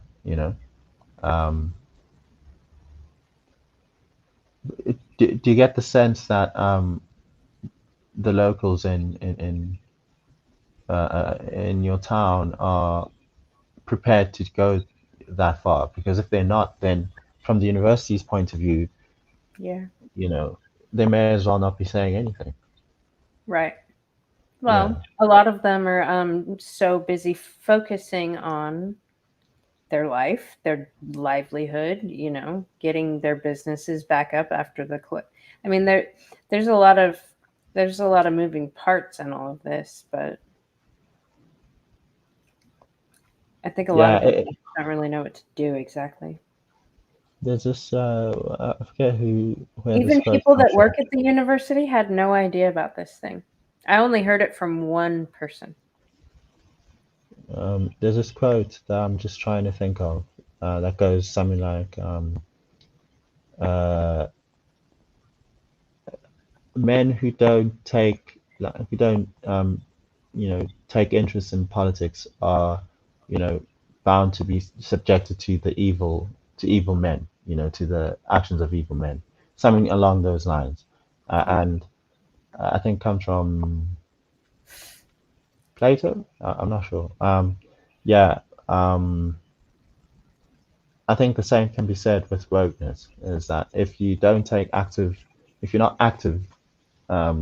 actively taking part in your child's education, then you're bound to be surprised by the time you do that. Oh, where did CRT come from? Since when do we have CRT now? But it's like, right, you only check in every few years.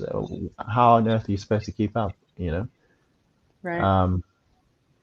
Yeah, this is the problem with processes that are not transparent. You don't see what's happening in the classroom, so you can't act when you need to. Right. All you see are maybe at best report cards. You don't actually look at the curriculum. Which parents have got the time to do that? Maybe that goes back to what Psych was saying. Maybe you should have a board that represents the views of the parents and tries to scan through the curriculum to see if any indoctrination is being slipped into the curriculum. Right. Yeah,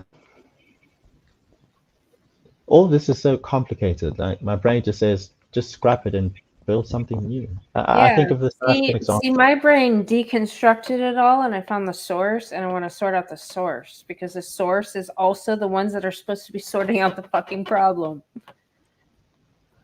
Yeah. The psychology departments that are full of this ideological indoctrination and mental illness and lies and domestic terrorism. This is why I've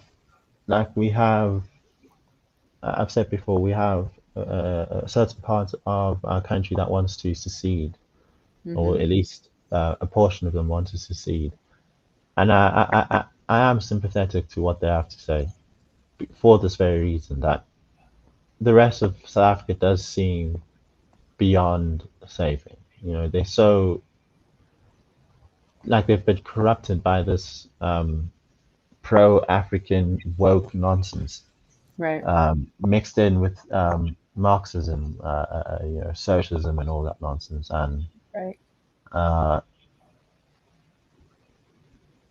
yeah, and it's just like, are you prepared to, you know, pin your future to, and those of your children, to the hope that one day it might be better, you know? Whereas you could take immediate action and cut yourself off from this nonsense and then build something different. You know, in many ways, I think America is asking the same question.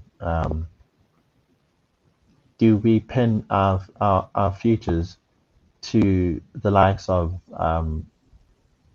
California, New York, you know, Illinois, you know, all sorts of states that seem to just never improve? You know, how long has Chicago been known as one of the most dangerous cities in the world? You think of your Skid Rows. I mean, I'm in South Africa and I know about these things, you know, and not by actively looking for it. It just, you know, it just came across my timeline. Yeah. This shouldn't be the case, and I think certainly people in red states should consider separation, whether it be a formal separation from the union or some sort of degree of more localization, so that you're able to effectively be separate from the rest of the union. Because there's no way your town should be tolerating this nonsense of wokeism and representation. It's like, what are the demographics for your hometown? Well, the town you live in. This county, last I checked, I think it was 10% Black, 20% Hispanic. I don't know what they are for Texas, though, because that report said that the things didn't reflect the demographics of the state. Why should the state's demographics be imposed on a particular town? Why not the town's demographics? Like, I mean, this is sort of question we have. Like in South Africa, we have the guys who want to secede are having that same problem. Is that the national statistics are being imposed on them, and their particular part of the country is way different from ours, from the rest of the country. You know, Right. Well, and that's the same fucking question that one lady brought up when she was trying to ask, okay, which groups are we consider or fall in the category of, you know, underrepresented minorities? Because it kind of, sometimes it's, you know, a whole big thing. Sometimes it's per discipline. But it's like, see, when you implement bullshit policies like this, you could break it down to every level. Yeah. So that's how they overrun specific areas, because they don't look at, the humanities are where most of the fucking women are. We're going to focus on STEM because there's hardly any women over there. Like, they don't fucking, it's all bullshit. It's all bullshit. And I don't know why people are playing these stupid racist and sexist games that destroy people. So I didn't get to watch this clip of Ben Shapiro. What was the gist of what he was saying with regards to how wokeness is destroying America? Oh, it's a talk that he had in Florida at a university, Florida State University. He had it tonight. Yeah. Hey, Ryan just popped into the I chat. know. Hello, Ryan. They want to be equal in the good parts of society, not the bad. Yeah. Right. Yeah. Yeah. Yeah. I was saying earlier, I don't mind people having separate standards for men and women. We already kind of Why? have that with regards to um I don't mind it provided it's correctly calibrated, you know. Mm-hmm. And that would take someone who's actually thinking and not just being ideological, not just being narcissistic or Right. self-interested. It would actually Then you take would someone have to. Then you would have to exclude women from certain areas altogether. well, yeah, Yeah, yeah, yeah. like our fucking And government. I'm perfectly fine with that. I'm perfectly So am fine I. with men being So am I. excluded from certain areas. But that would take someone who's actually thought about it. And if they've thought about it correctly, I'm Right. pretty sure most people would be like, oh yeah, that's fine. That's reasonable. Because Yeah. I mean, it's aligned with reality. The problem Right. comes in when people say we want to have women representation in say the army or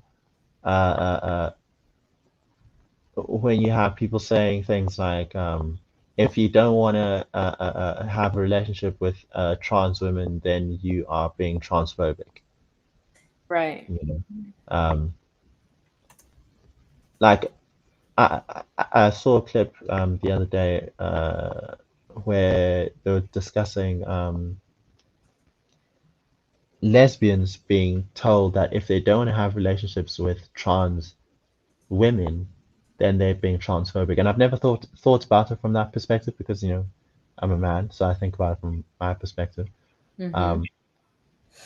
But can you imagine that? Mm-mm. It was the first time I actually sat and thought about it. I was like, imagine being a lesbian and being told you have to sleep with a man who has, quote, who now says they're a woman. And if you don't, you're seen as it. If you don't, if you aren't open to having relationships with biological men, then you're a bigot as a lesbian. But they wouldn't say that because women wouldn't hold women to that same standard. Maybe that's why I've never even thought about it. Yeah. No, women do, because it's these women who hold men to these fucking ridiculous standards that they don't hold women to. Women don't want to tell other women what to do. Period. Like I've seen people talk about men being in women's change rooms, right? Mm-hmm. And no one ever talks about women being in men's changing rooms, you know? Or say, for example, one thing I've always had found really I've been really uncomfortable with regards to the whole LGBT community is bathrooms. You know, part of the reason that we have gender segregated bathrooms is that the idea is that if you're in a room with men, no one's going to be looking at you sexually. You know, so once you introduce gay people into that or trans men into that, then you throw in variables that were not there before.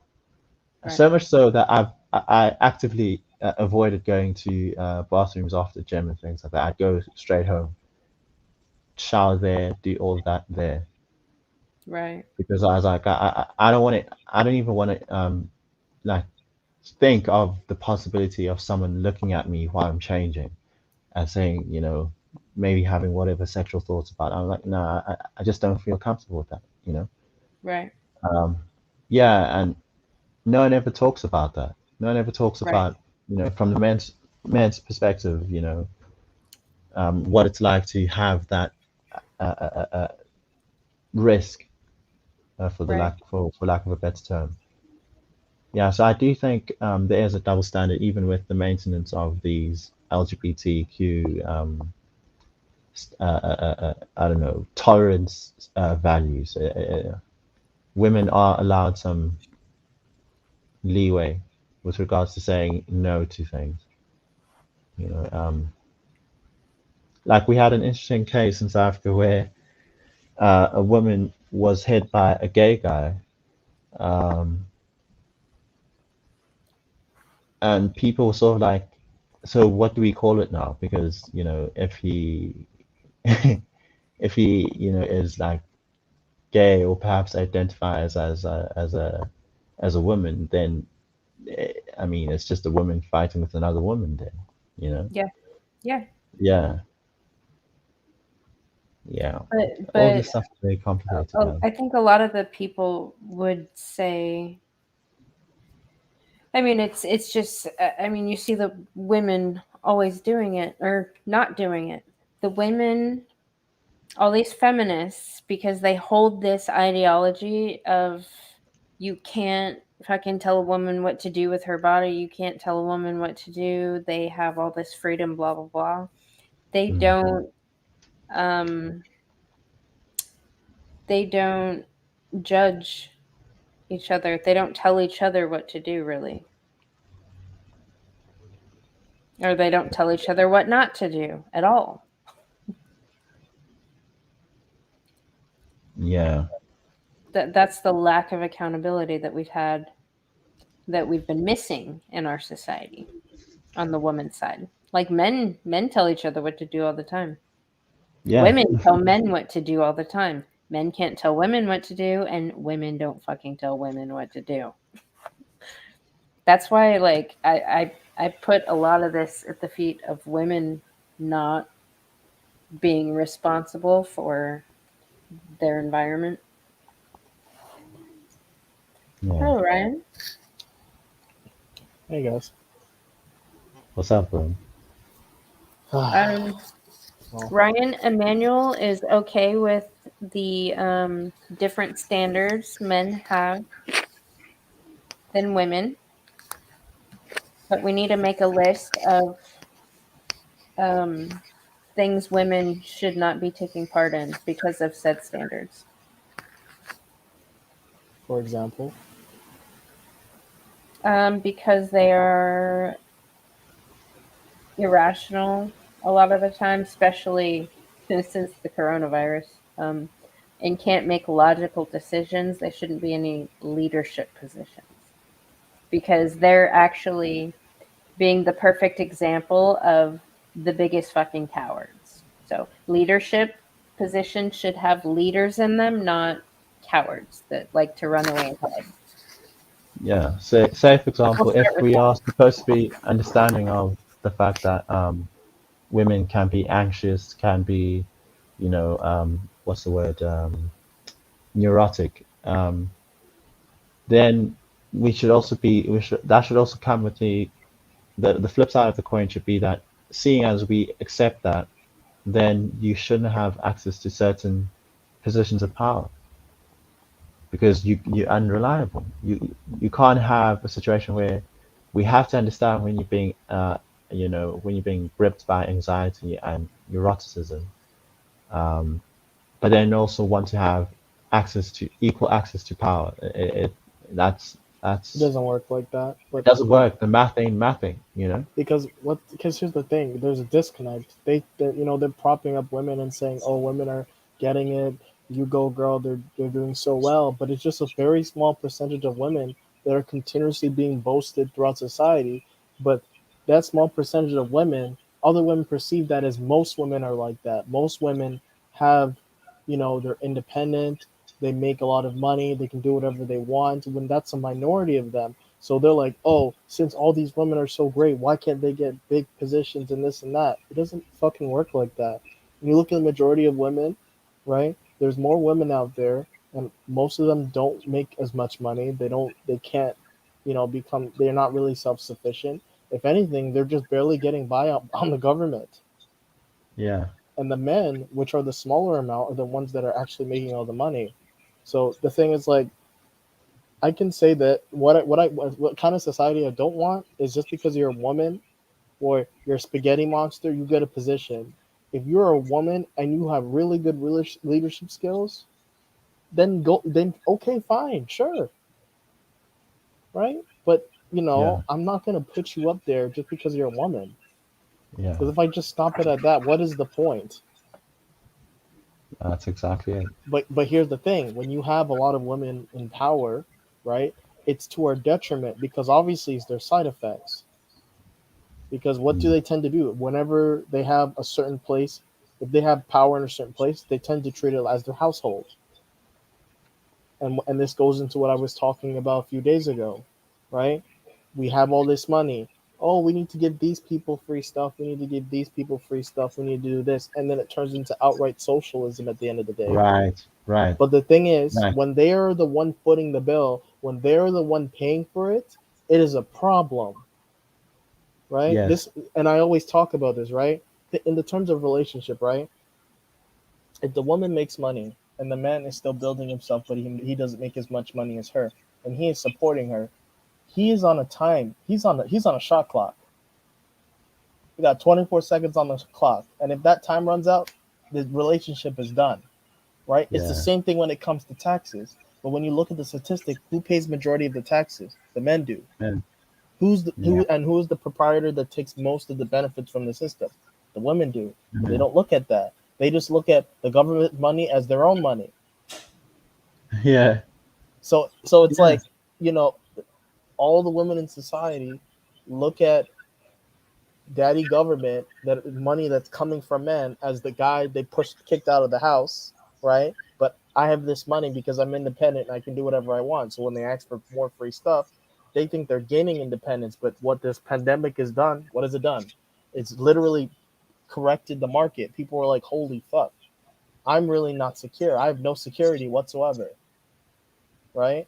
People in countries can't make fucking decisions. In Italy, it was so bad. Do you know how many people fucking died in Italy? Because they wouldn't close down the churches? No. It's ridiculous. They had at the beginning of COVID, they had the most deaths. Well, they had a lot of old people in a very small spot. Yeah, that too. I mean, I feel like natural selection was allowed to do its thing there. Or people are idiots when it comes to certain situations. But what I'm saying is, no decisions were made. And then when you look at the fucking government, it's majority women. Yes. Yeah.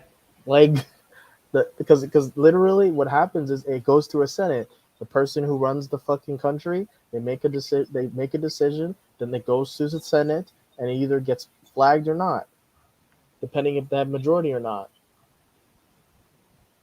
We have the same problem here. People didn't get People didn't get served that benefit for 4 whole fucking months. People were without jobs for whole 4 months.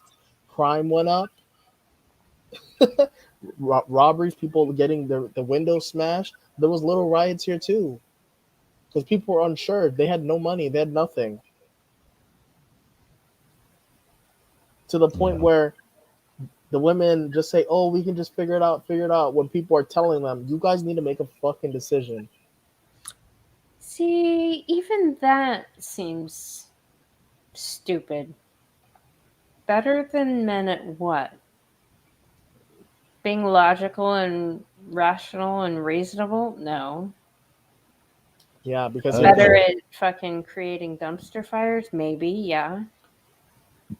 The idea is that women, by being women, are better because the way in which they process things, they view life, just the way they carry themselves, is the superior way of carrying yourself.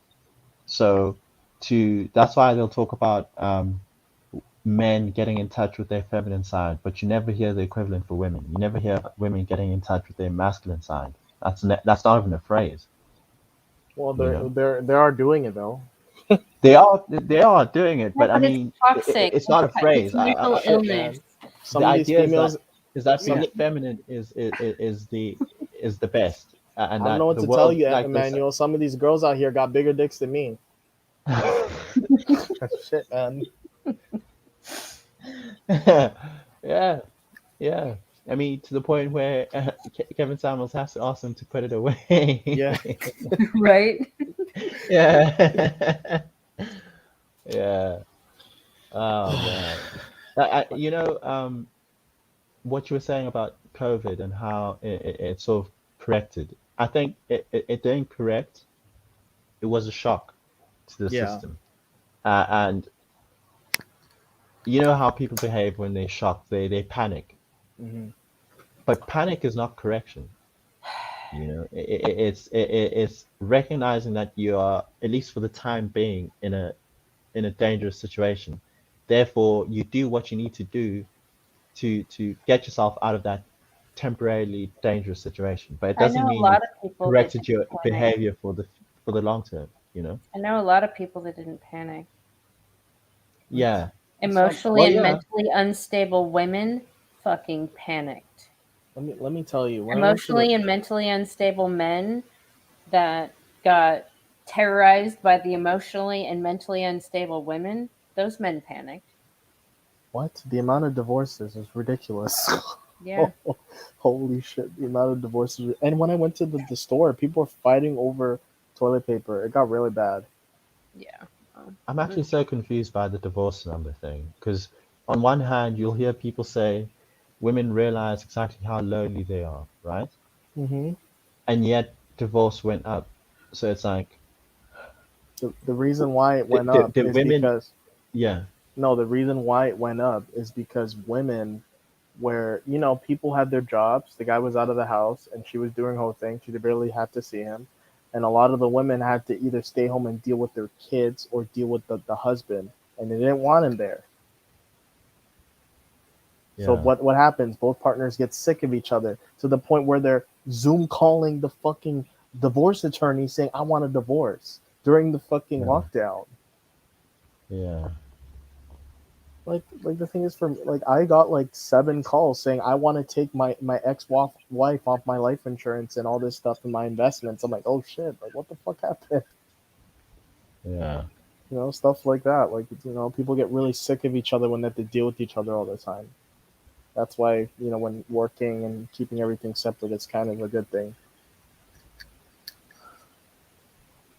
And then yet the people who did not have partners, for them it became, glaringly obvious that What? It if I became don't cuffing have a season. job, that's it, I'm done because there's no second option. There's no one to lean on. What? It was the what was it? The hey big head thing, and you just hit up the guy Yeah. that was hitting you up long. Because here's the thing: what happened to me? Our girls be like, "Hey Ryan, how are you doing?" Blah blah blah. I'm like, I got a fiance. I'm busy working. And they're like, "Oh, well, that's nice," and then they go away. Like, Yeah. like you either shacked up with someone for the lockdown, and then, after that you were fine. But there were people that were like that were in relationships. They realized how much they needed the other person, and it kind of like confirmed that they made a good decision getting in the relationship. Yeah. Because it was rough. Like, I'm not gonna say it. Pandemic was pretty rough. Like financially, like I know a lot of people that are homeless right now, living out of their cars. Yeah. Hey, gentlemen. I'm gonna go. You guys hang out though and chat. And work out this problem if you'd like. No, I have to go as well. Yeah. Yeah, I do. I just actually hopped on. I just randomly refreshed my YouTube page. I realized I was like, you guys are on. Let me just see what's happening. Yeah, I never get notifications. I always get a hella late. Like, Yeah. I woke up like 3 hours ago, and I just got the fucking notification like an hour ago. I was like, what the I fuck? don't get notifications either. I had that for a while now. Yeah, I need to check that out. Well, I do know that I just got half of my subs removed. Why What? half? What? I don't know. They keep doing this shit to me. They're just shadow banning you again. I don't know. No, okay. Did you hear about the thing where they want to take away the dislike button now? Yes, it's because of the White House. What? Yes. What's that about? I showed this yesterday. This is why. Because the White House. Because the people that the insurrectionists that fucking stole the election and are held up and are in our country, that have control of our fucking government, the lying, cheating, fucking ridiculous people. That's the reason why they're taking the dislike button off. That's so fucking stupid. The whole point is to get criticism so you can make better content. And okay. No, they already removed all the previous administration's videos. What the fuck? Yes. This right here. Oh, that's petty. No, they removed all of them. The first fucking video is Biden's inauguration. 1.1 million. Are you serious? Yes. And 17,000 likes, 112,000 dislikes. Not surprised why they. Not surprised. That is bad. That is bad. Let's look at the comments. It must be. No, they disabled the comments a while ago. Not. That is bad. They disabled them. That is bad. What about the latest videos? Maybe one of the more prominent. No, because this is the only thing on YouTube that gives an actual. It still gets ratioed. Jeez. Yeah, but this is the only thing that is an actual more realistic representation of the general consensus. Is this? What the fuck? Yeah, so they're going to remove it. What? They're removing it.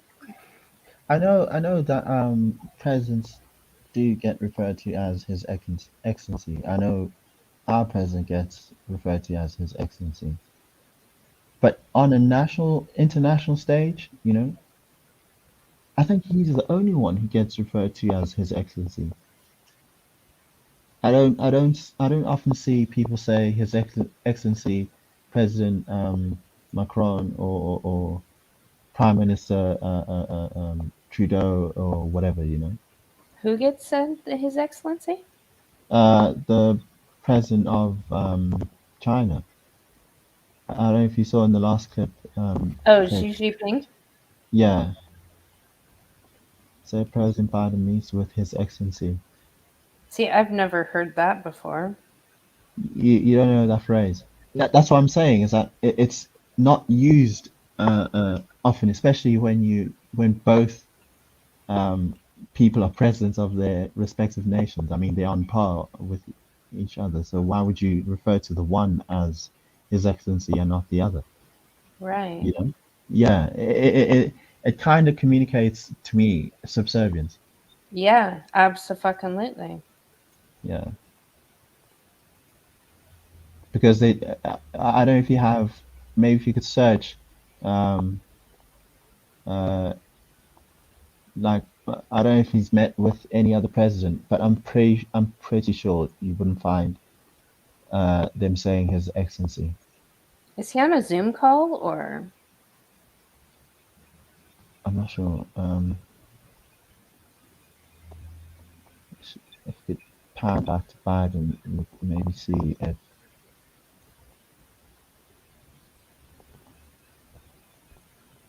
I know India and Russia didn't show up to that fucking global warming event.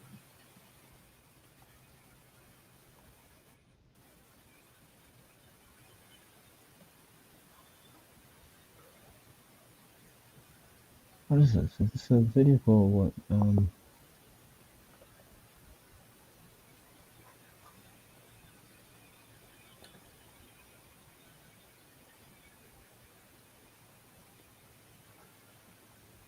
I don't know if you could go back just to prove my point. I'm pretty sure they don't refer to anyone as like to actually go back to the previous page, not back on the video, and then go to the search next to the about thing, the magnifying glass next to the about, yeah, and then search His Excellency.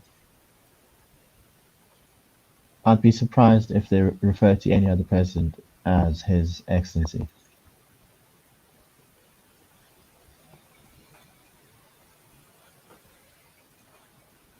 What the?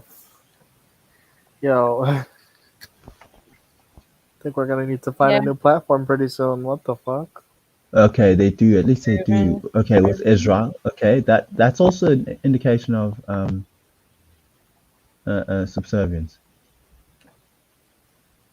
And then let's see with the president of Zambia, they say Vice President Harris meets with the president of the Republic of Zambia. Yeah. Prime Minister of India. Yeah. It's once you say His Excellency, that already to me that says it's uncommon for people to say His Excellency, especially in headlines and things like that. Yeah. Yeah, and then there, Her Excellency, Dr. Angela Merkel. Right. Yeah. So you kind of already get you're already getting the sense that there are certain countries that are of importance. Right. To the Biden administration. Yeah. So that's Germany, China. You know what though? Israel. And these are all ones that Trump was harder on. Yeah. So it's almost like they're making up for.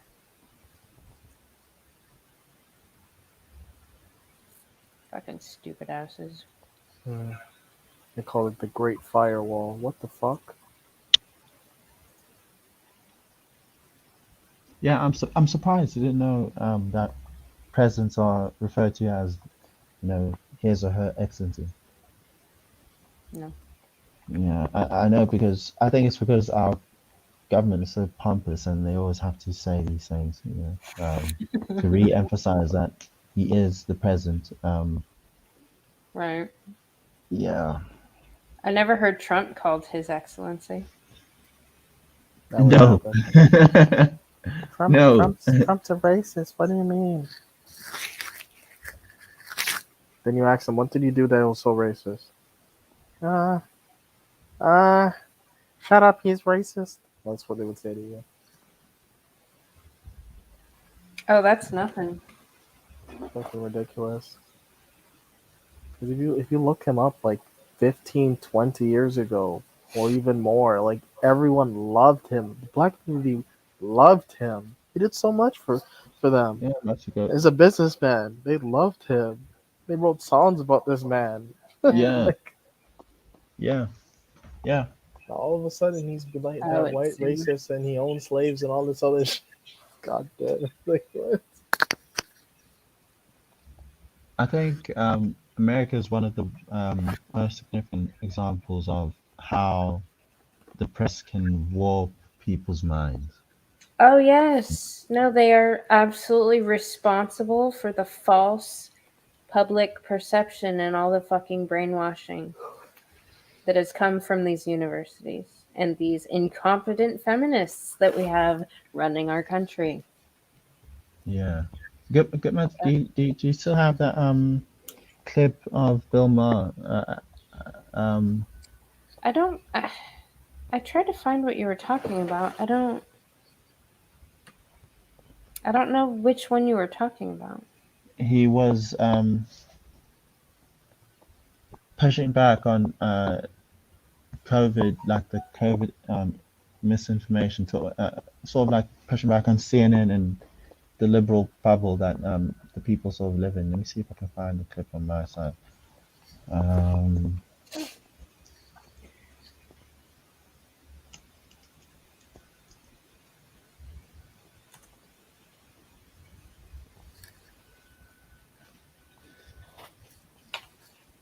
Yeah, I don't watch him at all. My friend Ginny really loved him, but she also got Trump deranged. So I don't know if he's clapping back at it right now, if she's still watching him.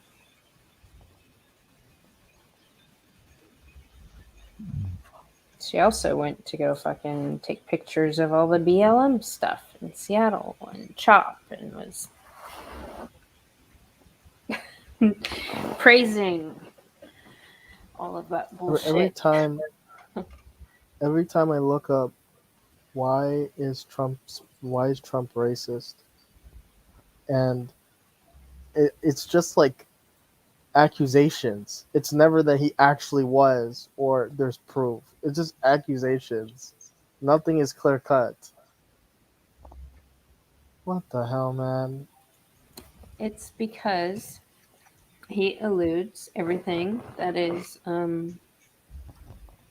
not toxically masculine. And the feminists have daddy issues, so they hated him. Male and female feminists alike all have fucking daddy issues. Our country's being destroyed by fucking idiots with daddy issues. Yeah, I'm trying to find the clip. But he was, putting some, giving some stats on. Let me see, maybe if I played it. Let me see if it's in my history or something. He was giving some stats on exactly how inflated the Democrats' perception of the risk of COVID is. Was shocking stuff. Yeah. 2004, season 2 of The Apprentice. Trump fired Kevin Allen, a black contestant, for being overeducated. You're simply an unbelievable talented guy in terms of education, and you haven't done anything.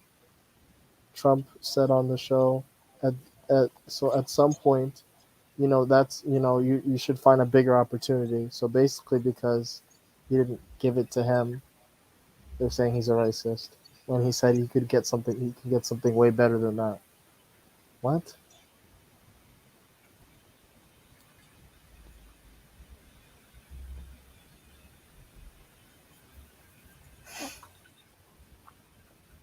So he's overqualified. Yes, he said he was only over. So all the women that I've heard personally bitch about not getting a job because they were told they're overqualified should not fucking complain about that at all.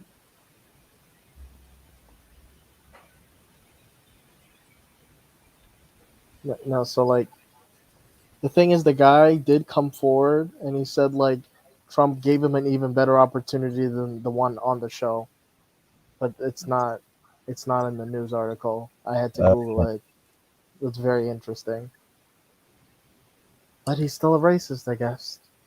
Okay.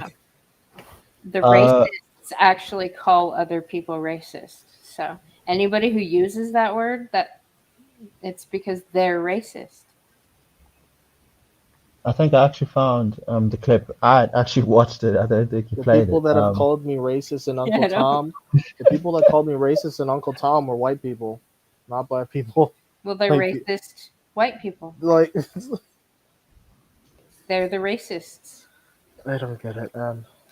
No, you can't get it. You're not mentally ill, Ryan. You can't get it. Like, I didn't support BLM, and like people went crazy on me.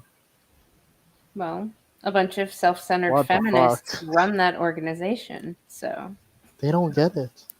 I know. It was just a cash grab at the end of the day. It was a cash grab. Like, what the fuck? Do you mind if I play the clip? No, go for it. Yeah, sure. I'm gonna go though. You guys. All right, I'll play it quickly before I dash. Let's see now. Share screen. Still trying to get used to this. You can do it, man. You're good at right. this. You guys can see this? Cool. Yep. Can see it. I've got this from the chat. Yeah, this is from Jimmy Dore. Just for context, he's a progressive, and he's reacting to Bill Maher talking about this. I'm just going to play a section of this. I see it all the time. I saw it driving in today. Let's take it a bit back. Antibodies. Well, okay, but you know, people who've had it, I've had it. Right. You know, I mean, I shouldn't be tested anymore. I had the And if vaccine. someone's willing to be a fireman, if someone's willing to be a policeman, if someone's willing to go into a burning building and says, I'm just not that afraid of COVID and I don't want to take the vaccine, that should be enough. He shouldn't be losing his job. He shouldn't be furloughed without pay. The guy that saves lives because he doesn't want to take a vaccine. It's ridiculous. And just a little messaging. I mean, I see it all the time. I saw it driving in today. People outside alone, walking with a mask. It's so stupid. It's an amulet. Yes. You know, Yes. a charm people wear scapula, around neck to ward away evil exactly. spirits. It means nothing. I mean, can't we get people to understand the facts more? I mean, listen to this. For unvaccinated hospitalization risk, unvaccinated, 41% of Democrats thought it was over 50%. So realize what he's saying. Pew did a poll, and Democrats, over 40% of Democrats thought that if you get COVID, the chances of you going to the hospital are 50%. That's what Democrats thought. This is what he's talking about.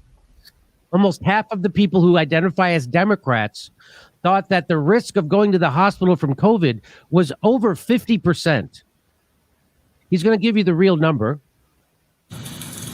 Unvaccinated. Eric, hang on. He's gonna find it. Hospitalization rate for the vaccinated is actually 0.01%. And the rate for the unvaccinated is 0.89%. So in both cases, the correct answer is less than 1%. They thought it was over 50. How do people, especially of one party, get such a bad idea? Because they're watching CNN, MSNBC, which is owned and funded by Big Pharma. That's why.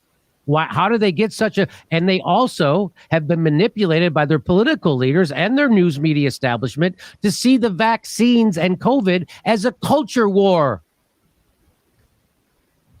That's what they've been led to believe. And it's a way to dunk on your opponents. And so now, of course, they want to think that. So if you get COVID and you're not vaccinated, your risk of going to the hospital is less than 1%.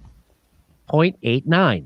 If you are vaccinated, your risk of going to the hospital is 0.01%. So it goes from 0.01% up to 0.89%. Now, to me, that sounds like less than 1% of a difference. Some people will look at those numbers and say, Jimmy, that means that unvaccinated people have an 88 times greater chance of going to the hospital. Well, you could look at it like that. I tend to look at it like less than 1% chance. You can say you have an 89 times greater chance of being hospitalized. You can say that if you want to take the most grandiose framing you could possibly take. Or you could say it's less than 1%. To even be hospitalized. Now, do you feel like you've been a victim of a fear campaign? Do you feel like you've been a victim of a fear campaign? Hospitalization, less than 1%, and we shut down the goddamn entire economy. And how many people killed themselves because of depression over that? Yep, I'm gonna pause it there. Yeah, that's the point you were making as well, Ryan. That things got really, really bad. I had I lead 4 colleagues that kicked the bucket that I knew personally, had built their business 10, 15 years, all of it go down the drain, and bankrupt in debt over $1 million, $2 million, like it's bad. They said, my business is gone. What's the point of living? Literally, it's so bad. And that's what I'm talking about. Like, cause like these mandates for the vaccine don't make any sense. And when people are saying, oh, COVID's bad, all these people are dying. And then when I look at the cases, quote unquote, and the deaths here in Canada, And if you divide it by how much people are in the population, like it's literally nothing. Yeah. And then like the numbers are inflated when it comes to the deaths, right? Mm-hmm. They're way inflated. Like what? Here, I think the deaths that's here in Canada, we have 30,000 deaths in Canada worldwide. Like in Canada, 30,000 deaths. 30,000. How many Yes. people are there in Canada? You said 50 mil? In Canada, it's about 45. Yeah.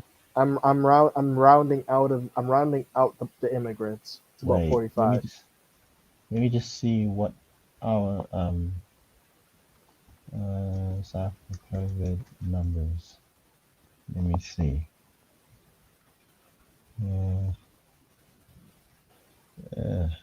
Starting to see. So 1% would be 450,000. 450,000. So let's see.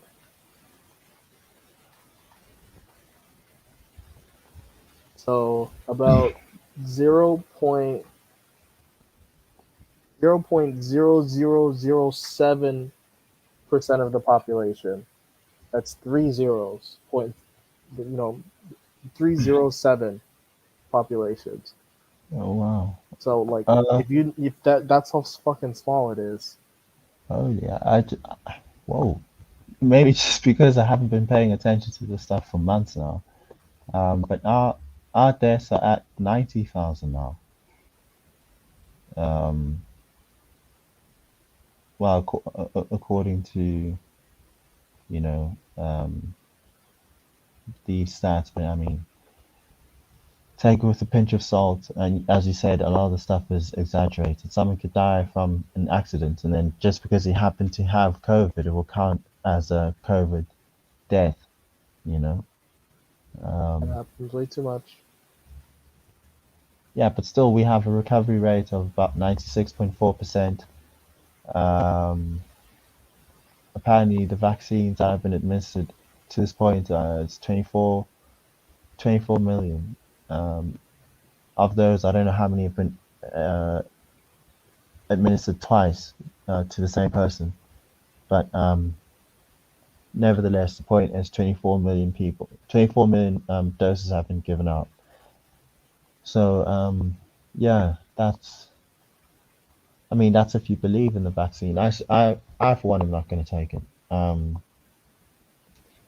Yeah, I'm not going to take it. I'm gonna let people get experimented on, see how people are doing, and then maybe afterwards. Generally, that's what a lot of people are doing. They're like, more than the doctors, because it's always an argument. Because, like, think about that. It's like what one in the chances of dying from it is 1 in 1.6 million people. For every 1.6 million people, one person dies from it. From the vaccine. That's the chance. That's the chance of dying from it. Unvaccinated. Yeah. Unvaccinated. Oh, okay. 1 in 1.6 million. Yeah. When you look at just the statistics from Canada, because only 30,000 people died here. Wait, what? That should be a bit more, isn't it? So it's 30 what? 30. You said 30,000. About 30,000 people. 30,000, and I'll divide by 40 mil, right? 45 million. 45 million divided by 30,000. It's 1,500. About one for every 1,500. Yep. That's the ratio. So for every 1,500 people, one person dies. I think globally was it 1 in 1 million? I think 1 point something million globally. I think. I think it's still around that, because I know it's less than a percentage, and looking at the sum, it's less than 0.1%, which is very, very, very, very low. I mean, given the like how much of a scare it was. I mean, compared to the response to the previous, the bird flus, mad cow disease, Ebola, it wasn't nearly on this scale. Yeah, like they were worse. Like Ebola was worse. Like I actually thought that shit was like gonna fucking kill me. Like I was like, holy fuck. Yeah, Ebola kills, bro. It's not even a joke. Like in Africa, obviously, because you hear about cases of Ebola every now and then, and yeah, yeah, that's something that you can be scared of, not COVID, man. Yeah, And shit yes, we that shit understand is that serious. there was the risk of it, collapsing the health, system, infrastructure, and all that stuff. We get that, but I mean, the fear mongering that has been done by, especially by the news, channels, networks, that it's bordering on criminal. Yeah. Yeah, yeah, So 5.1 million people have died from COVID. Five worldwide. Oh yeah, you're right. It's around the same. 15. It's about for one person. For every 1,550 people, one person dies. It's about the yeah, same. Yeah. yeah, yeah. That's the law of averages, man. It's pretty consistent. Um, Someone was asking me, wait, is this good mother? Precious Tranquility, I think it's Yeah. good Yeah. mother. So it is. It is. Emmanuel, how close is South Africa to being fully vaccinated? I think I gave you those numbers. 24 million doses have been administered. So I don't know how many of those have been done twice. I don't know how many of those have actually been done to actual South Africans. Um, uh, so I don't have a true gauge on that. But what I do know is that a lot of South Africans, at least um, where I am, and just on generally what I'm getting on the streets, they're very hesitant. Um, yeah, just a few more comments. Okay, she's talking about immune system, and then yeah, yeah, it is criminal. The way these guys have warped the minds of people, and they know that it shapes politics. They know that it shapes. I mean, think about the way they warped their perception of Trump. You know, the news is supposed to inform you, not shape your, not tell you what to think. They're just supposed to tell you what's happening, and then you take over from there. You know, um, Yeah. yeah. That doesn't This happen kind of anymore stuff though. is it's undermining your democracy. It's undermining your institutions. There are people who genuinely believe today that America is a racist, patriarchal, cruel country, which is insane to me. Because if you're actually racist, then you are the worst racist to have ever done it. Like you're terrible. Yeah. Because Because the thing actual is, racists. there are a lot of people out there that think like America is just as racist or even more racist than it was 100 years ago. Which is a slap in the face to people who are being lynched, who are being burned, people who are being, enslaved. To Hmm. turn around and say that, yeah, we go through the same sort of nonsense. That's the level of ego and or ignorance. I don't even know what it is. It's or that lack of self awareness or I think whatever it is. It's just terrible. I think the big proprietor of a lot of stuff that we're going through is a lot of people have life too easy. Before, people were just happy with just having some food to eat and stuff like that. But now that they have all that and it comes easy, like water or air, breathing air, they just have to find the Yeah, next thing to complain about. That's generally what's yeah, happening. yeah. That's exactly how it goes. That's basically South African politics in a nutshell. People got past apartheid, and then they decided, okay, cool, we need to find something else to complain about. Let's just claim that apartheid is still present, even though all of the laws are working in the opposite direction, not just neutral. They're actually kind of going in the opposite direction. Not kind of, they are. Um, right, so the outcome hasn't shifted towards the opposite, but the laws are heading in that same direction, and yet you claiming apartheid is still a thing. No one actually, like, you're not saying no one, but the majority of the electorate isn't turning around and questioning the current government. They're still talking about things from more than 27 years ago, you know. And what's the most concerning is how quickly people are willing to abandon their political, you know, positions and thoughts as soon as the issue of race is brought about. So, like I saw someone saying, South Africans are traditionally pro-religion, conservative,